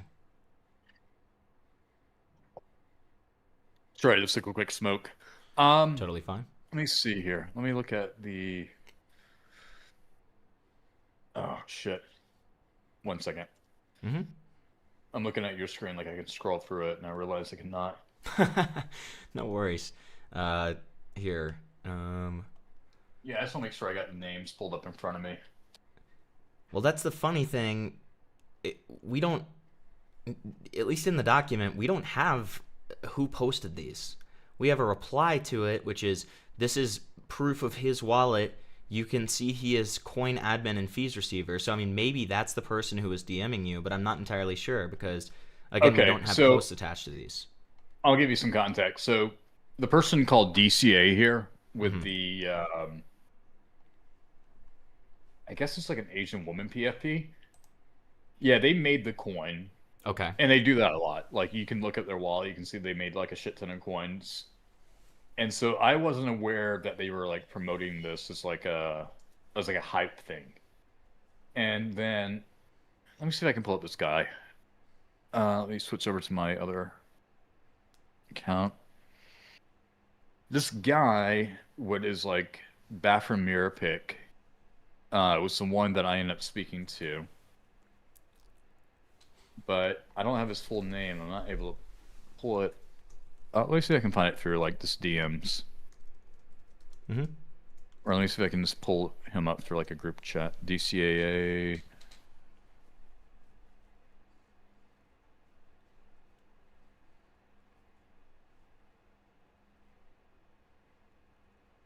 Here, let me see if I can find his reply to me.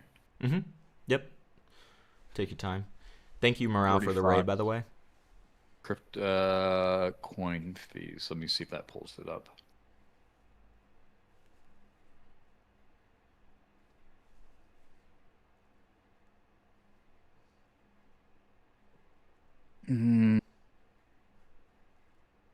No. DCA. Don't sell DCA. Okay, so they changed their, well, yeah, these crypto people get their shit suspended all the time. Okay, here we go. Let me see if it's the same guy. Yeah, it should be him.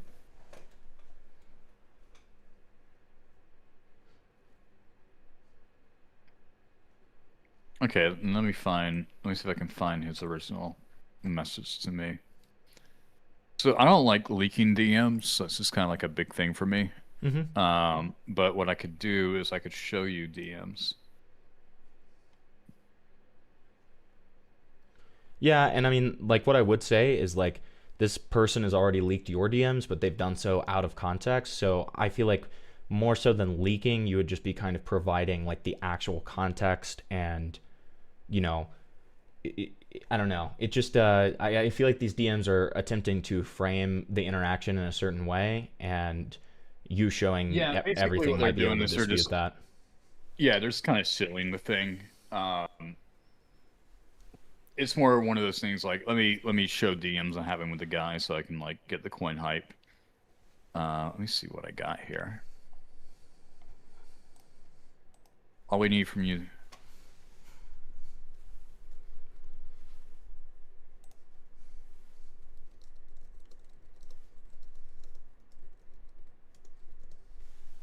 Okay, I'll send these over to you. Perfect. Let's see, what chat are we in? We're in this like what once was a group chat. Here, I'll send it in our personal DMs. chat. That's fine. Yep. So this was the initial exchange, and then it gets moved over to a group chat.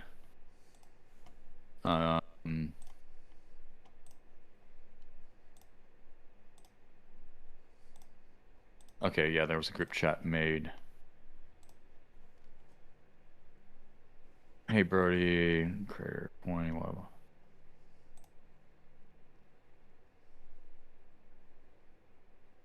So this is the way the group chat was introduced to me. Let me screenshot that.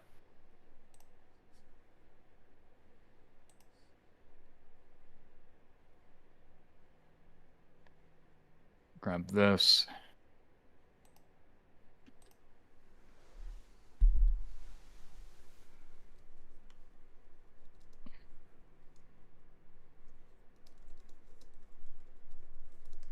And then, yeah, they were asking. I think this will. So I got thrown into this group chat. Let me see if I got it. Oops.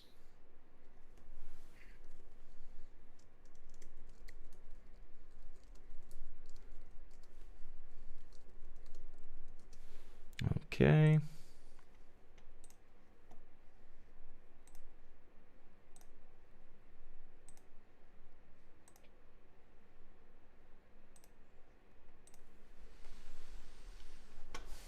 All right. So while you're pulling up anything else, I'll just go ahead and go over these. And then, yeah, there's a little bit more here. Okay. I mean, it gets into like other stuff, but like, hey, they acknowledge that they're sending fees over to me, and I'm like, okay, cool. And then, yeah, I also mentioned like don't do AI artwork.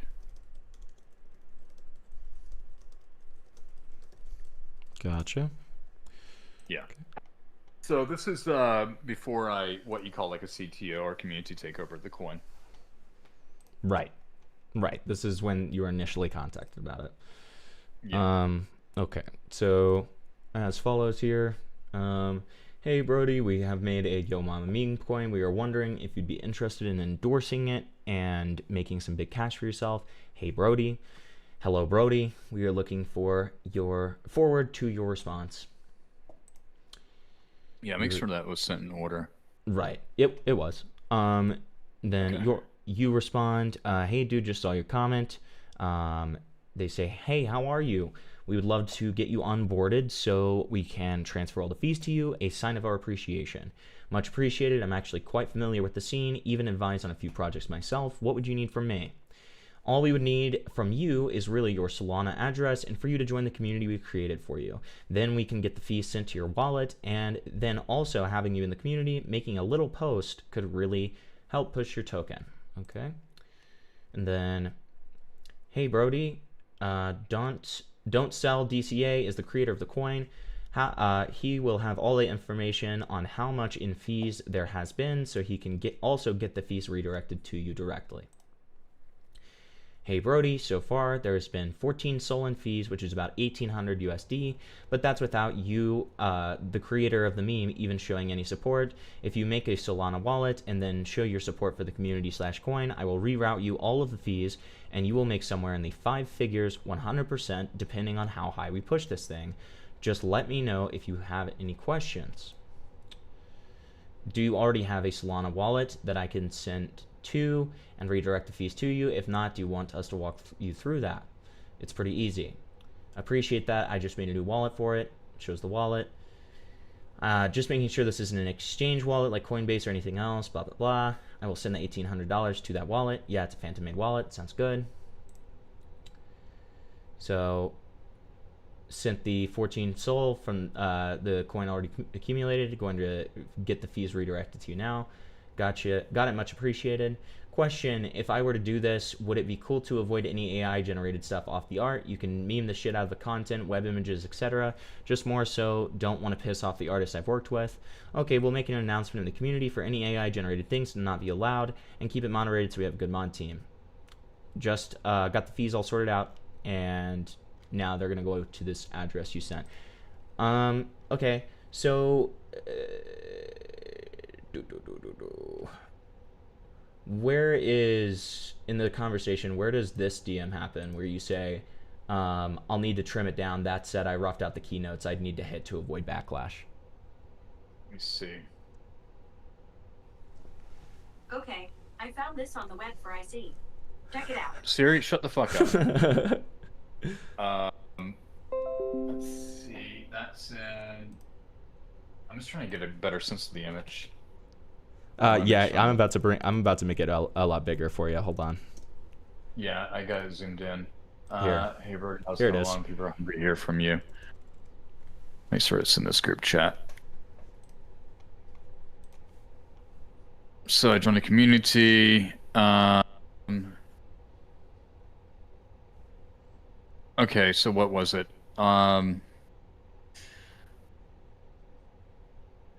Okay. So basically, this is where they wanted me to. They just want to make me. They wanted me to make a tweet in the community, so I'm going to send this over. Mm-hmm.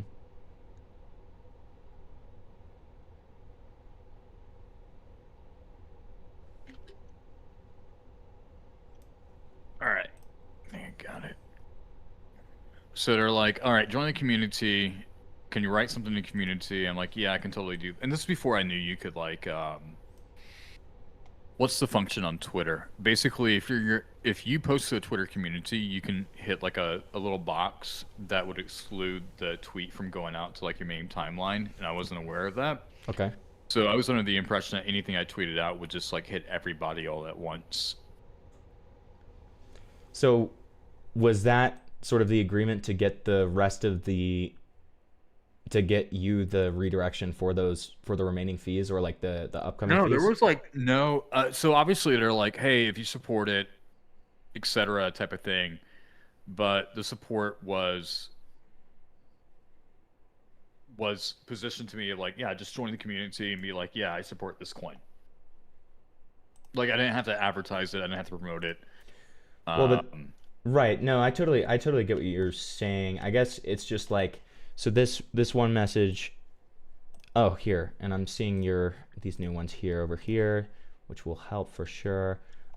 Yeah, because they're like, hey, if you support it, we'll just give you the fees. Right. But Right.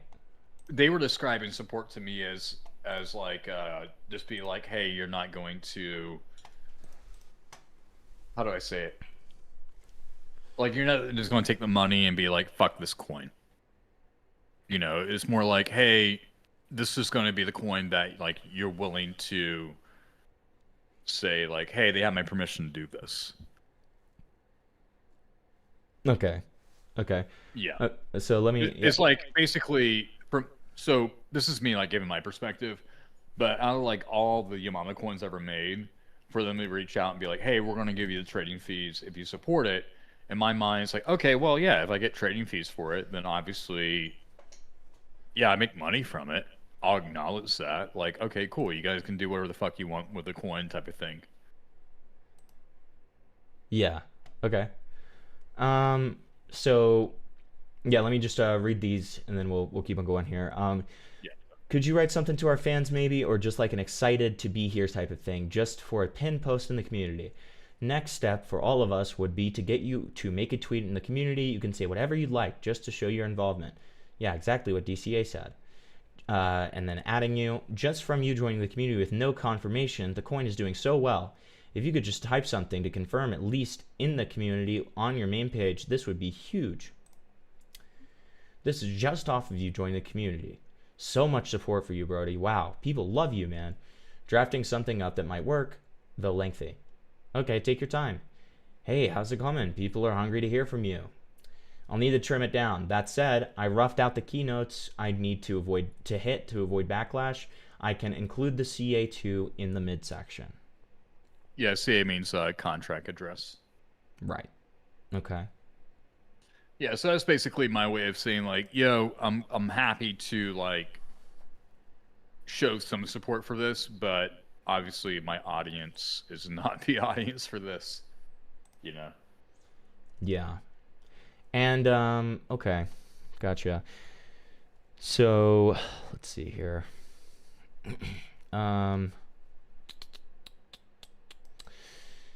So you know, just to, let's see.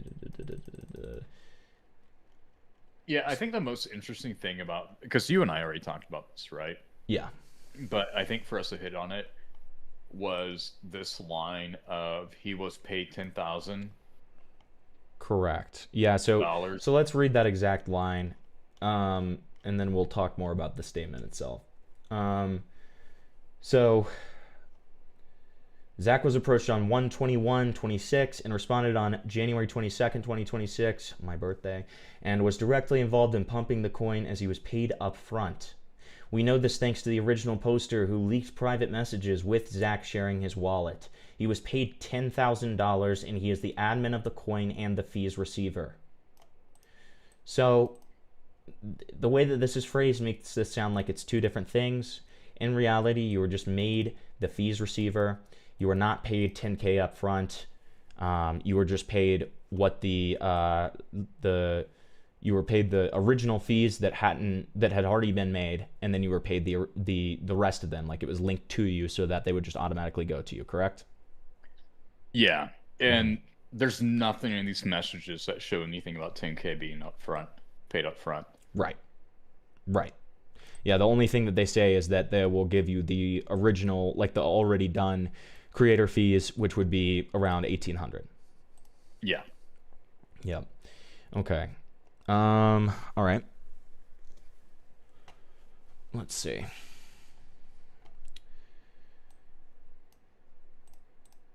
So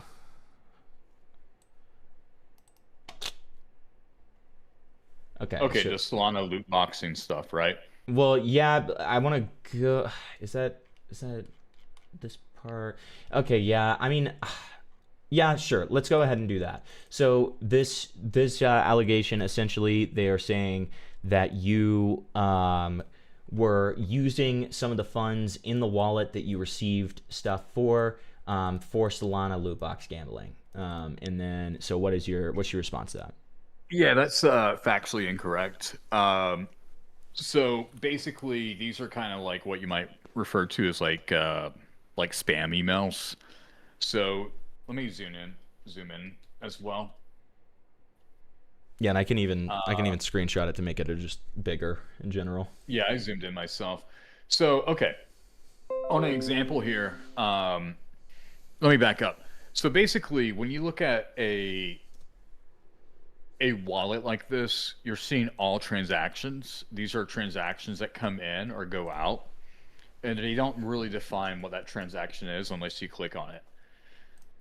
So if you see the ones with, like, for example, those two with the red exclamation marks next to it, that's the system saying like, hey, this is spam shit. And what would happen is you would get, if you're like a wallet had like a lot of traction with like money coming in and going,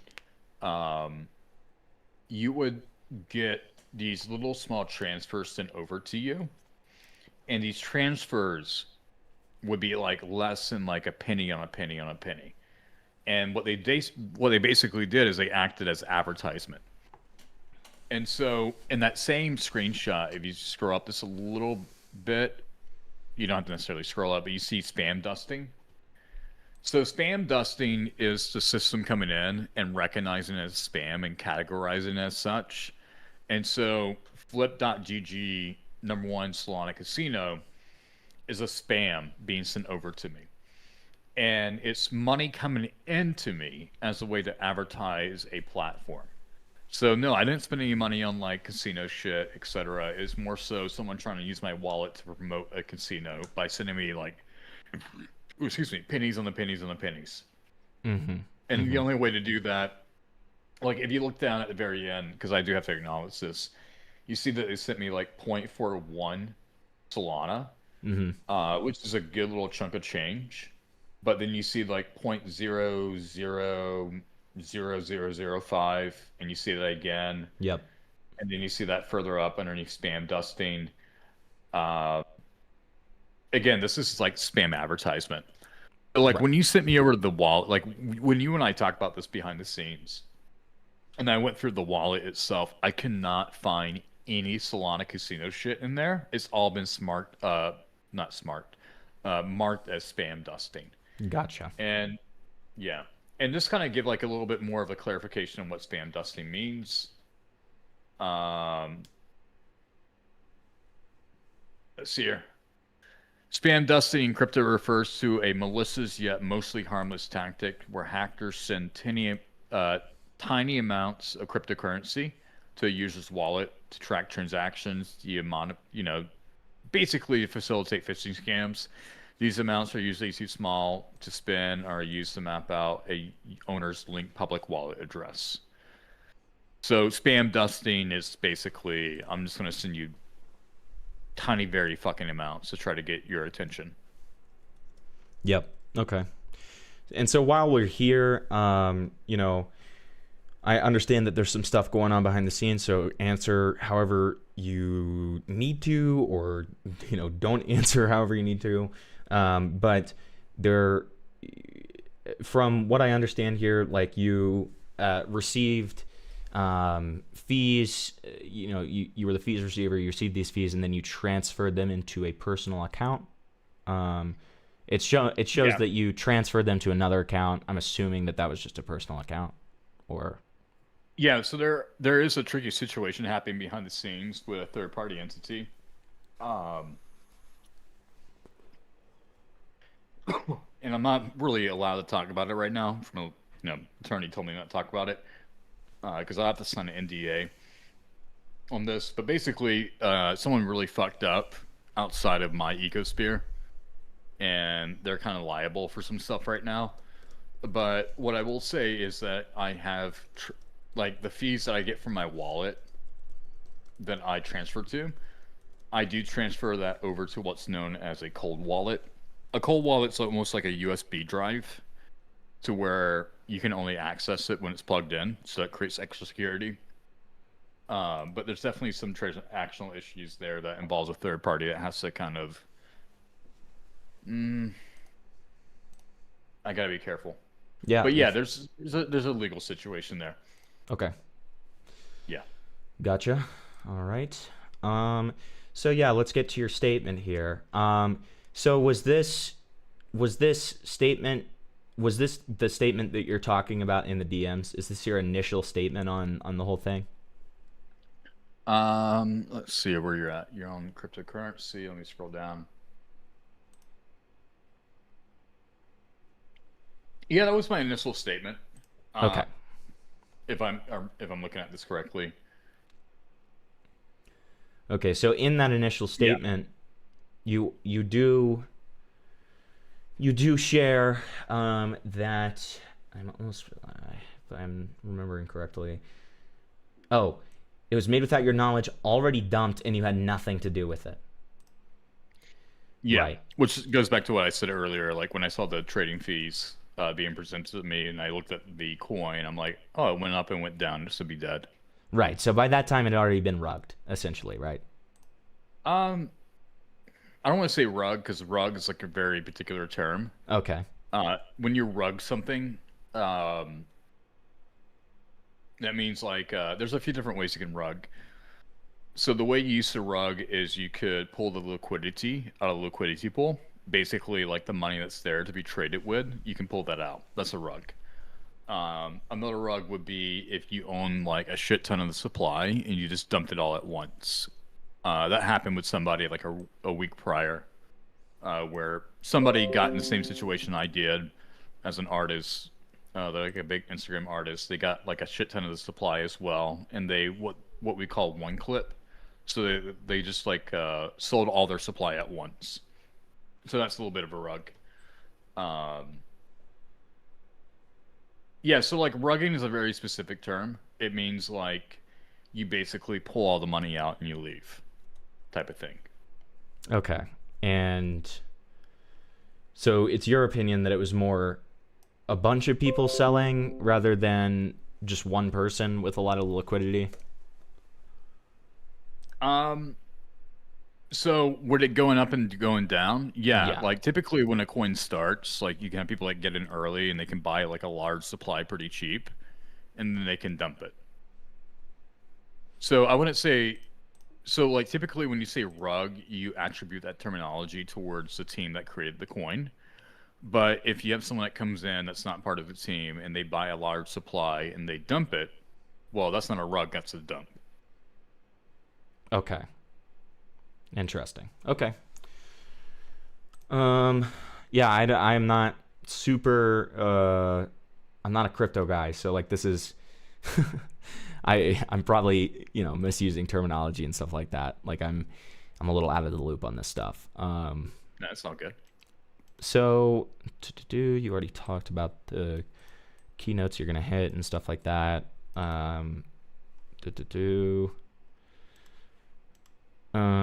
Offered the administration fees in exchange for talking about the coin. So, did they see that post that you made and then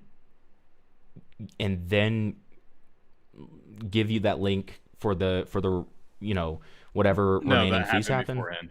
That happened beforehand. No. Okay, so Yeah. so walk me through what happened after you posted this. Did they get pissed off? Did they not like this? Oh God, bro, you ever seen Okay, I just went through a binge watch of Pirates of the Caribbean recently. You're familiar with the movies, right? Of course. Okay, so in the very first movie, when Barbossa thinks he has like the curse figured out and lifted, and they're all still like fucked up, there's like a scene where he shoots like this one guy straight in the chest or the heart, and he's still alive. And all the pirates get like super pissed off at him, and they want to hang Barbossa because they're like, "Hey, you kind of quote unquote rugged us. You kind of fucked us over." Dude, the way those pirates interacted with Barbossa reminds me of like how crypto people can get. Like they're so excited behind you, and then like the moment something doesn't work out, they want to hang the shit out of you. Mm-hmm. And when I made this post, it was like, okay, I want to be as honest as I possibly can.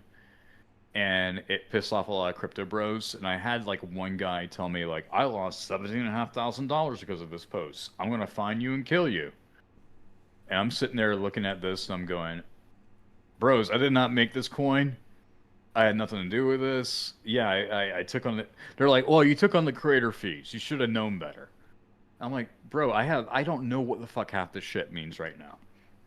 So it's one of those situations where you're like, okay, well, if I didn't touch this, it would stay at 0. And because I took on the creator fees, you guys linked my wallet to the creator fees, and it pumped because of that, because you guys sold it based off of that. And because I didn't put out like a bullish weird ass post, be like, yeah, go buy. Holy shit, firework went off outside. They're like, oh, you didn't bull post it. You didn't like tell people to go buy it. Fuck you. I'm like, okay, well, that's pretty.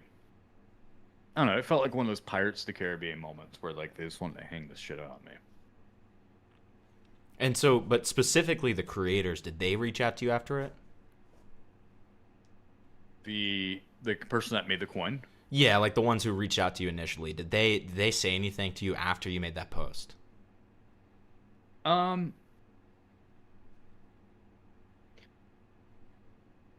So I want to clarify. There's one creator and the other dude, Bathroom Mirror Pick. He was not a creator. He was like a holder of the coin. Sure. So I do want to clarify that. But no, not necessarily like reach out to me like fuck you. They were like, oh shit, that went pretty bad, and we felt like that was like a really solid posts. So they were actually happy with the post. Yeah, because like I want feedback. I'm like, look, this is my position. This is where I'm coming from. But like, I don't want to. I don't know. I don't want to piss off anybody simultaneously. And no, crypto people are really weird. Like they're very. If you don't say exactly their key words, you get really fucking pissed off. Okay. Okay.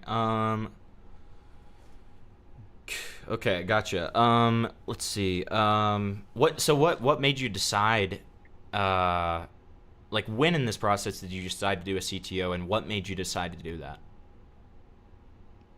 So I started to go down my Rolodex, as we would say. Basically, people I knew that was in the space, and they started to give me a list of questions to ask, like, "Hey, this team, quote unquote team, do they have X, Y, Z in place?"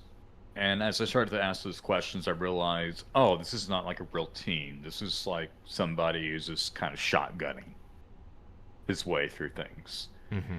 And at that point, I'm like, okay, well, I'm tied into the creator fees. I posted about it. I could say fuck off and just like do whatever I want. But I figured, okay, well, if I did that, someone else is going to make another Yamama coin. It's just not going to go away.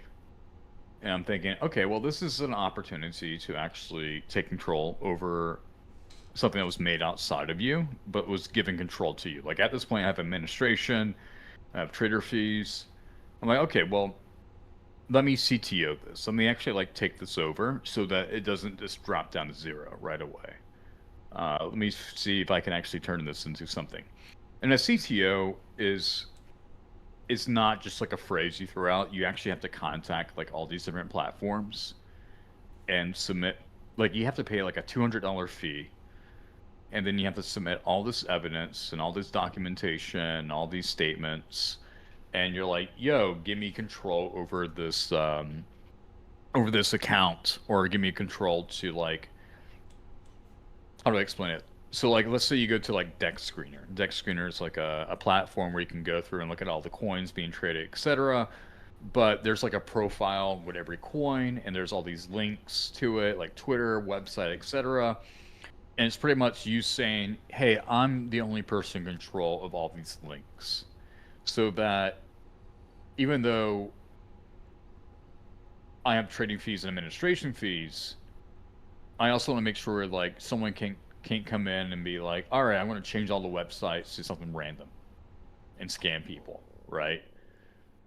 So it's pretty much you going, I'm going to take a little bit more responsibility and make sure like no one can come in and redirect anybody else a part of this coin towards something that's like really fucked up. Mm-hmm. Okay. Okay. Does that make sense? Yeah, it makes sense to me. I mean, again, like this is something I'm very unfamiliar with, but I mean, from the terms you're describing it with, it makes sense. Yeah, I can pull up let me pull up Dex Screener real quick and I'll give you an example. Sure. So Dex Screener is one of the first things you need CTO or community takeover. Here we go. All right, let me. Let's see. Yeah. So this link I'm sending over to you. You'll see there's like a website, a Twitter, a TikTok, etc. So when I CT over something, I make sure like I'm in control of those links, and no one else can like just upload or use a different link. Okay. So it's going to be over on the right side, underneath that little Yamama banner. Over here. Yeah. Okay. So like I can control like what's linked to that and make sure like no one else is going in and doing that. Gotcha. Okay. Cool. Okay, cool. Let's see.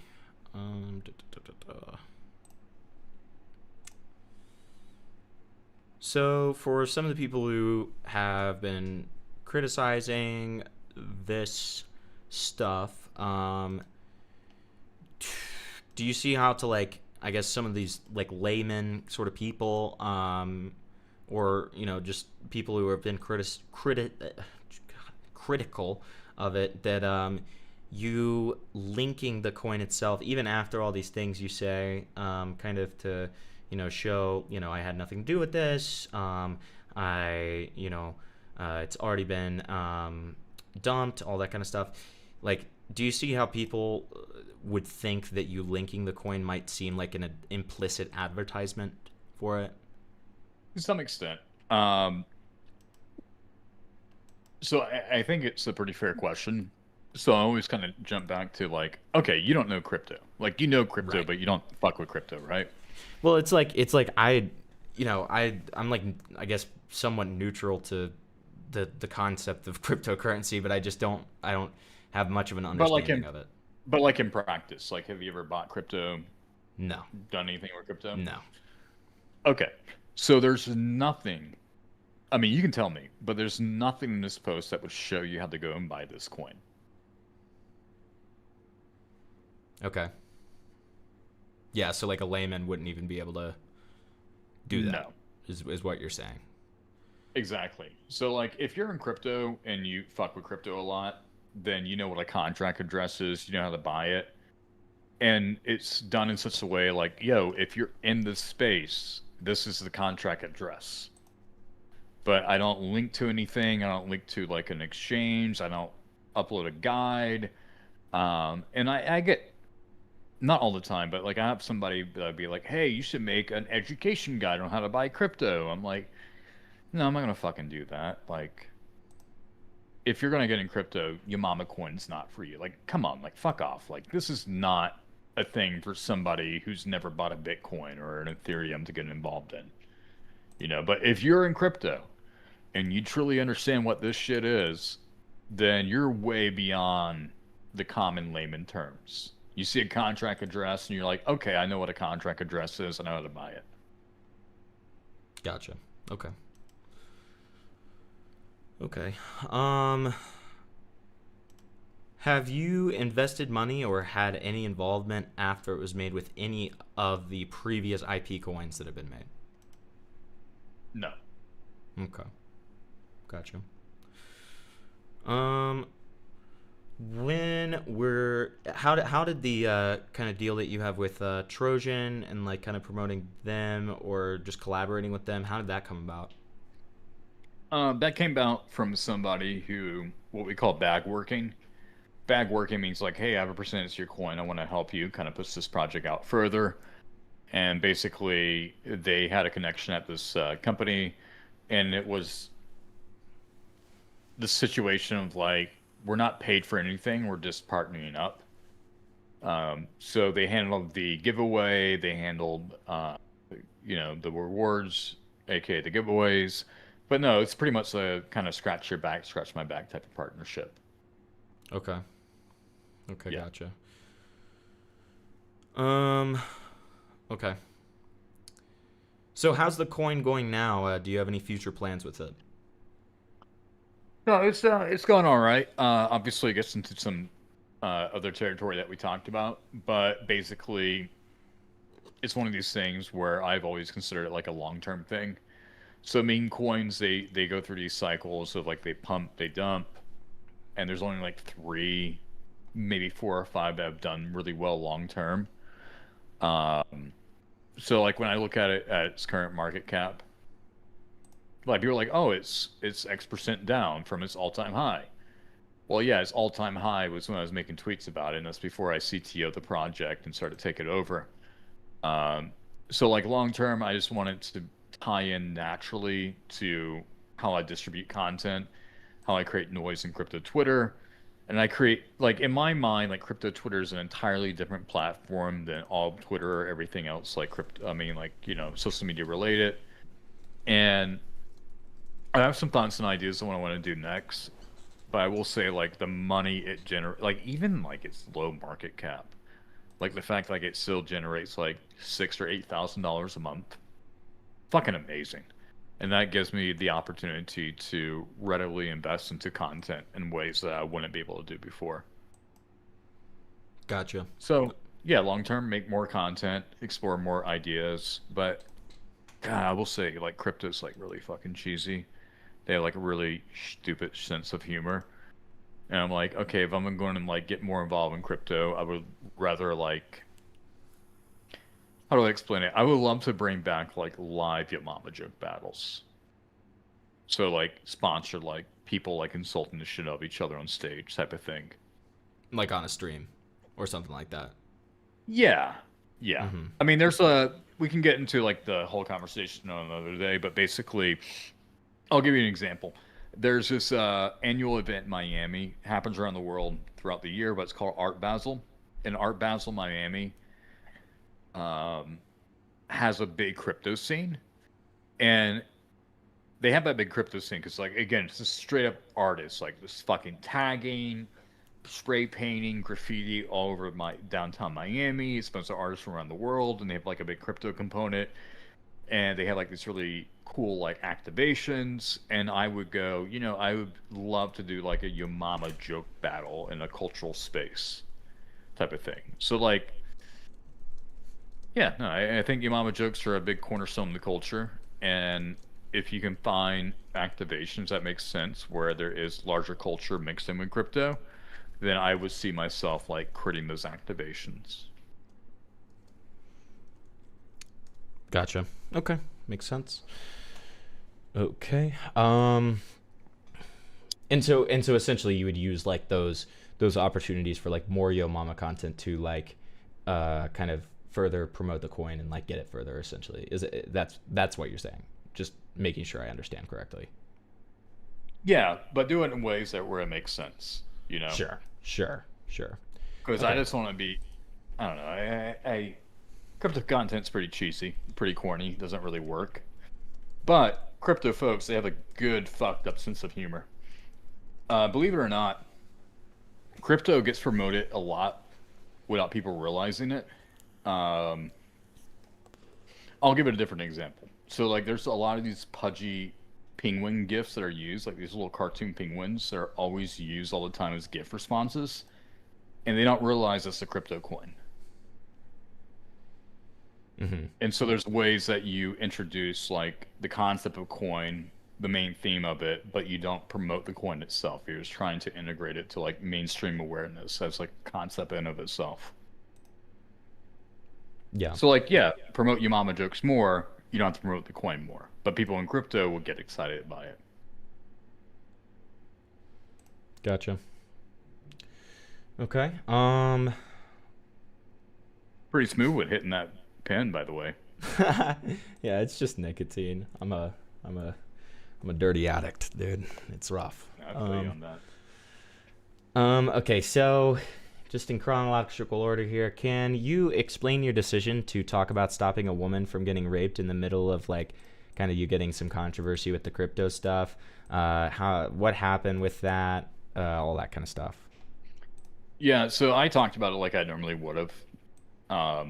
The fact that I was in the middle of controversy, this was even before like it really picked up, but basically it was like a real life situation, and it was going to affect the way like I operated or engaged with people for like the following week. And I was like, yeah, I got a pretty fucked up head injury right now. And what happened there was I was on my way back. I just got dropped off by a Waymo. I need to be careful with the details because I don't want to give away where I live. That's fine. But I was getting ready to enter my apartment. I heard someone screaming.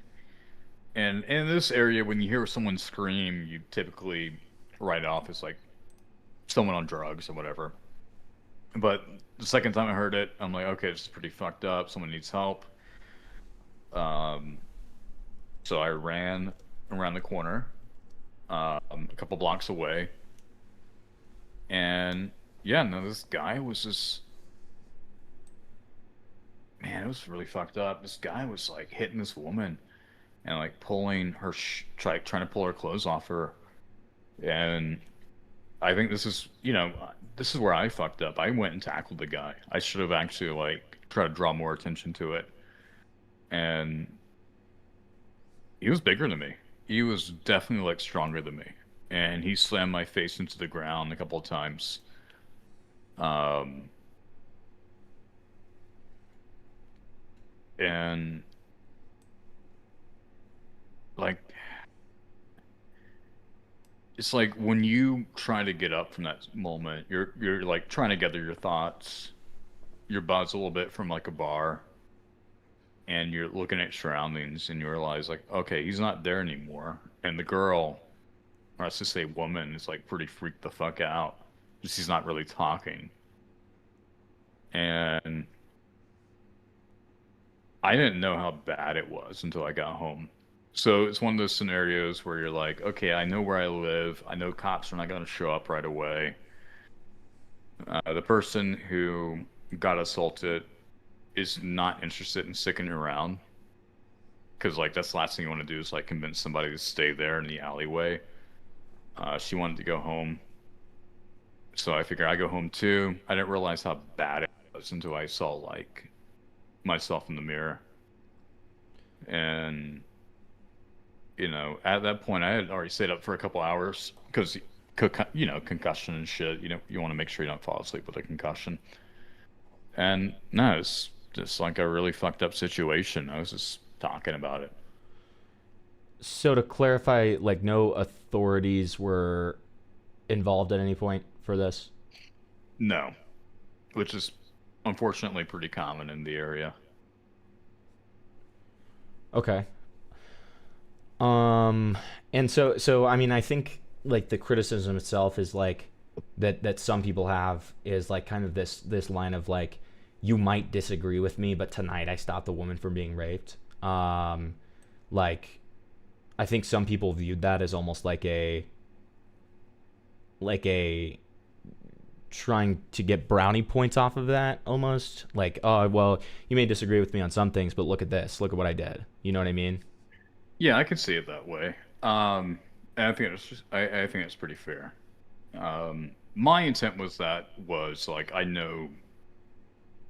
I think regardless of political divide, I think a lot of people agree on protecting people. Like, Yeah, I mean, like when you look I mean, at like the extreme hope- side of the political spectrum, I'm sorry, I didn't mean to interrupt you. No, I was just gonna say, like, I mean, I hope we can all agree, on regardless of what your political spectrum is, like, the most extreme on either side, like, rape is bad, right? Yeah, I think we can all agree with that. Yeah, so like in my mindset, it was like, yeah, I got a lot of people that don't like me, from a political standpoint, but it was something that happened to me, and I was processing it. It was pretty late at night. I think I posted this around like 4 a.m. Mm-hmm. So I'd already been up for a few hours. I've been able to talk to family about it. I've been able to talk to friends about it. So like, oftentimes you do use social media as an outlet to kind of talk about things that you're not able to talk to other people about right away. And I know like I have like a lot of people that don't like me that follow my Twitter account, but my main thing is like, yeah, at the end of the day, like I say and do shit that people don't like, and I get it, respectfully, but I really do my best to put myself out there for other people in ways that I probably shouldn't. What you might call like a hero complex. Okay. Yeah. Okay. Yeah, I see what you're saying. Okay, gotcha. So a pretty strange hypocrisy point is attempted to be made around this time here, which is that you replied to Just Pearly Things or Pearl Davis during this time with Pearl says 2026 we're getting in the gym, people. Too bad you're never getting any dick from you, which I think is quite funny personally, but can you describe in your own words who Pearl is? I mean, she's an anti-feminist that basically tell women they don't have rights. I mean, that's just me talking layman terms. I think most people try not to figure out who she is because they don't really like her. If that makes any sense. Right. I mean, like she's made, Holocaust fake songs, or like, why can't we talk about the Jews and stuff like that. She's a pretty clear like alt-right grifter. She's one of those like it's a strange version of a pick me girl in the alt right where it's like, yeah, I think we don't deserve to vote, and it's like, okay, all right, that's all right. Like I don't see how. I have no idea how this correlates to any of the stuff here. Personally, I don't really get it. I think that anybody trying to like get an own on you and be like, you're sexually harassing this woman is like pretty fucking absurd. Like I think it's a little silly.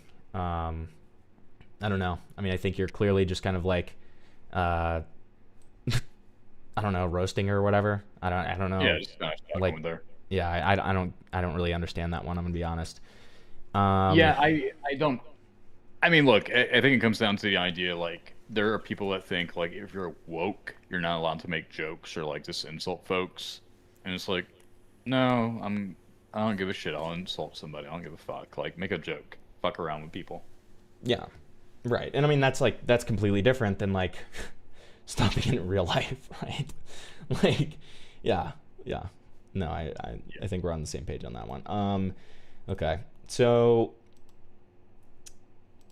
then this entire rest of the section is like just literally your paths with like NFTs and like other Web3 stuff. Again, if people want to look into it, the doc's here, and you can look into it yourself. It's very easy to find the doc, blah, blah, blah.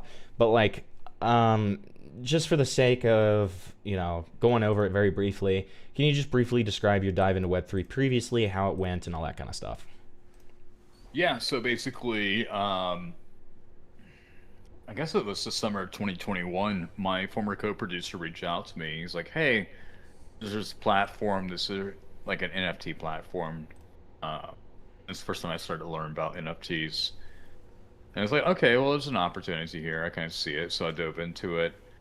And funny enough, like crypto was like not new to anybody on the team except for maybe Izzy, because like Red Minus has like a wallet that I found because like I paid him out for like the NFT stuff as well. Mm-hmm. It turns out he was like trading it, like crypto and shit years prior before this even happened. So it was like at that point, like most people were already like trading crypto, and then you look at NFTs and you're like, okay, well, this is supposed to be like a way to create like digital ownership. And you're like, okay, well, I kind of see it, I kind of don't. But it's just like YouTube or most things. You dive into it, you learn about it, etc. So yeah, I did like a small NFT collection on a boutique. That's what they call themselves, a boutique platform. And then I did launch a NFT collection, but not like in a traditional sense. It's more so what we call utility. And so what I mean by that is instead of like dropping a 10,000 collection, 10,000 units of a collection all at once, I basically said we're going to do it like in small waves, and each wave has like an obligation for me to fulfill before I drop another wave. And that was like for me to like due diligence, trying to test out the idea. And the main idea was like I want to work with intellectual property when in Web3 and help them develop like what they're working on. And then you realize, after working through that space, there's a lot of people that made a lot of money, but they didn't know what to do with it or nor how to develop their intellectual properties. So instead of like producing more waves or dropping more waves of that collection, I limit it to like a smaller collection. Mm-hmm. And I'm like, anyone who owns this NFT, you basically get access to me at different levels. So like what I do today is I do a lot of creative development for projects that are like in the smaller stages. I define like their character bibles, their world bibles, their lore bibles, as you might there's different interchangeable words, but basically I'm there to like make sure they have a story that they can take to somebody and produce. There's a Hollywood producer that has an NFT collection where I work with him to give him better design notes or writing notes or kind of creative direction notes, make sure like his content comes out a little bit more digestible. There's another one where they're a free NFT collection, so if you were involved in the community, you just got it for free. And it's like a very small collection of like 200 something. And what I do is I work with everybody to like develop the characters, turn them into 3D models. I've been developing a product around that. So what I do is yeah, I got into Web3. I fucked around with it. You learn some shit. You realize there's ways to go about it better. But my main goal behind Web3 in those regards was like, okay, how do I work with projects that have interesting IPs and just give them some access to who I am and develop their stuff further. So that's what I do. Pretty much like a consulting thing without having to pay a consulting fee. Cool. Okay. Gotcha. Alrighty. Okay, and then so, um, I looked through the Yo Mama coin group chat leaks that were in the doc. I didn't find anything that was worth talking about. I'm sure that this is implicitly obvious, but what's the purpose of that group chat? Yeah, just to raid tweets. Yeah. So we do have like separate group chats. We have what we call like a well chat. A well chat means like, hey, you're somebody that owns like 1% or more of the coin. And so it is ideal to connect with those holders to understand what they're looking for and to, just make sure like you don't have a situation where someone like one clips like their entire supply. So that's a whole different chat. It's a little bit more professional. And when I say professional, like not everyone's calling each other the N word because those dudes got really intense. But yeah, the main point of that chat was to raid tweets. Like, hey, I made a tweet. Go rate it. Go like it. Go respond to it. And then it just turned into like a fucking, I don't know, Pirates of the Caribbean Barbosa scene. Everyone Okay. wants to kill each other. Yeah. Yeah. Okay. Sure. Makes sense. All right. So on to kind of this section, modern day controversies. I have I tried my best to kind of understand this and look into this. I have no fucking clue what the hell this is, to be honest. Can you explain in your own words what the deal with this registered agents LLC stuff is? Yeah, I can explain it to the best of my ability. So, in my industry, we have a pretty much like a go-to entity called Semaphore. Semaphore handles everything from business management to accounting to taxes to even insurances. Um, they are the company that people use. Like an MCN uses them. Uh, Preston Plays, Philip DeFranco used them for buying and selling entities. Um, so like from my perspective, this was a entity that Alex Negrete, my former co-producer, already worked with. And so when we set up the LLC, we continue to work with them. And then after Alex left and I bought him out, I continue to work with them, etc. So it's not uncommon for a company to outsource services to another company. So like when you do business registration, they outsource it to another entity. Okay. And what Kim is trying to do is say, like, I have this direct relationship with this entity that somehow, I mean, The outsourced so entity, you know, to be clear. yeah, all Right. this shit I have only learned about the first time when I saw her document. I'm like, I have no Gotcha. idea who the fuck this is. Mm-hmm. Okay. Yeah. Okay. Okay. Yeah. So I think after this part, right around here, yeah. So, um, i- one of the allegations made here is that, the only way that you can keep your copyright for the Yo Mama and Animeme content is by doing your compilations and re-uploads, and that's why you're doing it. Is that true? Is there any truth to that? What's the deal with that? So that's not how copyright works. Yeah. Your copyright typically lasts about 100 years. So that's factually incorrect. But what you do have is you have trademark, and trademark you do have to get renewed, I think about every 3 to 5 years, depending on your class category. So class categories like, okay, am I doing food? Am I doing clothing? Am I doing media? Right? And so when you renew a trademark, you need to show like you're actually using it and just not trying to hold on to it. Now, the compilations and things, that's not the reason for it. The reason is to uphold what we call the royalty agreement, which goes back to that whole like weird MCN thing that we talked about earlier. But the fact like I'm still active on any platform and uploading content, like it's me uploading on TikTok. us enough to like keep the trademark, right? Um, there is like an anime cartoon that I haven't released that I could release. Um, but the fact is like anime is a bigger brand, and the trademark renewal comes up this year. Actually, what month is it? It's March. Yeah, it comes up November. They're gonna have to review that, renew that. But yeah, no, I mean, it's like okay. Let me give you a better example, like Transformers, right?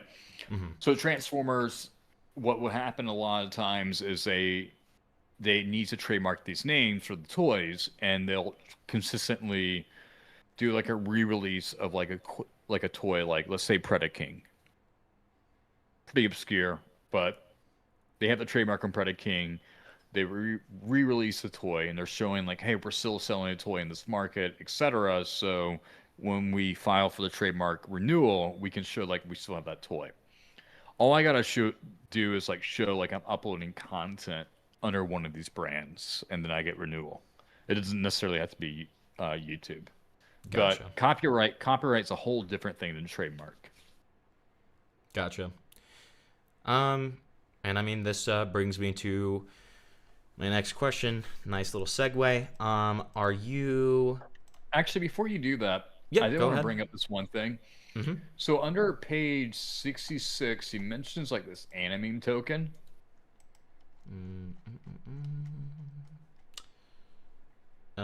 Anime Token LLC also has a similar story using LegalZoom and names that are already attributed to several other businesses that stopped around the time that NFTs went nowhere for him. Yeah. Yeah, so I'm just gonna be clear, like anime token's not me. Okay. Nothing to do with me, has no affiliation with me. Yeah, this is not mine at all. Gotcha. Okay.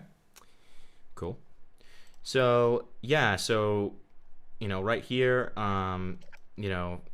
they're saying it's been revealed that you're not going to make any more Yo Mama content, and so I wanted to ask you about that. Are you planning on doing more Yo Mama content or anime content in the future? And if so, what? Yeah, so context on this, I jumped into a DM with Chashington. That is a guy who definitely looks like his mom. I will say, like, he did not show like the full scope of the conversation. He definitely like cherry picked it. He definitely left out a bunch of sections where he got really aggressive with me. Um, but no, like I'm currently in the process of producing like a batch of 10 new jokes, and it wasn't something random. Basically, Brock and I had like shared notes with each other over the past year. We noted like there's a big Yo Mama audience outside of YouTube, and one of the issues that I dealt with Yo Mama was like the animations were getting too long. They were just like getting too fluffed up. I'm like, I want to bring them back, to make them a little smaller, scaler. And so now that you have these Facebook monetization, TikTok monetization that's doing a lot better, you have an Instagram monetization system that is now being rolled out as of January. It's no longer like a YouTube branded thing, right?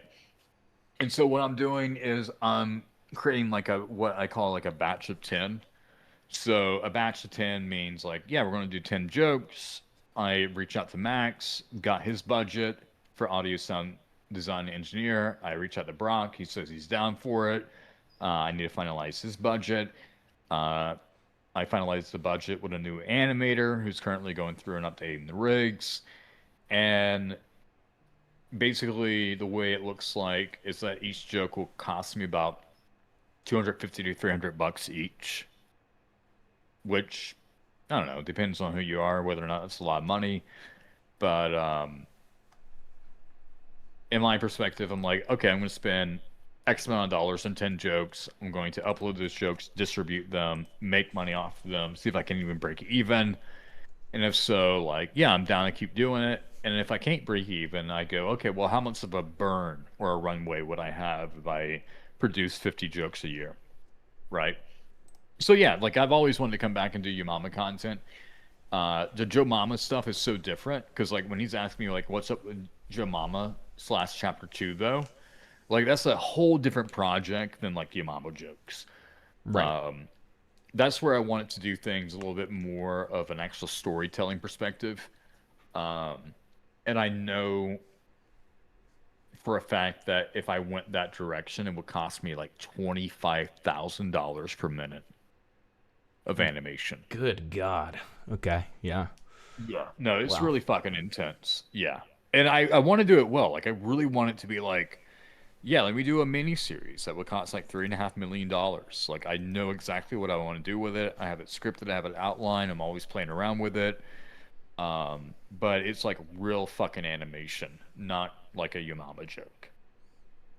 Right. Right. Okay. Gotcha. Alrighty. So then going down here. Right here. Did you end up taking any form of legal action against LeDerp Silly, who, for context, is apparently some 17-year-old from Canada who I guess had your assets, it looks like? Yeah, And no, that then was you never. respond under that and say, already contacted my copyright attorney in Canada. Yeah, so there's a whole different thing behind that. Basically, no, that wasn't really meant to be directed at him. Like, yeah, I did respond, but in my perspective, I'm like, who the fuck is getting these animation assets now? And I like really detailed it. Now, this is where I fucked up. Because again, if I fuck up, I fucked up and I know it. The thing that I fucked up on is that I did not note that I had a Friday Night Funkin' mod team that had access to these files that I gave to them. And I thought, personally, my opinion, I thought it was like Redmine is just like leaking out the files, be like, fuck this guy, which was such a strong conclusion for me to jump to, and I shouldn't have. So no, like I was never. I mean, first off, if you're gonna sue somebody, you gotta know who they are by name. You gotta know how to serve them by address. So Right. I have no way of knowing who the fuck this kid is.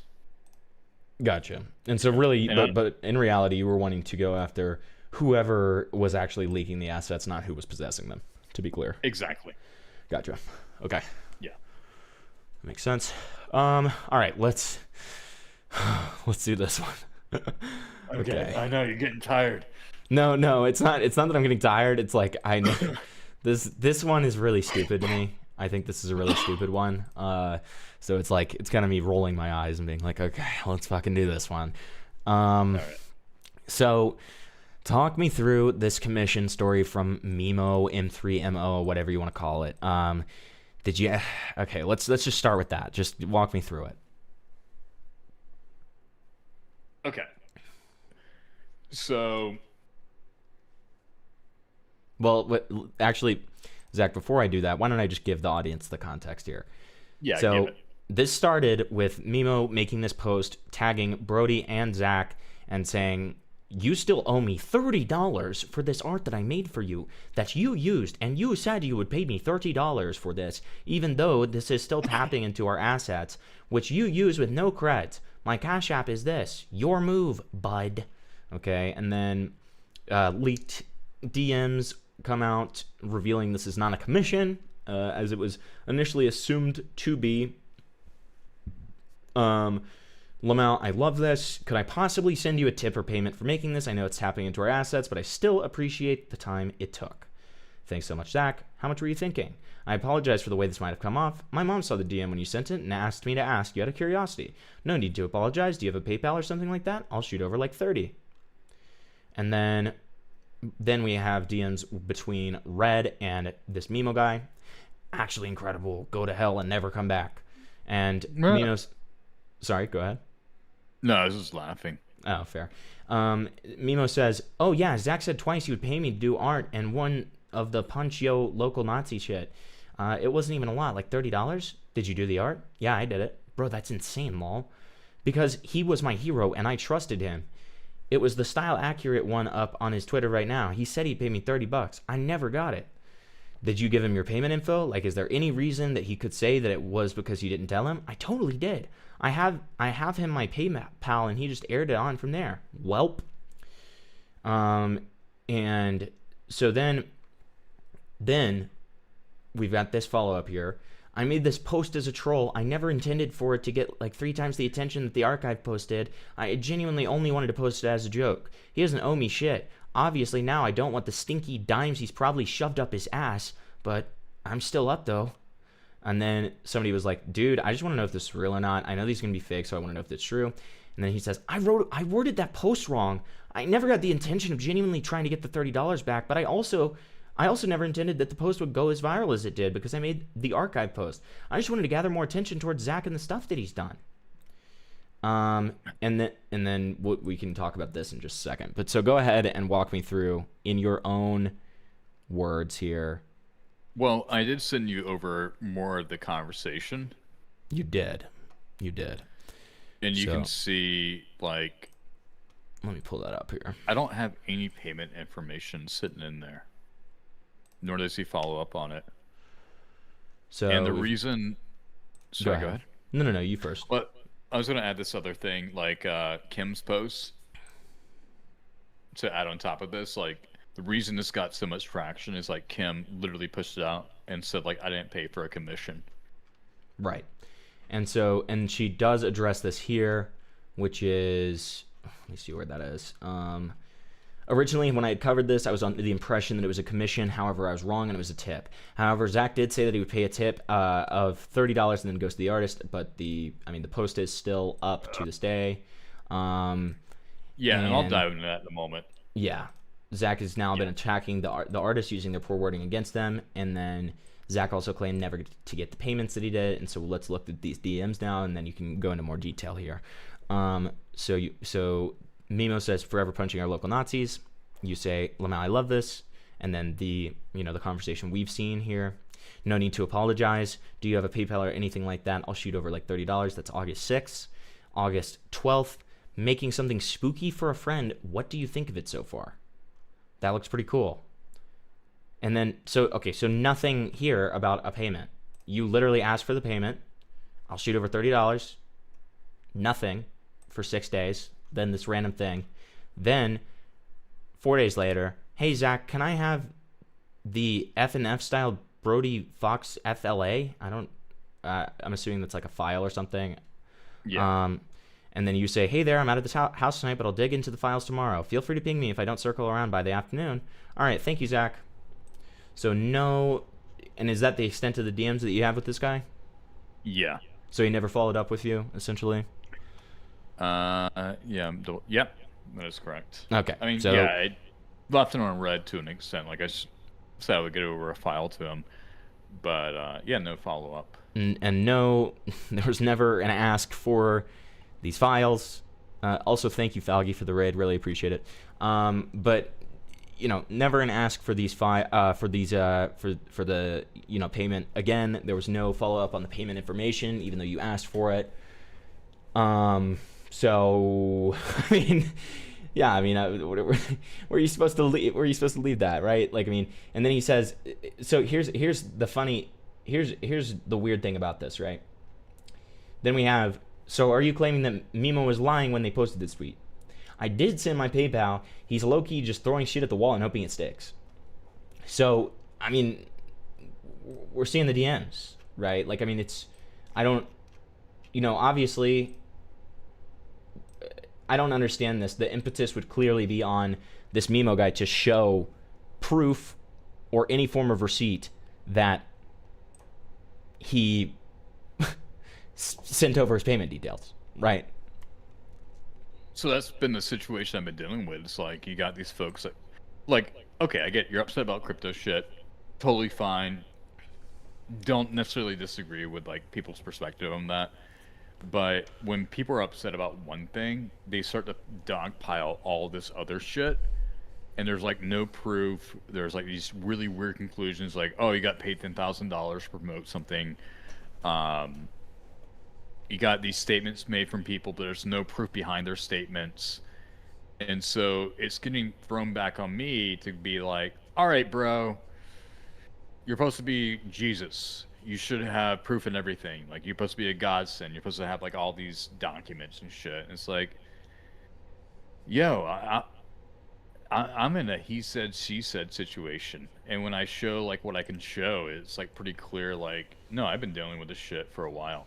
Well, and let's be clear here. In my opinion, something like this is more than a he said, she said situation, because it's literally like the impetus is on the accuser. If there is a if this guy's going to share DMs, right, that means that on his side of things, according to his story, he should have proof that he gave you his payment details.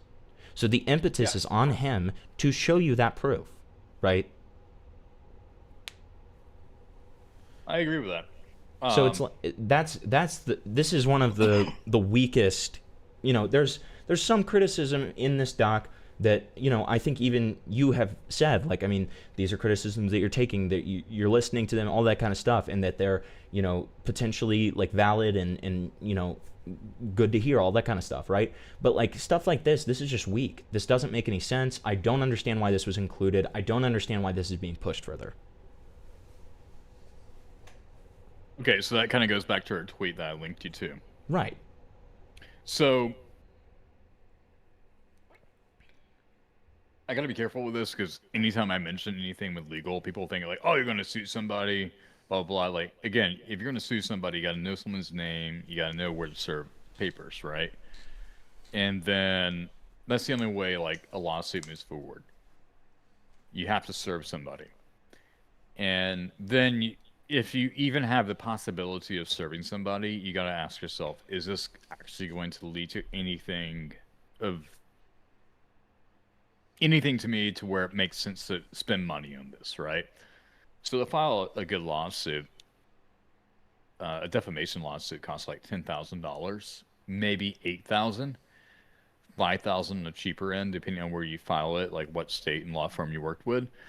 But putting that aside, one of the things that I do is I have a bi-weekly meeting with what I call legal.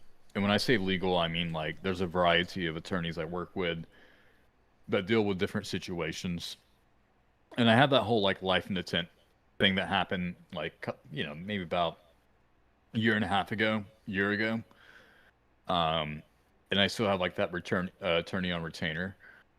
So I asked him, I was like, hey, I just want you to see this. Just give me your honest opinion about it.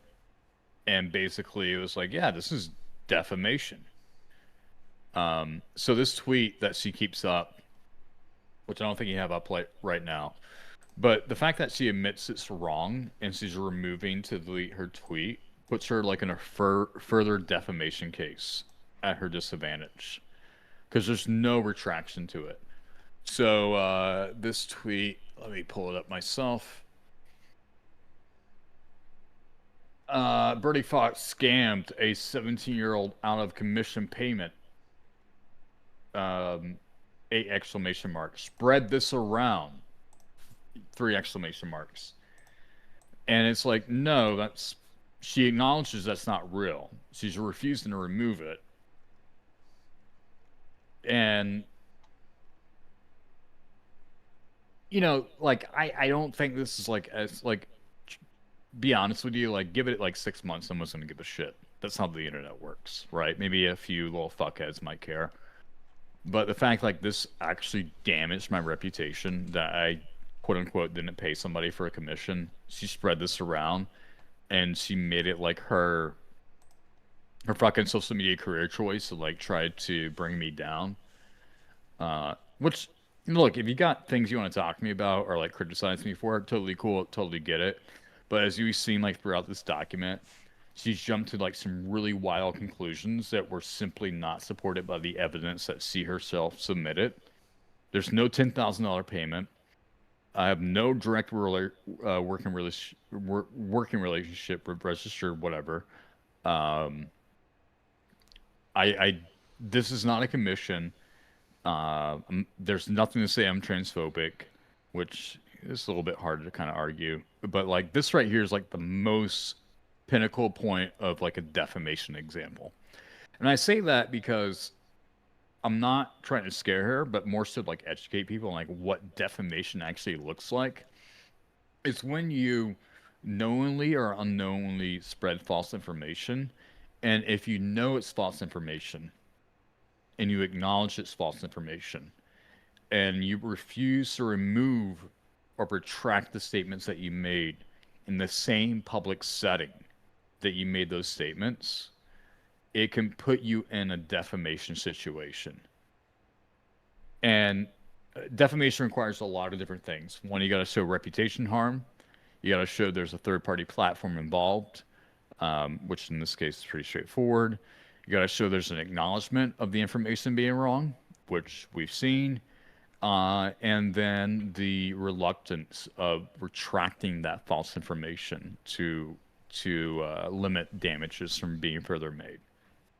And unfortunately, the legal system is like all about who has more money and who can fuck over the little guy. And at the end of the day, like, this is somebody who has no money. They're homeless, according to their own statements. They're just an art student. Makes no sense for me to make a defamation case out of this. And if I was going to, I would have to like hire a third-party detective to figure out who the fuck she is, where she lives, how I can serve her, and that would cost like thousands of dollars to do. Yeah, it just doesn't make any sense. So it's like a really fucked up situation where someone can go out and just like make this claim, get viral off of it, get over 350,000 views off of it, and then they themselves have no repercussion from it. And yeah, I want you to go on in just a second. I just do want to say real quick, just responding to chat here. So a lot of people are saying, and this is totally fine, and I'm sorry for neglecting to say this until now. So Mimo does say, I sent in my PayPal, which I've now deleted because I no longer want to risk my full legal name getting out there. So yeah, here's my response to that. Why didn't he contact Zack and just remind him about it then? Why did he go public with it? And that's fine if he had it in there and then he deleted it, but why wouldn't you just follow up with him? And I also have no follow-up messages about it. It just like moved on to a new conversation. So again, if that's your intention, right? And again, this is me, a guy who has said that I think that some of these criticisms have weight to them. Some of, these things are good to talk about, all that kind of stuff. But why would this guy not just follow up with Zack if he wanted the money so badly? Like, that's my thing here. Like, it doesn't make sense. It doesn't make sense. I understand that he could have had his PayPal in there, and that's totally fine. But he also could have just privately followed up with them and been like, hey, you said you were going to send this to me. Can you send it to me? Instead of blowing it up, right? Like, why wouldn't he just do that, right? Like, that doesn't make a ton of sense. I can understand why he would delete it after making a public post. I can even understand if he deleted it because he changed his mind and he felt a little dicey about it all. That's fine. Those are both fine things. But then, what are we doing? You know what I mean? Like, that just doesn't make sense. That doesn't make sense. So. Yeah. I mean, like, it's $30. Like, I mean, that's money for people. Like, I totally get it. But I would just pay the fucking $30. Like, I would not turn into a big deal. Yeah, I mean, to me, that doesn't make a ton of sense. I think that this could have very easily been resolved with follow-up, right? And I think that the blowing up of it is pretty clear indication that this was, like, it very easily could have been resolved. I don't want to be a dick and be like, oh, this was so clearly done for attention on this Mimo person's end. But it's like, again, like, well, it could have just been resolved. It could have been resolved privately. It could have just been followed up on. There's a million ways you can go about this other than immediately blowing it up. It just doesn't make sense. Well, and to kind of add on to that, like, people are like, well, why didn't you pay him after the fact? This guy leaked out my rigs. Right. People were saying that in chat as well. Yeah, so it's like, at the end of the day, like, why am I going to reward somebody for just being a complete, I don't know, fucking prick? It's like, I don't know, Friday Night Funkin', unfortunately, great community. I love their open source game. It definitely, like, gave people a lot of opportunities to, like, work creatively. But you got a lot of younger folks that come in there, and they're just, like, so emotionally charged. And those people, like, will turn any situation to, like, a dramatic timeline. Like, let me drop a Google Doc on somebody for being mean to me. It's like, no, they're just not. I don't know. I should have never done it. That was like my big mistake. I should never given access to those rigs. I should have taken a step back and recognized, like, okay, maybe that's how the rigs got leaked. I forgot, but I should have, I should have sat on it longer. A lot of things I could have personally done differently, but I mean, it's $30 If you really wanted the money, follow up with me to leak the rigs because you think I don't have the rights to them, or because of the crypto thing is pretty fucked up. And Right. Well, and I mean, like, ultimately, I want to make two things clear. Ultimately, the worst that you did here is forget about something, in my opinion, right? Like, I just don't. It just could have been followed up on. Like, this feels like a joke. You know what I mean? Like, it's like, are we really gonna like be like, this guy's evil because he forgot to do something? oh my Like, god, in I this would have specific paid the case, it's fucking just like money. Like, I it's just don't fucking dollars. I just don't get it in this case. And I want to reiterate real quick, so people who are more on the detractor end of things are very clear here. I am here to be a neutral presenter of this stuff. I am criticizing both sides here, and I feel like I have been as fair as humanly possible with this stuff. But I'm not gonna pull back punches on either side. I'm gonna give my opinions, right? Like, that's my thing. And if I haven't given an opinion on something, it's probably because I don't really have an opinion on something, right? And I'm just kind of letting the information get out there, because that's my my little chosen job here as the neutral presenter of this information. So it's like, I'm not saying this to shit all over everything that is, in this. Like, as I said, there are some criticism that I do agree with in this, but it's just like this in particular, this having, nearly 5 pages of screenshots and stuff dedicated to it. I don't understand it. So. Yeah. No, it's just $30. Like, fuck. Like, no, it's shit. I remember, like, around this time, I was actually, like, leaving for a vacation with a family trip vacation. And, no, it's just so fucking shitty. Like, it's $30 fucking dollars. I would have paid it. I would have fucking paid it. The fact that it got turned into, like, quote unquote troll posts, and then Cam blew it up as, like, me not paying for a commission, that's pretty fucked up, in my humble opinion. It's Because, just like, silly. I pay my commissions. I pay my people. It's just silly. That's a fact. It's just silly. I mean, ultimately, like, it's just a little silly, and like, there's more important things to talk about. That's my whole thing. It's just a little silly. Like, the only reason that I wanted to address it at all is because I just want to be as thorough as possible with this. No, I appreciate it. Okay, so let's move on to your social media presence section. So in bold here, Zack steals content and re-uploads it on secret accounts. This is something not many have discussed. I'll just read this real quick, and then you can give your thoughts on it. This is something not many have discussed. Zack uses other people's content and makes money off of it, which is ironic considering Zack is in the Jack's Films Discord. I've included these posts here. Now, I'm not going to read all of these posts. So, my question for you, and I think it would kind of like coincide what you're saying. Mm-hmm. Is there anything in that shows that I'm stealing content? No. I'll just give you guys the basics of these posts here. Like, I have a lot of other. He's saying he has a lot of other channels. He doesn't need to. It doesn't serve him to promote. He doesn't disclose them because he doesn't need to. It doesn't serve him to promote his new projects every 3 to 4 months. I make more money keeping it to myself. It's I'm often hired for consultant work. Blah blah blah. I either show off the channel, right? Okay, nothing there. I I held these thoughts for 3 months. Nothing here. I talked about this openly for others to share their thoughts and feelings. This post has done more good than any self-righteous, self-proclaimed harm. 5%, 95%. Nothing here. I build and run a network of YouTube, TikTok, and Facebook accounts that hyper-focus on different niches. Again, nothing there. I spent 15 years creating and growing social media profiles, but never built one dedicated to YouTube Shorts. 4 channels. Nothing here. I'm going to work one-to-one with people.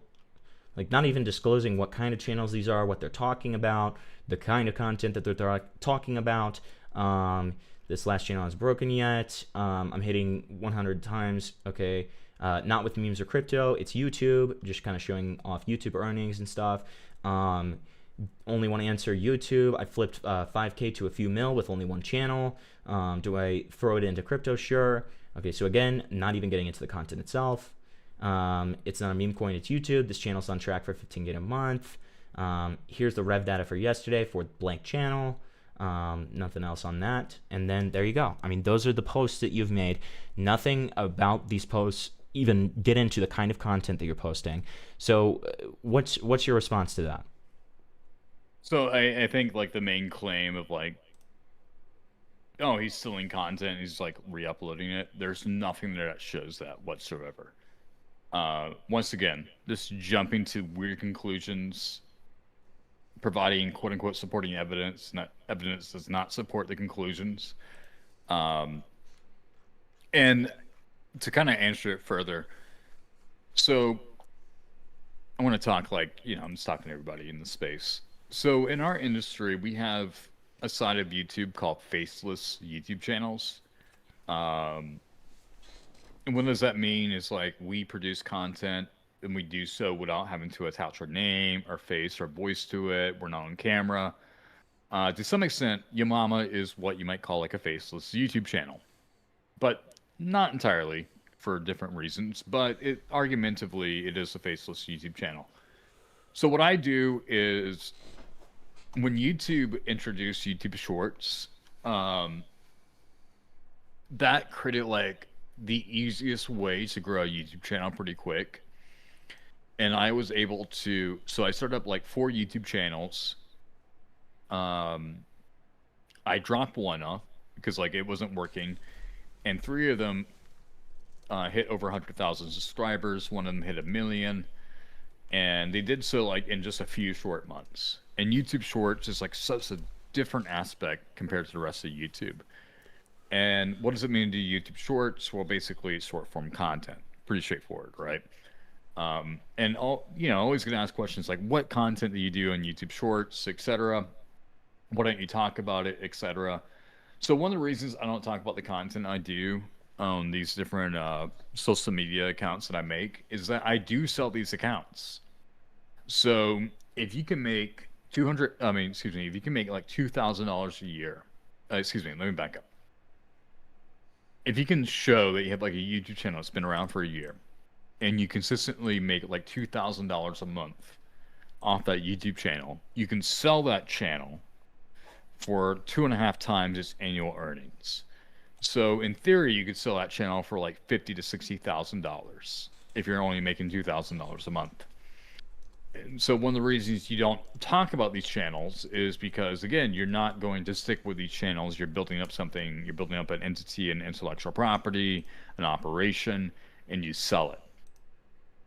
Another thing is you don't want like cross demographic influence. So YouTube is very much what we call like a viewership behavior algorithm. We kind of heard about it to some extent, but basically YouTube is like, hey, if you watch this type of content, we're going to recommend other content that you're most likely to watch. So they got a bunch of like people that love Your Mama jokes suddenly watching my content. It can fuck up my algorithm. So it doesn't do me any benefit to get like 1,000 people that like Your Mama to watch this random content I'm producing. Now, give an example of a couple different YouTube channels I have produced. Now that I got this out of the way, one channel I've done was like a comic book like explanation facts type video. Basically, I talk about DC, Marvel Comics in terms of like hot topic moments. I was spliced in like B-roll footage means like background footage or like in between footage, but like I would splice in like B-roll footage of like comic book pages, and I would talk about the comic books or characters or storylines I would talk about. Another one that I haven't released, which I'm happy to talk about because like I'll never release it because it's going to take too much time. But one channel that I've been wanting to produce for a while is a extensive documentary historical channel that would dive into the different prisoners of Alcatraz, like Al Capone, Machine Gun Kelly, Birdman. Basically, out of the 1,500 plus prisoners that were in Alcatraz, there's like 100 of them that are like really fucking fascinating. And in that case, what I would have done is I had these like hour-long documentaries, and they took forever to edit. So I got like 3 episodes in the bank. But basically, like with a historical YouTube channel, what you could do is you could release like an episode every week. You could make like God, depending on the time of year, you can make like a $7 to $10 RPM. But, like you've got like a million views. Oh yeah, no, you can make higher. But let's say like you make like $7,000 a month off of 1 million views, and you can keep that going for like 6 months. You could sell that at like 2.5 times to 3 times the annual earnings. So that's like what I do. I build up YouTube channels on like really different niches. Sometimes they're short form, sometimes they're long form, and you sell them for like 2.5 times, 3.5 times, sometimes 4x like their annual earnings. Okay. All right. I mean, okay. Gotcha. Just to be thorough with it, let me just pull this up real quick, okay? I imagine what your response is going to be to this, but I'm just going to go ahead and pull this up because, you know, somebody sent this over and was like, this is proof of stealing content or whatever. Oh, the meme shit? Yeah, Yeah, I mean, that's the Facebook ecosystem. right. So I mean, I guess people would say, if I'm trying to be like good faith here and like come up with like a conceivable criticism here, I guess it would be like you put your watermark on a meme image and that is bad or something. Like it's a meme image. Is this stealing content? Do we consider this stealing content? I don't know. I'm not one of these art people, you know, so I don't know if this is like in this ecosystem, this is considered like content theft and like evil or something. No. I see every single meme page I've ever seen in my life do this, so I don't really understand what the... Yeah, so I would agree with that argument. Like if I was like ripping off like comics being made by like actual artists, which you see all the right, time. or like a video or something like that. Yeah, no. It's Facebook ecosystem. You see people like King Bots, or King Bat, whatever his name is, Ali A, even Wang, that long-haired Asian dude who's like always doing like guitar shit. His whole Facebook page is just like this. Permaban, someone who doesn't like me, her Facebook page, or him, I don't know, one of those weird VTuber dudes. This is just what Facebook ecosystem is. Yeah. Yeah. No, you're just pretty much like sharing memes and shit.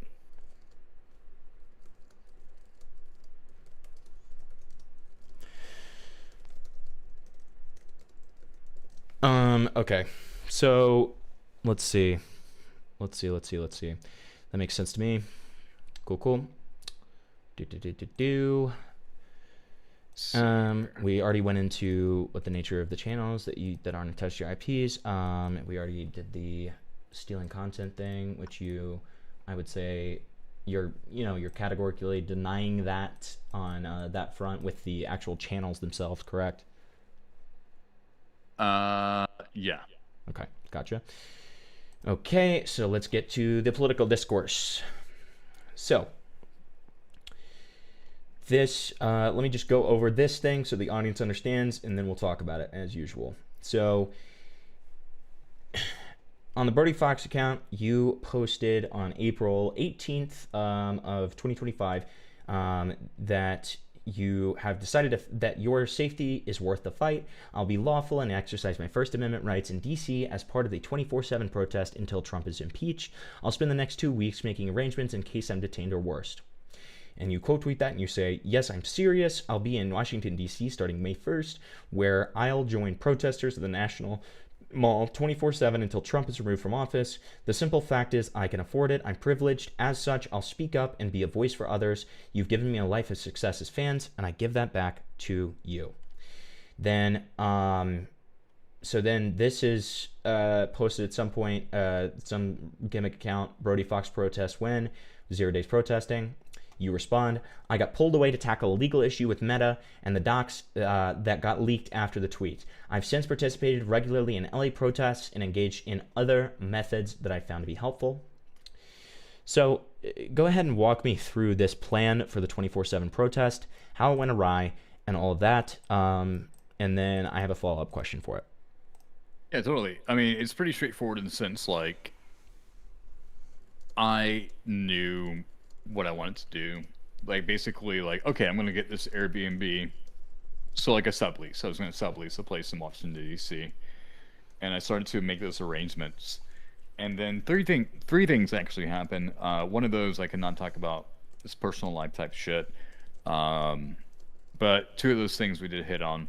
So basically I had an issue with Meta where I got locked out of my Facebook account. And the only way I could get back into it was by suing them. Like I had to like file like a lawsuit in order to get like any sort of help. And that goes to like a big fucking rabbit hole. That's how I kind of got into the AI moderation issue overall. But it was like this thing like, okay, well, one of my big revenue platforms just got cut off from me and I need to figure this out. And then two, that tweet caused the Soy Jack party, as they call themselves, to dox and start swatting me. And it created a situation to where the place I lived was no longer safe. It wasn't like safe, not just for me, but for my neighbors. And we already had like a pretty weird situation where the neighbor 2 doors down from us were like cops were coming over all the time. And that's a whole different situation, which I did publicly talk about. But it was this weird fucked up situation where like suddenly I had to deal with a legal issue, I had to resolve like a revenue stream issue, and then I got doxxed and swatted. And then I had a third thing that happened that's like really personal, but it just made me realize like, okay, there's no way for me to fly across the country as I'm dealing with these three things.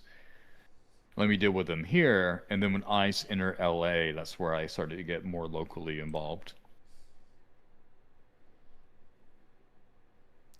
Okay. And so, and you, to be clear, you never ended up going to DC, period. No, which I'm pretty pissed off about. Gotcha. Okay. So, let me... And just so you know, like, I think that's the thing where... How do I explain it? So I believe in acts of public service and civil service are like really important. And that's where I find my most joy at. And even though it's like a pretty intense situation and it's things that people are processing at like a point of like it's stressing their lives, like I find my most joy as a human being in moments where I feel like I'm stepping up for other people. And to not be in that moment or to step up. Like so just so you know, like I actually have I'll send this screenshot over to you. But like I was communicating with people a part of that program or that protest, and I was going to do workshops and like speeches and things of that nature. So I was pretty heavily involved in the idea of like preparating for it. I had another person that reached out to me on Twitter that had access to members of Congress that would have given me the opportunity to interview and talk to these members of Congress that I didn't get to do. So a lot of it felt really, I don't know, it's like when you zip your fucking testicles in the damn zipper, it sucks. Mm-hmm. You know, like you think you know you're about to take a good piss and suddenly you fuck yourself up. I hate it. So like it bothers me a lot. Like I think, you know, standing up for civil services and like utilizing your privilege as an opportunity to speak up for other people is probably the best joy I have in my life, and not to do that really pissed me off. And I did send over that like email thread so you can see like I was talking about like doing the workshops and stuff. Yeah. Okay. Okay, so Okay, gotcha. So I'm gonna ask something that's gonna seem a little unrelated, but it's gonna loop back in. Okay. Okay. So you make this tweet on August 22nd, 2025. What? Okay. What? Okay. Uh, what? I'm so confused. Okay, I'm a little bit confused, but that's okay. So you made this post on August 2020 or 2nd, 2025, where you show this girl who jumped off this bridge, this trans girl, Charlotte, and you say this is why it's important to speak up. Every word matters. Every trans life matters. You're all important. Please stay strong. You are strong. So kind of explain your comments and your thought process behind talking about this. How did it work out? And I have a follow-up question on that one. Yeah, totally. So for context, I've gotten a lot of DMs from people who are suicidal. And it's pretty heavy shit to deal with. Because, like, when you see a DM like that, you want to... You don't want to respond right away and just, like, give them, like, a bullshit response. Like, you really process it and think about it.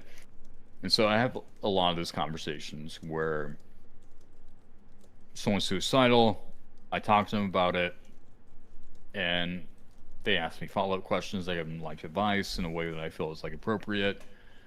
So that would happen a lot.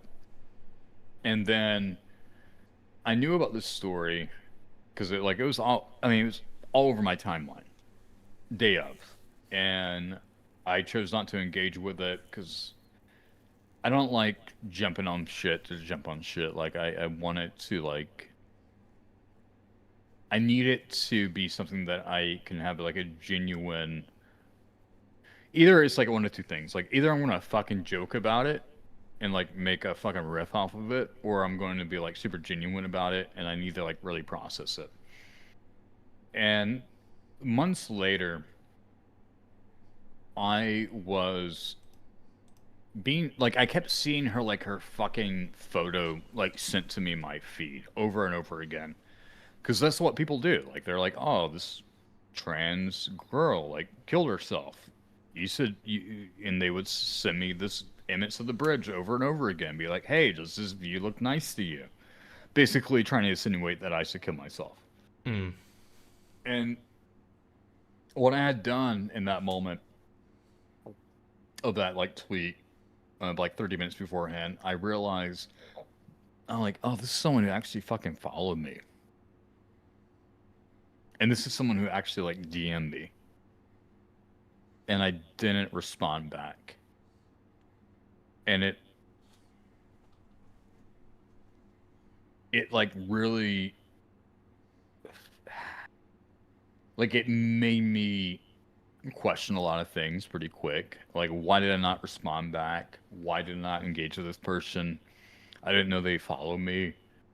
And I knew about that, and it just kept, like, building up inside of me. And that was just me just being, like, open and exposed about it. Yeah, no, it really kind of fucked me up. And I'm still processing it, to be honest with you. Like, it's not...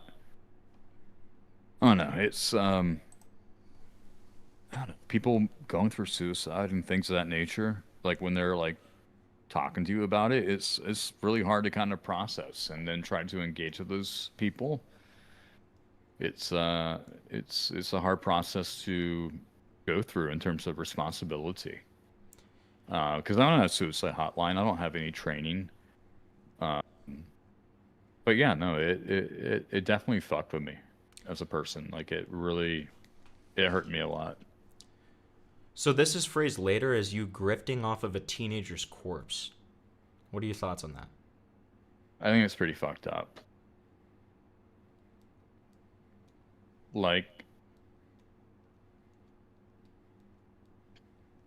this is what sucks about being an influencer. It's like, if you speak about things that are, like, that matter to you, and people don't like agree with it or see it right away, they're gonna think you're grifting. It's like, no, this shit does matter to me. Like, I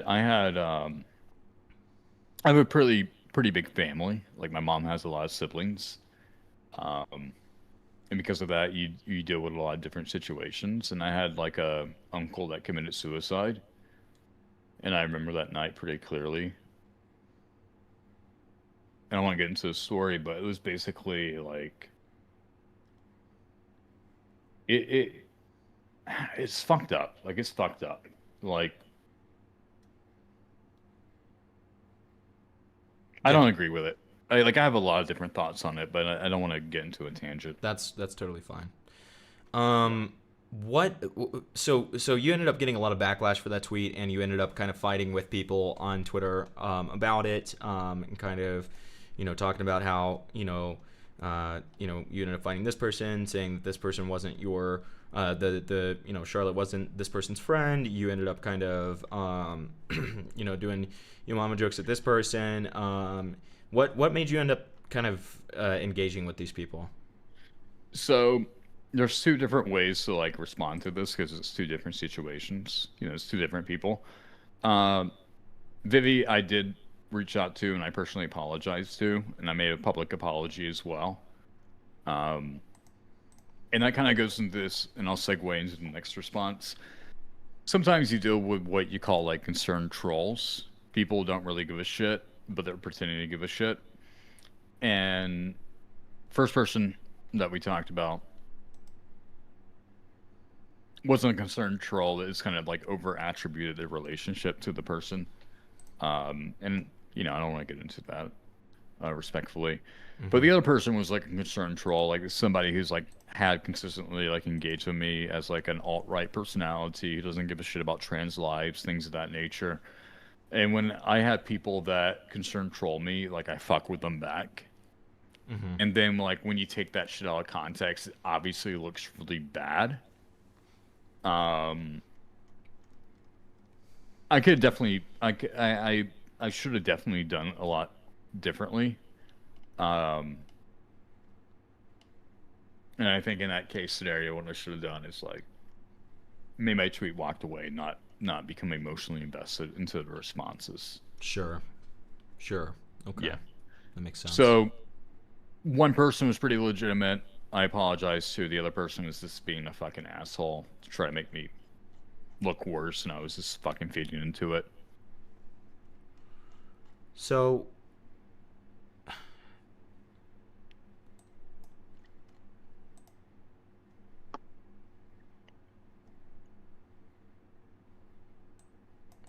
I don't understand why this is looped into the protest stuff, to be completely honest.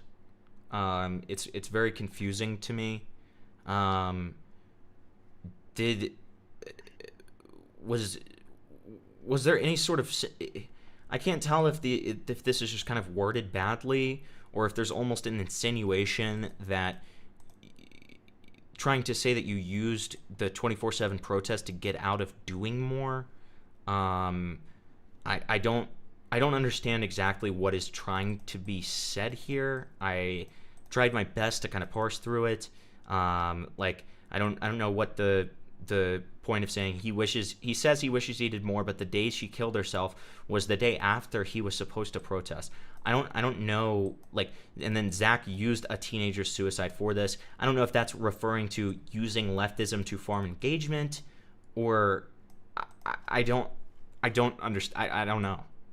I don't know. Yeah, I don't get it either because, like, obviously I made these tweets August 22nd, and then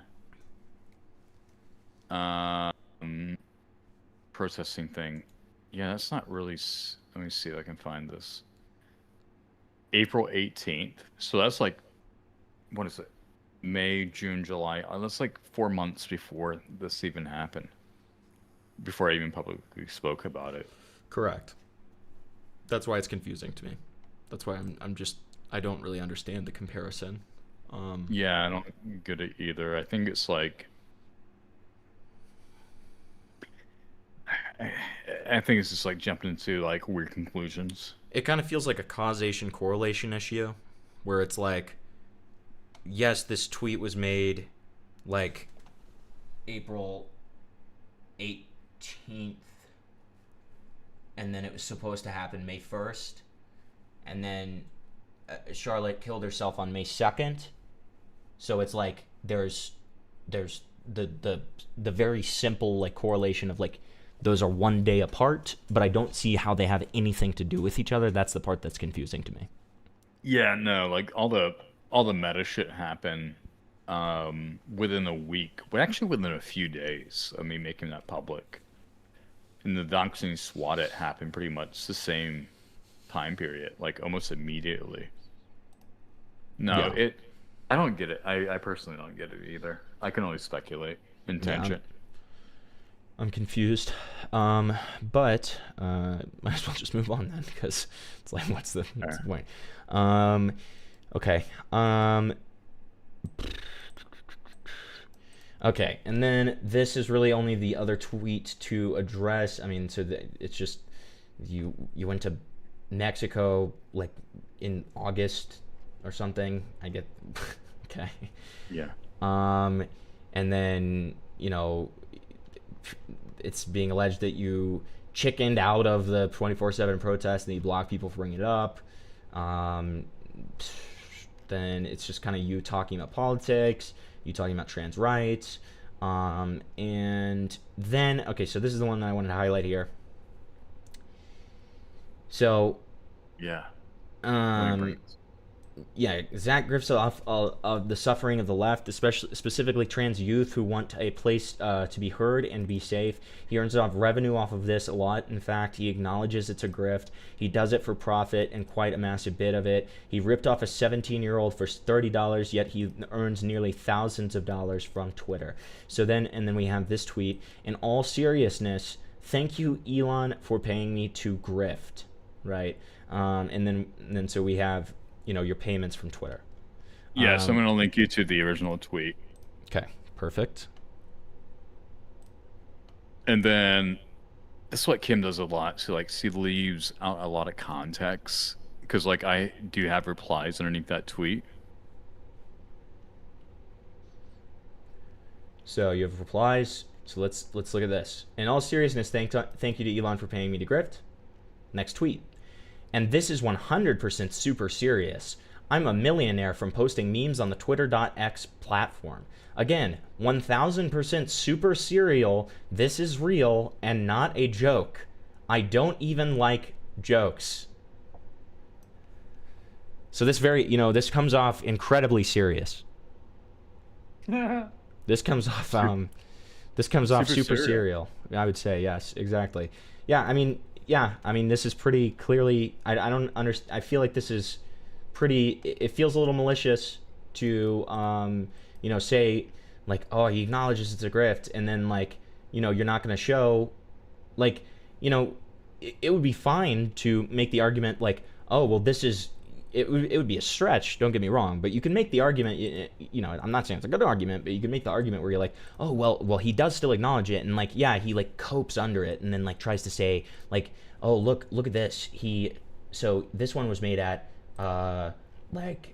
this one was made at 5:49, and then like within a minute he regretted it. So then he like coped about it, and then like made it sound like it was a joke, but he was actually admitting it. Blah blah blah.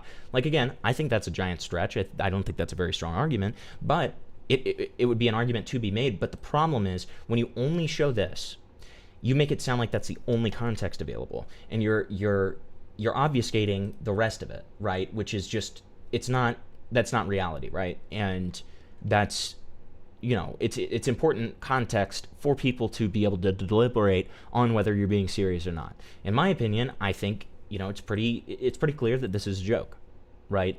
Other people can think whatever they think, but that's all of the information is necessary to actually make an educated decision on what people think about that, right? And when you don't include everything, it's obfuscation, right? Exactly. No, I agree with that. And just so you know, like I took this screenshot just now. I sent it over to you. There's like it tells me like what I made off my total earnings. It's like only 31 I guess you round up like $3,200. Like Yeah. I did not make $80,000 at all. Oh, so this was like a Photoshop thing? Yeah, I photoshopped it. It was such an easy Photoshop to make. I didn't even clock that okay, element of it. Okay. So that's February. Okay, let me. Because I know go that through like there's some people who just earn like fucking ridiculous amounts of money on X. So I honestly didn't even bat an eye at that. Okay. And so this is the screenshot you just sent is for your Brody Foxx account? Yeah. It doesn't let me go past. Shit, I wish it would show me. Actually, hang on. Let me pull up. Let me figure out what I get communicated on. Let me see if I can figure out the email. I get X payment. X monetization, you got paid. Okay. So let me try to line it up with like one of those dates. Let me quote it so it comes in easier.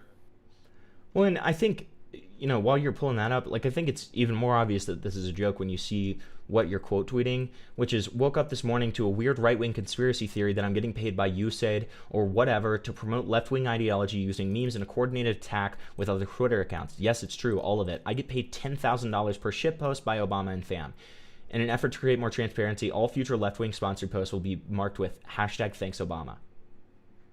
And then, what do you plan to do with all the money you get paid? I'm buying more Transformers.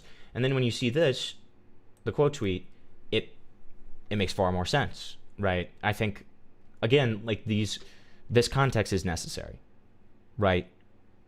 Yeah, I agree with that. So I'm going to screenshot this email. This would be for the payment period of January 3rd to January 31st. Which is Photoshop to make it seem like I earned $25,000. No, I actually only made $25.80.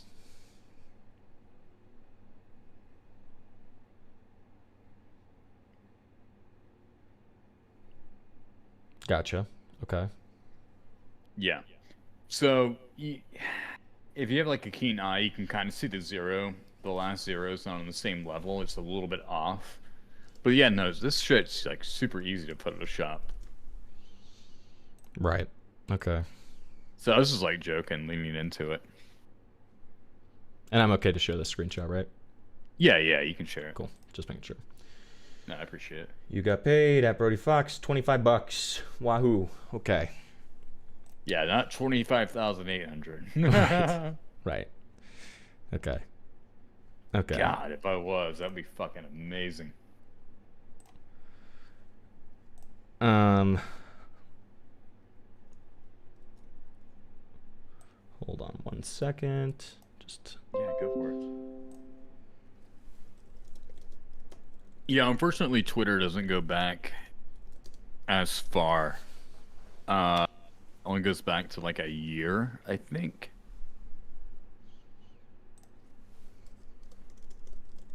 Yeah, the most I ever made off of Twitter was... I was actually really surprised by this. I actually made like $986 in 2 months. But that was like at the end of December. Okay.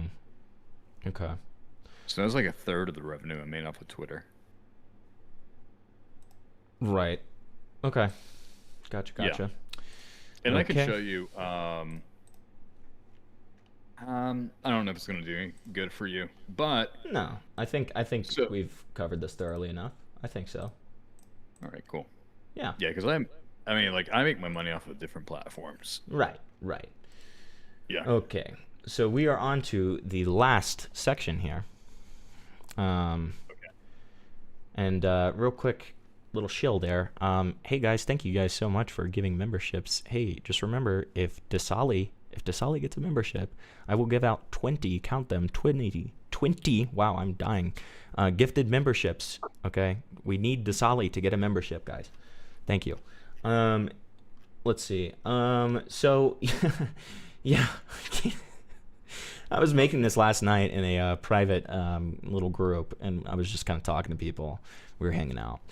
And I read out this next question out loud, and I was like, I cannot fucking believe that I'm asking this. Okay? I cannot believe that this is actually a thing that I am going to be asking Zack here. But here we go. So I gotta watch you live. I gotta see this live. I gotta see your facial reaction. All right, go for it. Okay. Do you believe in aliens? Explain your thoughts on them. Okay. So this can be a very fun conversation. But I want to keep it like pretty straight to the point. So, do I believe in aliens? No. I think. Fuck. Okay. So, let's give some context on this. How do we contextualize it? Okay. So, when I hear the word, do you believe in something? It's kind of like a religion. It's like dogma. I don't have like strong religious beliefs. You know, I'm a pretty spiritual human being. I got my own, my own perspective on life. But that's just me, right? That's your inner church, as somebody might say. When it comes to like this whole UFO thing, it gets complicated pretty quick because people like to drag in a bunch of like bullshit. Dude, this is where it gets really trippy. Okay, so in the government, in the U.S. government, and not just U.S. government, but like other governments around the world, like Japan, China, Russia, South Korea, there is a thing that's happening where we recognize that there's technology that's engaging in our restricted military installations or airspaces that we cannot identify. We just don't know what the fuck it is. And that's what we call UAP, or unidentified anomalous phenomenon, not UFO. And in the last 8 years, there was basically this big internal push where people within certain government programs began to come out and become whistleblowers. And what happened was you started to see, if you're into politics at all, maybe you might understand this, but like you start to see people that don't necessarily agree with each other start to talk about the same weird fucking topic. So a good example might be, look, I'm a Democrat. I don't like this guy, but you look at Senator Chuck Schumer, and then you look at Senator Mike Rounds. Mike Rounds is the freshman Republican from South Dakota. He's part of the Gang of Eight. Gang of Eight means like you are the 8 senators that are involved in like being aware of any sort of military situation happening in the country. Like you are the first 8 people in Congress to know about it. Well, the strangest thing is that these people began to come out as whistleblowers, and the Gang of 8 took it really serious. And I don't mean like a Republican took it serious or a Democrat took it serious. I mean, like, no, you had both Republicans and Democrats go like, yeah, there is a unknown technology engaging with our military installations that we could not identify. It can get pretty quick, pretty trippy in a different way. But alien life, I think, is like such a weird term to use. The appropriate term that they use. And when I say they use, I mean like it's actually in their laws. It's actually in their congressional like documents. Like when they pass bills and things, they call it NHI, or non-human intelligence, or intelligence that we cannot identify readily or easily. It basically means like there's something engaging with us that we don't know what the fuck it is, and we need to be aware that we're not aware of what it is, and we need to be open to all possibilities. And it's a really tricky thing to talk about because you get into all these different rabbit holes. But basically, when you see when you see both sides of the aisle agree with each other, you can think one of two things. One, it's a big distraction. Or 2, it's a real thing. And you know it's a real thing because you got people, when Matt Gaetz used to be a member of Congress back in the House, Republican group, Matt Gaetz and AOC agree with each other. You know, you got these people that typically don't agree with each other saying, like, yeah, there is something really fucked up happening. So, what does that mean? So, like a UAP, it's not like an object that we just don't know what it is, etc. We're talking about objects that can do things that we cannot attribute any leading nation to. So, if you have an object that can go supersonic speeds, but not create a supersonic boom, that defies all of our understanding of physics. If you have an object that can go in and out of the ocean or travel 80 feet out of the atmosphere down to the bottom of the ocean, we don't have any technology that we can attribute it to. And for whatever reason, this topic has so much scrutiny around it that we're not able to like openly talk about it or get like proper research and studies on it. So do I believe in aliens? No. I think aliens like a very generic term. It's a very easy and personally in my opinion, Kim brought this up as a way to like discredit me and make me seem like I'm crazy. That's what people do. But when you take this topic serious, you attribute terms like UAP, non-human intelligence. You look at like what congressional staffers are talking about, and there was like a part towards the top of the document where she tried to introduce me. Let me see if I can pull it up. Who is Zach James? And she like pulled up my LinkedIn and shit, and she's like, "This is a guy who claims to work for the government, blah blah blah. Never claimed to work for the government. Never made those claims. That's not who I am." But what's funny is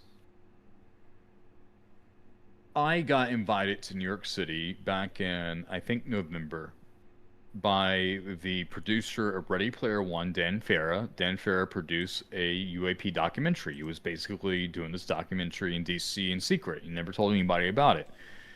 And I got invited out by him personally to fly out to New York City, be on a aircraft carrier museum, watch this documentary, and sure enough, I was sitting next to congressional staff members.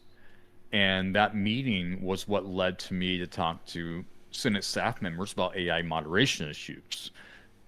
And that's how I got involved in like kind of government policy stuff. I'm not hired by the government. I do it on my own free time, etc. But yeah, there's a very layered complication thing where we have a national security issue. People are freaked out about it. We don't know what the fuck it is. People that look at it from a surface level perspective think aliens and UFOs, but that's not really what it is. And for whatever reason, my interest in this conversation actually led to me working with people within the U.S. Senate to advise them on AI policy moderation issues. Mm-hmm. I know it's a big tangent, etc., but I just want to like wrap it all back around. Like, no, I don't believe aliens is like in control of the world, but that's a very technical term. Sure. Yeah, and I mean that's my follow-up question, just to be thorough. Like, yeah, do you believe aliens rule the world? Because that is somehow an allegation in here. Zack's conspiracy theories with aliens ruling the world. So and your answer is no. So there you go. Okay. So now we're gonna go through the dono questions, and guys, before we wrap this up, if you still have a question for Zack that you'd like to ask, just please donate and I will ask it to the best of my abilities if it is not insane. Okay. So this is your opportunity. I'm going to start from the very top so you still have your chance. Okay. All right. First question here. Do you know who Nicholas Diorio is? I know of him. Yeah. Okay. Well, somebody's asking if he's a Nazi, which we're not even gonna get into that. It's not important. He's some fat guy.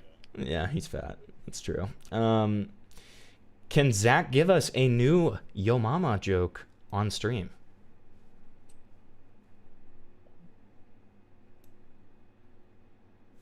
God, there's so many. I don't know. Narrow it down. Give me like a Yo Mama to make fun of. So it's from this guy named Future Nightmares. So I don't know if you want to do like something about the future or something. I don't know. God. I don't know. I mean, like, there's so many jokes you can take. Let's see. Your mama's a future nightmare. Your mama's so ugly. Every future you saw her in was a nightmare. Oh, there you go. There you go. Okay, he'll love that. Have you worn wigs? Have you ever worn a wig? Why is that a question? Yeah, actually, I've worn a wig once for like a birthday photo shoot with like a ex-girlfriend. Yeah, that's cool. Me too. Okay. Do you always talk like a lawyer? Um, Probably. I mean, I was offered a law scholarship, so I imagine there's something there at the foundational level. Fair enough.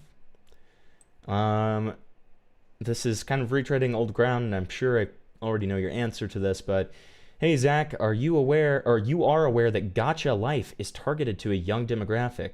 How come you made a Gotcha Life Yo Mama skit if you claim that Yo Mama isn't for kids? I would assume this is same response as your others. Yeah, I had no idea it was aimed towards kids. At the end of the day, you shouldn't let your kid have access to a credit card that's like, what, gotcha loot box and shit. And even the joke itself is like really tame. So like even if a kid came across it, it wouldn't be bad. I mean, it's funny because it's also, yeah.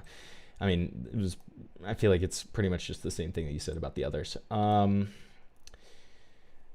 Hey, Zach, are you ready to put the fries in the bag? Somebody says. I make good damn fries. I should get paid for them. Fair enough. Okay. Do IBE? I don't know what that means. I looked it up. I don't know what that means, so we're just going to move on. Then Inut said, here is 3,000 yen as a tip. Surely $30 isn't that deep and life-ruining for you to run a slander campaign, even though this was never promised and sent in goodwill. Which, nice. Okay. I think he said it himself. Thanks. And then we just have somebody reminding us that it's daylight savings time tomorrow. So, great. Oh, that's gonna be fun. Great. Yeah. We're an hour and ahead. We're about to be an hour ahead, which is great. Love that. Do you have any questions you want to hit on? Dude, I mean, I had 4 pages of them and you answered all of them. So, that's it for me. That's it for me. I mean, that's pretty much everything I found in the document that I thought that was worth addressing, And I think that's all of our dono questions as well. So cool. Zach, I will say I really, really appreciate you sticking it out. I mean, we've been here for almost 6 hours. So I really appreciate you, sticking till the end here and answering everything. And just for showing up and being willing to have this conversation with me. I really appreciate that. Yeah, totally. It was a fun conversation. I mean, it definitely went on for 6 hours. I can feel it. Yeah, I'm a little tired, but I guess my closing points would be, yeah, I see what people say. I don't discredit anything 100%. Like, even if I have like my own perspective, like I still take in like a different perspective. I mean, at the end of the day, like if you're gonna run a business with creatives, it's a fucking pain in the ass. It's going to be a pain, especially like a YouTube model business. It's a fucking son of a bitch. But yeah, no, I think the questions were fair. I think people's different viewpoints are fair. I don't necessarily disagree with them. I don't necessarily agree with them either. But it gives me a lot to think about, and I love just kind of processing things. And yeah, I'm excited to get these next 10 jokes out. Cool. Yeah. It'll be good. Okay. Oh yeah. Well, thanks so much for joining, man. Get some rest. I know that, people who don't live stream, like, I mean, especially just for a consistent conversation between 2 people, 6 hours is a shit ton of time. So get some rest, and hope you enjoy the rest of your night, man. Hey, you too, man. Hope you have a good night. Peace. Thanks. Alrighty. Okay, guys, so here's what we're going to do now. If anybody... You do not want the rate to If joke on anybody has questions, if anybody has contentions, if anybody wants their opinion to be said. I've been talking to Kim this entire time, Angel, so that's cool. And I've been giving them my perspective, and I've been listening to theirs. So...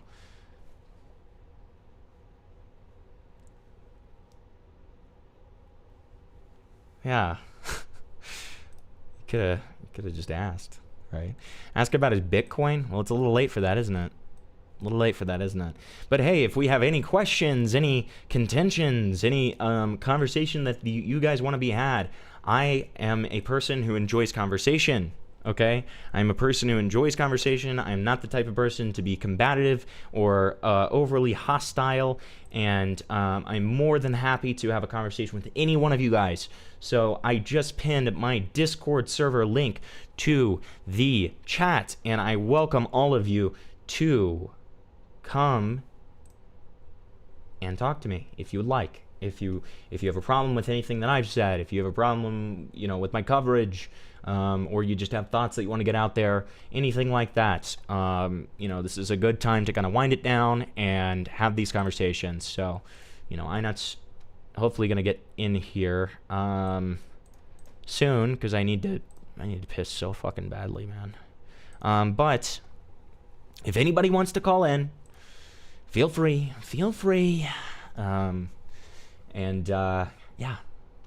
And if nobody calls in, then I have one more very brief segment I want to look over because it's funny, and it has nothing to do with the Omama. So, but I'm gonna give it a God's honest try, okay? And all you're gonna have to do is hop into waiting, and then one of us will pull you in. Okay?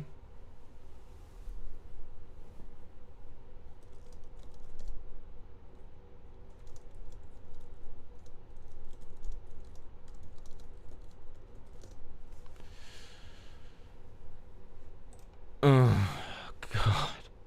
You can write better jokes than me? I don't... Okay. Have I written jokes? What are we doing? Ask if he likes the popo. He's gone. What are you doing? He's gone. Okay? I'm sorry. He's gone. I had to go get food earlier and I missed part of the stream. Did he talk about the crypto stuff? Yep, that was an entire section. I'm amazed live streamers don't just piss in a bottle. It's tempting. Hemby likes convos almost as much as he likes money. Speaking of which, hey guys, if you enjoyed this stream at all, like the stream, feel free to donate. It's how we keep the lights on around here. And I really appreciate it. Okay, I really appreciate even the thought. I appreciate even the thought of that. And we still have our Desali raffle. And let me go ahead and reset our little dono goal thing here, where we do our $10 derails. So, yeah, feel free. Maybe because we'd been talking for 6 hours, Morale. That's probably why. I want to make sure you have permissions to pull people in, because I'm going to take a piss real quick. So you can start yapping and giving your thoughts, okay? There you go, you have admin now. Oh yeah. So you could destroy my server if you wanted to. All right. Oh. You here? Yeah. Okay. All right, go ahead and just yap about your thoughts a little bit. And I'm going to take a piss real quick and look for people in waiting, okay? It doesn't seem like anybody wants to call in, which is a goddamn shame, but it's okay. I think Zack is Hitler reincarnated. Okay. No, I think he fought the allegations very well. I think he did good. Obviously, I think that whole section with his content, fucking terrible. I think the lack of accountability and understanding of his content. I don't know if he was playing ignorant or not, but it is fucking bad. But I think everything else he addressed well. It's just it sucks that he doesn't have his own opinions as a person, and it's all corporate framed.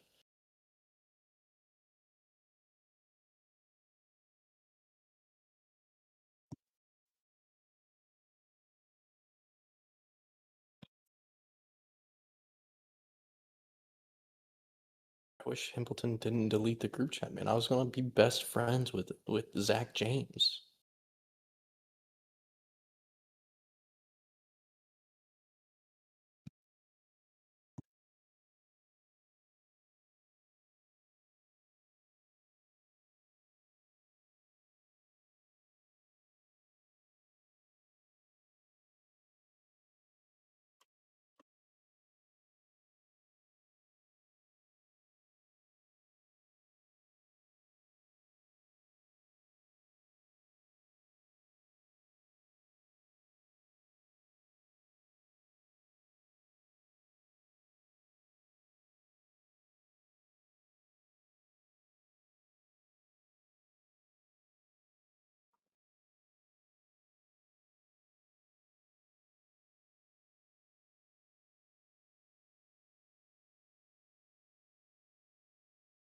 I didn't like his parent.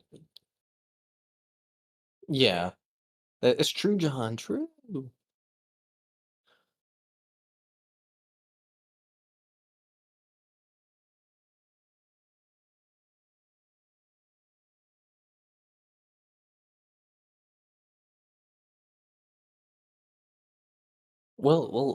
Angel Face Peanut, is that purely based off of the document that was made? Or is there more reasoning to that? Because I would say, yeah, it's a little silly. But I don't know if Kim has done more than just make the document and platform him as like someone that commissions things and it doesn't pay the artist. Are you, You should just call in and let's have a Angel conversation said they're about not it. their computer. Oh, they're not at their They said computer. they're not their computer. You can call in on mobile, Exclusives. can't you? Is that not possible? Well, no, I think I think the whole thing with Mimo was like super fucking soy. Yeah. Like, don't get me wrong. Okay, if Brody would have commissioned it, and everything, it would have been different. But the fact that he reached out to them, said, "Oh, I think this art's awesome. Can I tip you in some way?" And they're like, "Oh, sure." And I don't know if you read the screenshot that Kim sent, that I forwarded over to you. Yeah, I didn't end up showing it yeah. because I don't feel like it changed anything, to be honest. It's show them up for admitting that transparency. they like framed it wrong. Yeah, it's Yeah, that literally they them lied about admitting it. to framing it.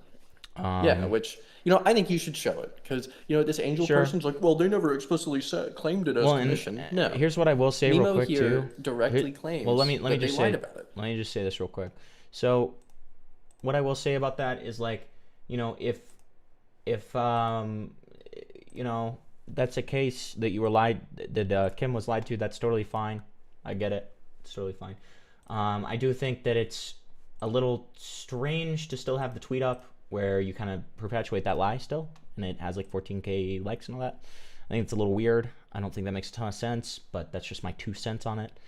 I'm not gonna like hold it against them on like a crazy level or be like you're evil for it, but I don't think it makes a ton of sense. So let me read this out loud real quick. This is from Mimo to Kim. Hey Kim, I saw the post you made recently. I'm very sorry that Zack decided to go the route he did, and I apologize again on how I went about with the whole Zack thing as well. I don't really know what he means by this first part, but I want to make this a bit more transparent. I did send Zack my payment details within the minute of him sending that message. I had my mom give me her PayPal the moment I got the DM, and I sent her handle, which he then could have followed up with. I didn't follow up because I was worried it would be awkward that I kept on asking for the tip. And once again, as I said before, the criticism remains the same. He could have followed up about it. If he feels awkward about it, that's totally fine. But then you don't feel awkward about blasting it all over Twitter. Kind of confusing. Anyways, As for the way I went about the whole tip commission thing, I'm genuinely really sorry that I lied to you guys about the whole thing. My friends and mom tore me a new one for lying to you guys, and in retrospect, I was acting really stupid, and I didn't think about how it would look on you guys. I'm going to make sure I don't act so thoughtless next time I go forward with something like this, and I hope things get better for you, IRL. There you So, Mimo, is Mimo, what, 17? Or is that someone else? I think they were 17. No. The 17-year-old was someone else. No, the 17-year-old was someone else, I think. So this might be a grown person. This might be a grown person. I don't know. Well, no, because isn't this the person that leaked the fucking shit as well? Which I'm pretty sure was the 17-year-old. No. The 17-year-old is explicitly. Hold on. Let me screen share. Another named user. Okay. Yeah. Hold on. Let me screen share so I can. If that's the case, then yeah. Like, I'm watching your stream at a long delay. It's I know that's why I'm screen sharing. It is modern day controversies. Maybe is that what it is? Yeah. Okay, it's the 17-year-old is legal threats to a 17-year-old. His former animator me. So. Yeah.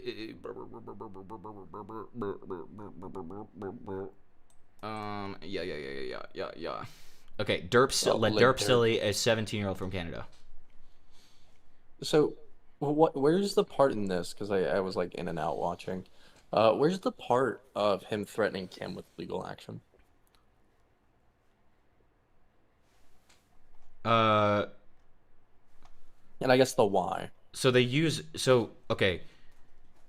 Kim uses this tweet, just wrapped up a large legal call, moving forward with filings in 2 states and in Canada. As X's legal team is working with me to provide the information. This was actually about an existing docs. This had nothing to do with his former employees. I heard that part. And then there's also... I'm just making sure I didn't miss anything directed at Kim. Because Angel pointed out in chat saying that, things that he said about Kim... said something about suing Kim. No, it wasn't. He literally made it explicitly clear. He was literally like, yeah, when you talk about like the ability to sue people, it it makes people think that you're going to. It wouldn't make any sense to sue Kim, but like just for everybody to know, like this is pretty close on like defamation territory is what he said explicitly. And he also said, I'm not entirely sure why it was relevant, but he like mentioned that she's homeless, which is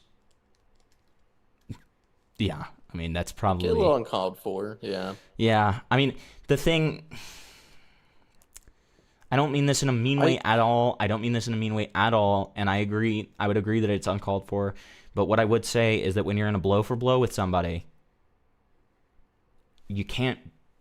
It doesn't make it okay. It doesn't make it a good thing. But you can't entirely be surprised when somebody goes a little below the belt, especially when, you're talking about, like the way that certain things are phrased here, like,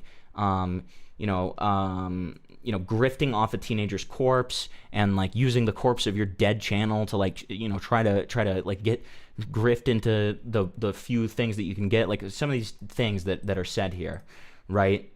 I do also want to point out in that screenshot that Kim received from Mimo, that was March 1st. So even then, Kim has had time to, if they wanted to go back and remove the Mimo part of this doc, but hasn't. I do want to make that clear, because I think it's very odd. Yeah, I mean, there's also multiple things. And you said the tweet's also still up. Correct, and there's also multiple things that I've pointed out, such as the fact that at the beginning of the crypto thing, there's a verbatim line here. He was paid $10,000, and he is the admin of the coin and the fees receiver. So that's just not true. He was not paid $10,000. He just became the fees receiver, and he got money from that, but he was not paid up front like $10,000, right? So and I pointed out things like that, and that's not been removed from the doc either. And I want to make it clear too, like, I'm not trying to kill Kim right now. Like, I just want to make it clear that like it makes her argument worse. I've made it exceptionally clear multiple times. I made it exceptionally clear multiple times throughout the stream. There are critiques within this doc that I agree with. There are critiques, but that being said, it is my, like, what I'm doing here is being as neutral as physically possible, and I am giving critiques on both sides, because there are critiques on both sides that need to be levied, and that's what I'm here for, and that's what I did. right? That's, I'm not going to pull back punches on either because I'm not going to be biased about this situation. I do not have any involvement. I do not have a hat in the ring, and so because of that, I'm going to deal with this neutrally. I'm going to talk about this neutrally, right? And so, when I see stuff like this, it does weaken the argument. And on top of that, like once it reaches a certain level where there's context missing from things, and it starts to look, again, this is not me saying that it is. This is me saying that it appears to be, and just hurts your argument. It makes one look deceptive and potentially malicious, which again, I'm not saying that was the intention. I'm not saying that is why it happened, but what I'm saying is that is how it looks, right? Yeah. And correcting these things is an easy way to remedy that, right? And Let me clarify as well. Did Kim have any relationship with Zack prior to this? Like any relation to him or no? No. Let's go to. Kim So here's solely a part of just the read the doc. here's a part of the doc that we didn't cover. This is the timeline for the creation of the doc.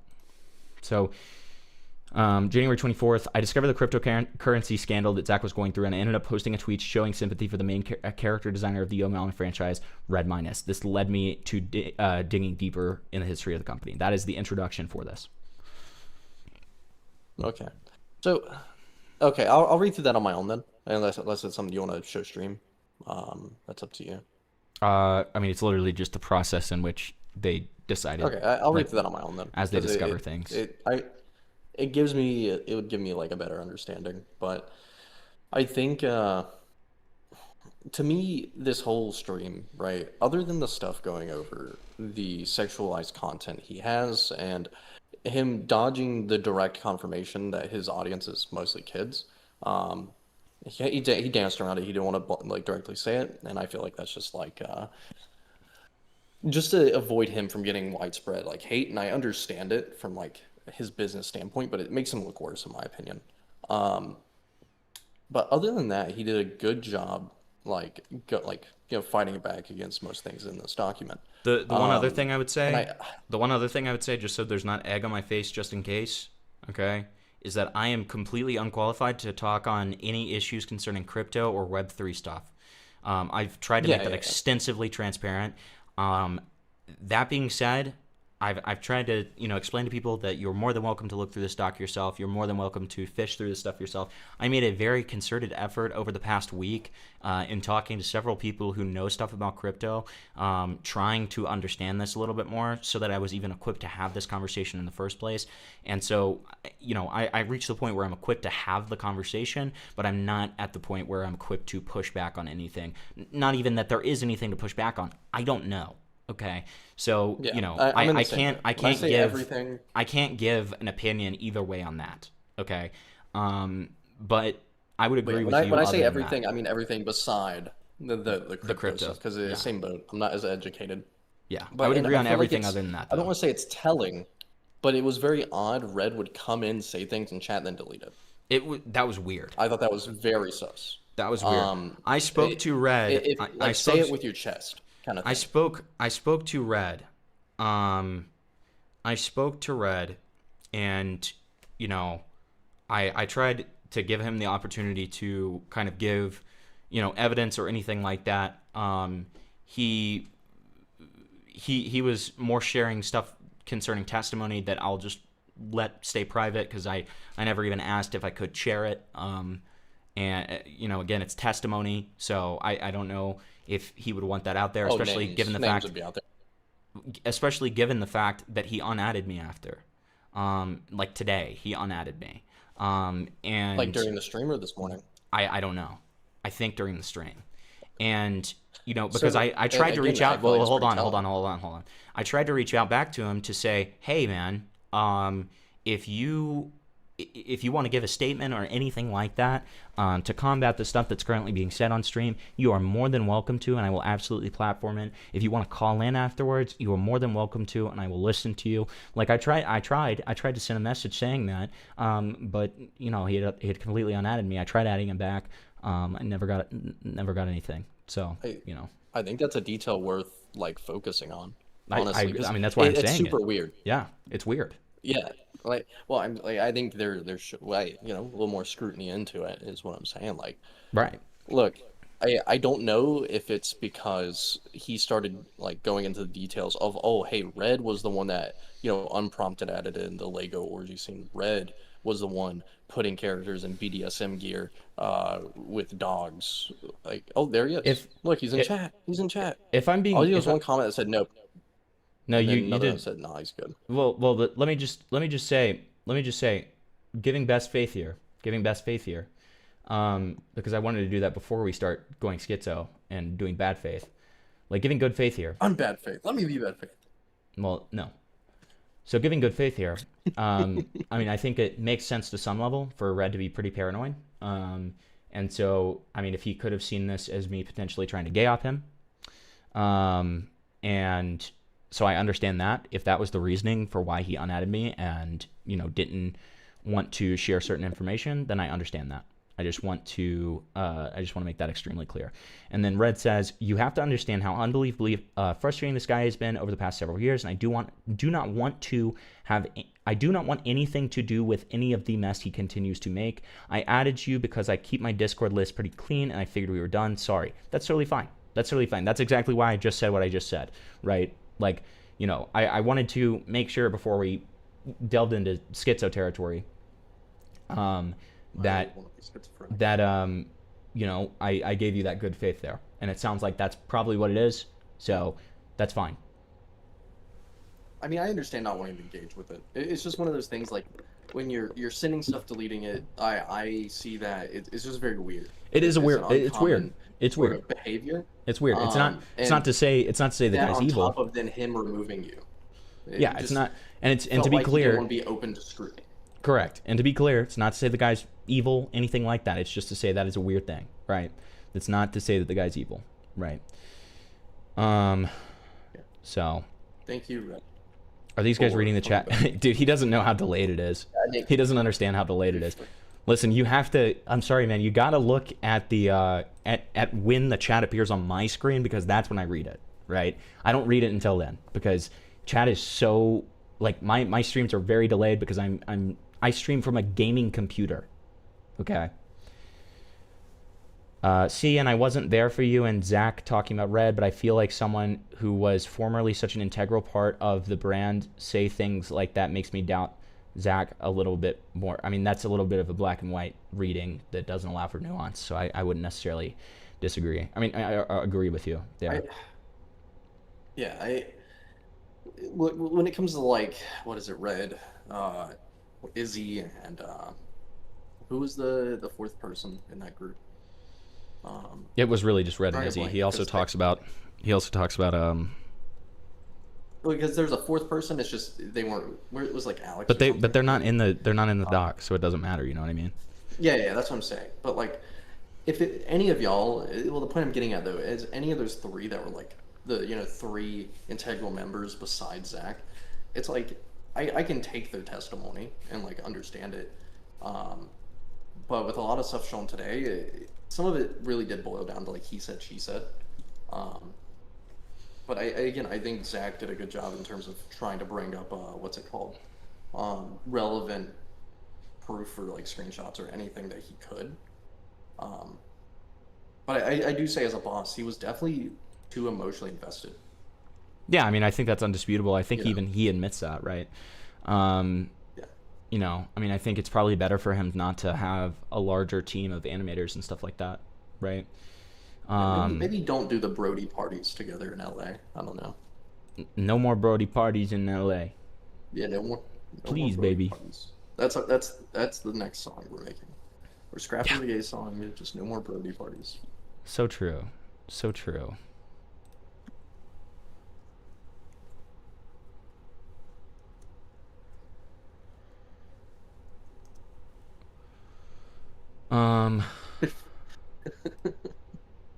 Wait, when does daylight savings take effect? It's Sunday night.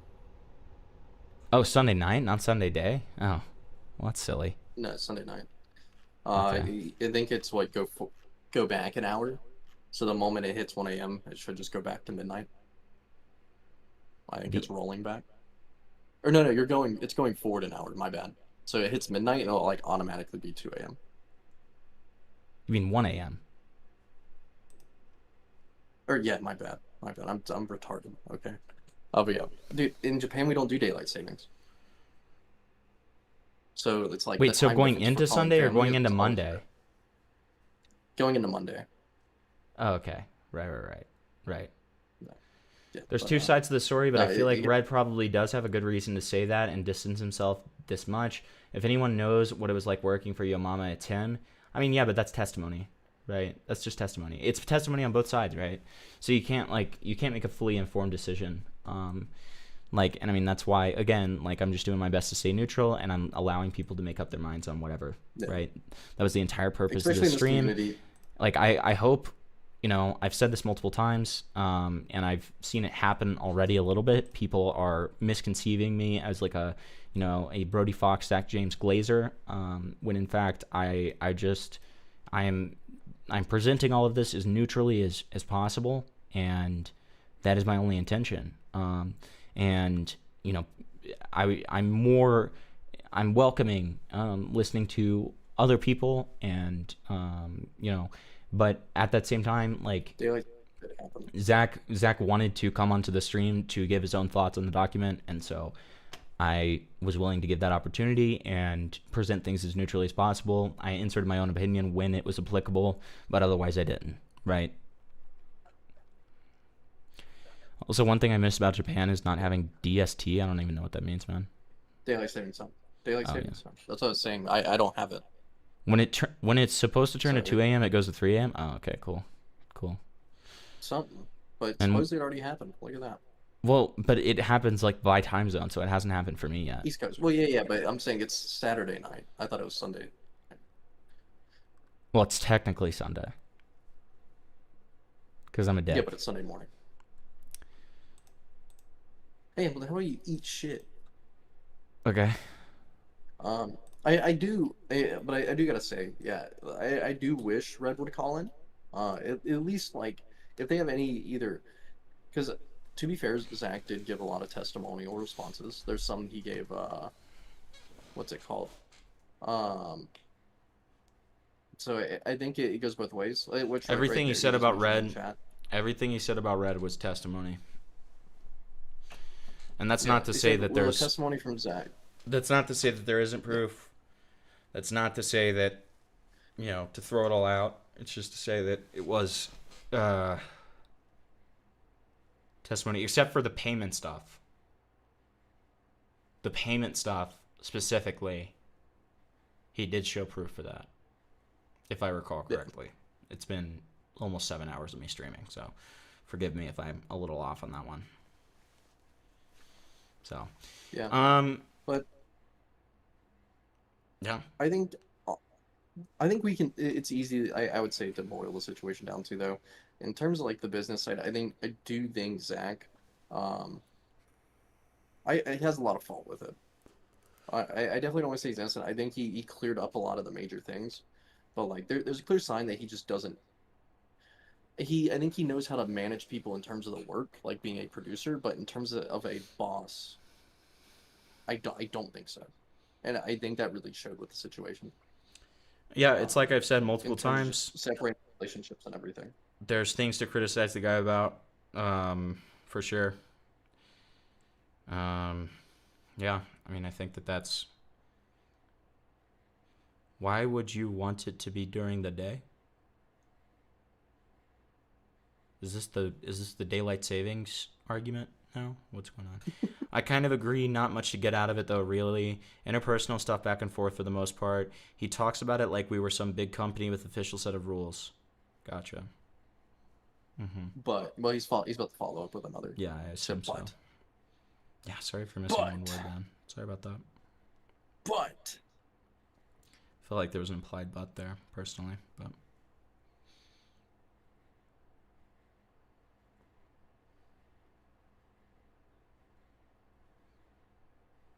what? Or there, he's up to. I'll ask my question after. What? Oh, he sent his He follow-up. really was more just like a group of 4 to 5 people in a Discord chat making shit at whatever pace they could. So yeah, a vast majority of issues call squarely into personal beef territory.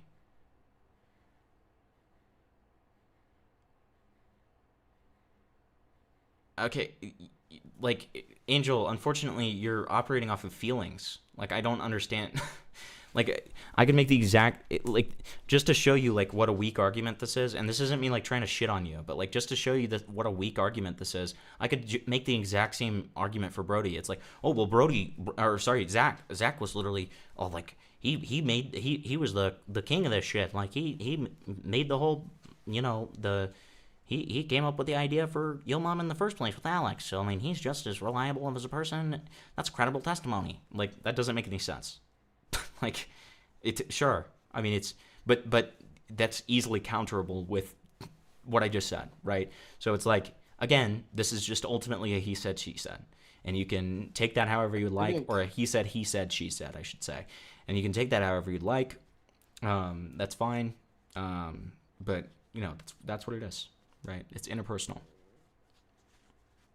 Yeah, I think since Dan Schneider was like a head guy at Nickelodeon, I think we should disregard everyone else's testimony because he's the top guy.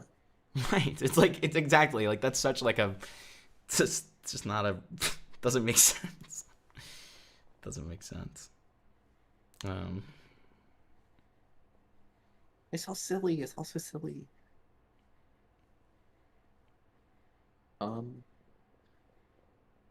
Yeah, and you started getting heat about the Lego orgy thing, and immediately it was someone else's fault. I promise you, the other shit was hilarious at the time. Okay, I think it's like certain it's the circumstances of it. I feel like of like what the content is. I think in a closed room, right? If Hempleton, drew some Legos fucking, I think I might point and laugh at that. But I would think be a little bit more than point and laugh. Overall, that's just me. If that's being published on, I don't know how many subs at the time, but now it's like a 5 mil channel. If that's being published on the channel, then yeah, I think that's a lot different. Which he did own it. Because I don't know if you don't Red. like even Red, there, that makes sense. Red, he did mention like. But yeah, but he even like owns it where he's like, yeah, maybe I shouldn't have pushed it through. But like again, he gave mostly business answers. That was my biggest issue with the call with him today. Because like his answer to that was like, he's like, yeah, like looking back, I wouldn't do it again. I wouldn't have let it like ship like that. But he's like, but I already paid them for the hours of it. Like if it was already made, I was going to use it. Like, he said that was his thought process at the time. Which is shitty, and like definitely push back on him for that, But wait, for what? The Lego orgy, because remember he was like, for him like giving it the go ahead basically. After receiving it, yeah. Yes. He's like, well, YouTube didn't take it down. YouTube monetized it, so I left it up. Now him now saying that like, yeah, if I could go back and release it, I wouldn't have it in there. But he was confident in saying that content wouldn't be recommended to children. But at the end of the day, kids still use normal YouTube, so I don't think that matters, So. All I could think of the whole time was the MTV show. I know. I do have to like Yo Mama. I do have to ask, since Red is in here. Red, what was the thought process in adding the orgy scene unprompted?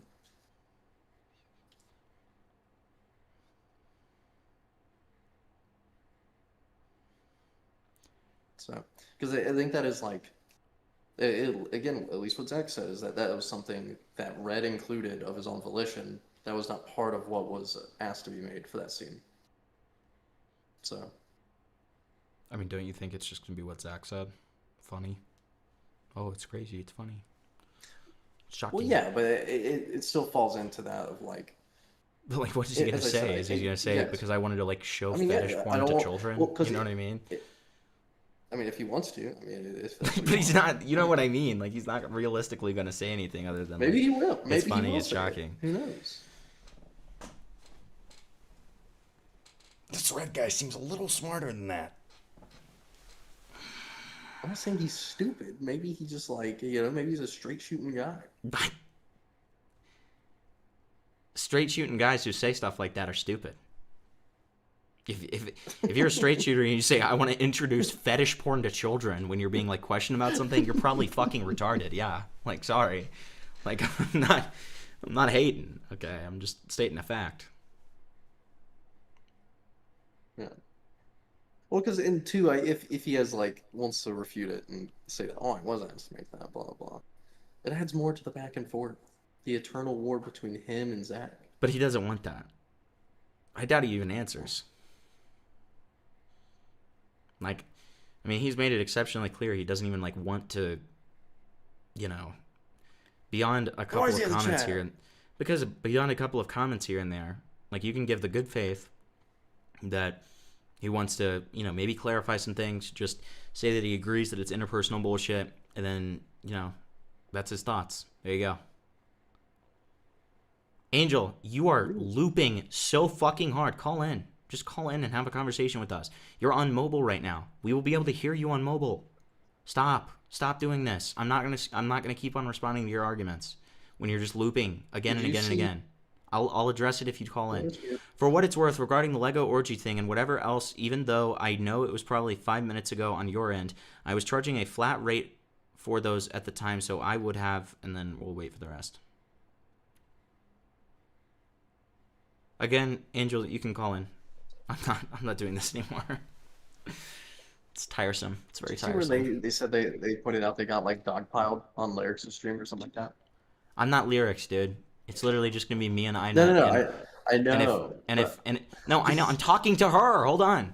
If it's just gonna be me and Inut, and if Inut starts acting like a little pit bull and starts trying to latch onto your neck, I'll kick him out. Okay, and he's not going to do that. But okay. So then Red says, been paid the same whether I added the scene or not. The fact that it was there as a pure bonus, and also I was incentivized to get things done as fast as possible. If I'm getting paid the same for what? Obviously, there's gonna be more. I'm not prepared. If you would call in. You sound pretty fucking prepared, bro. Just call in. I'm not gonna debate you. I just want to have a conversation. I'm not gonna be harsh. Okay? I'm not going to be an asshole. All right? I know when to be an asshole and when not to be, and this is the time not to be an asshole and just have a normal conversation. Whenever it's call-ins and stuff like that, unless I'm moderating something and if it's a call-in with me, with Himbleton, then I'm going to be fair and I'm going to be normal. Okay? Okay, so the finished work. Framing it like it was not in the script and took longer to make the video because they didn't ask for it is ridiculous. We didn't work like that at the time. There weren't scripts. Okay, so there weren't scripts, it was just conceptual. But I think so here's the point that was made. It actually wasn't about the fact that it's not as much about the fact that it took longer. It's more about the fact that Zack insinuated that what you produced was significantly more extreme than what was asked of you, if that makes sense, right? The thought process for adding it was to be as edgy as possible. Most of the shit is like that. Exactly. Yep. Okay. Predicted. Yep. Makes sense. I'm a chill guy. Thanks, guys. Don't make me call in with my best real mama jokes. Dude, do it. Please. We welcome that. I'm surprised we didn't get a single caller tonight. We usually get a couple after stuff like this. No, Red doesn't need to get in call. Don't worry about Red. Red's fine. Okay? He's made his position extremely clear. He's not being extremely argumentative. He's just explaining things, and that's fine. Okay. The vast majority of the time, I was just given Brock's lines with almost no context and had to make it work. Gotcha. Okay. Cool. I'm so chill. Thank you so much, dude. Thank you so much. Thank you.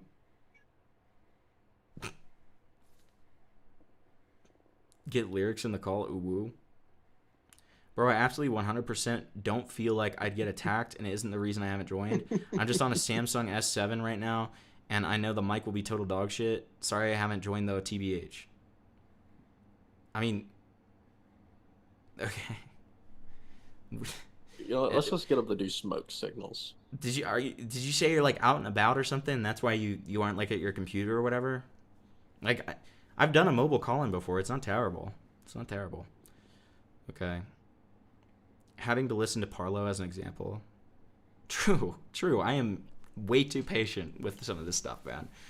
Wish I was on my PC right now because I absolutely would. This isn't lyrics, and oh god, voice crack. And it wasn't that he dogpiled. TBH, he was just an asshole. I mean, that's him. That's him, right? When he was lyrics. Now he's Liam Donovan. Okay, it's very different. And a finboy.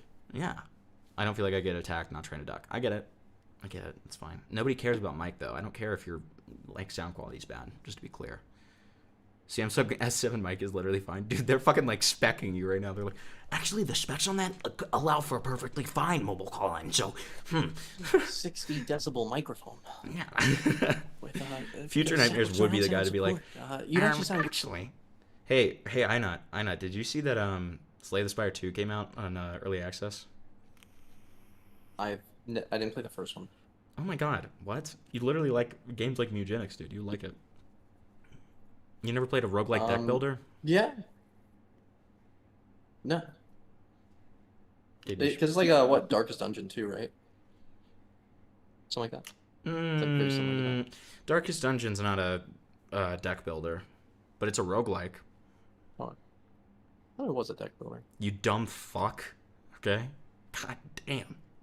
This guy, man. I'm just kidding. Don't cry.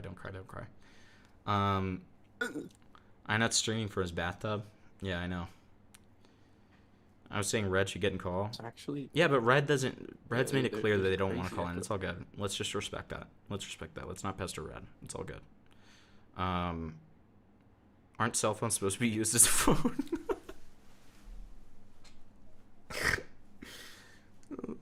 You kind of owned on that one. Ooh. Don't bully me like I'm a nerd. Sorry. Kevin. I'm sorry I'm being mean today. I'm sorry. Fatal Frame 2 remake in 3 days. Real. Darkest Dungeons. So Darkest Dungeons, back when I wanted to I wanted to do like gaming video essays like kind of similar to Nick, what's his name? I can't remember one of my favorite channels' names. I want to kill myself. But I used to want to do video channel essays. I mean, video game essays, like video essays. And I wanted to do an entire video about how Darkest Dungeon has one of the best, most immersive sound designs out of any game that I've ever played. It genuinely freaked me the fuck out the first time I played it. And it's literally just like a side-scrolling, like, roguelike. Like, there's no reason that it should be that fucking scary, but, like, dude, the immersion and the... Like, when you're wearing a good pair of headphones and you listen to that sound design, man, it is freaky, bro. Like, and then so I kind of wanted to talk about games like that in one of those videos. I might still do it eventually. It'd be fun on a different channel. My headphones died. Phones are no longer used as phones.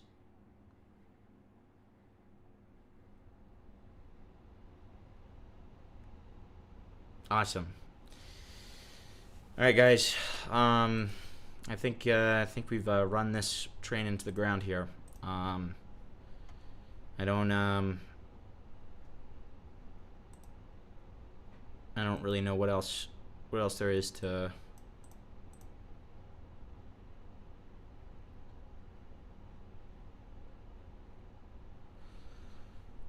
Don't know what else there is to discuss here. If nobody's gonna call in. So what I'm gonna do, stick around. Okay. I'll be streaming tomorrow. It's gonna be a pretty basic stream. Samsung S20 in the rain here. Rip, dude. Is Beckett still live? I don't know. Let me look at my cards here. Let me look at my cards for potential raids. Let me look at my cards here. I try to raid into little guys. I think it's a good practice to raid into smaller people.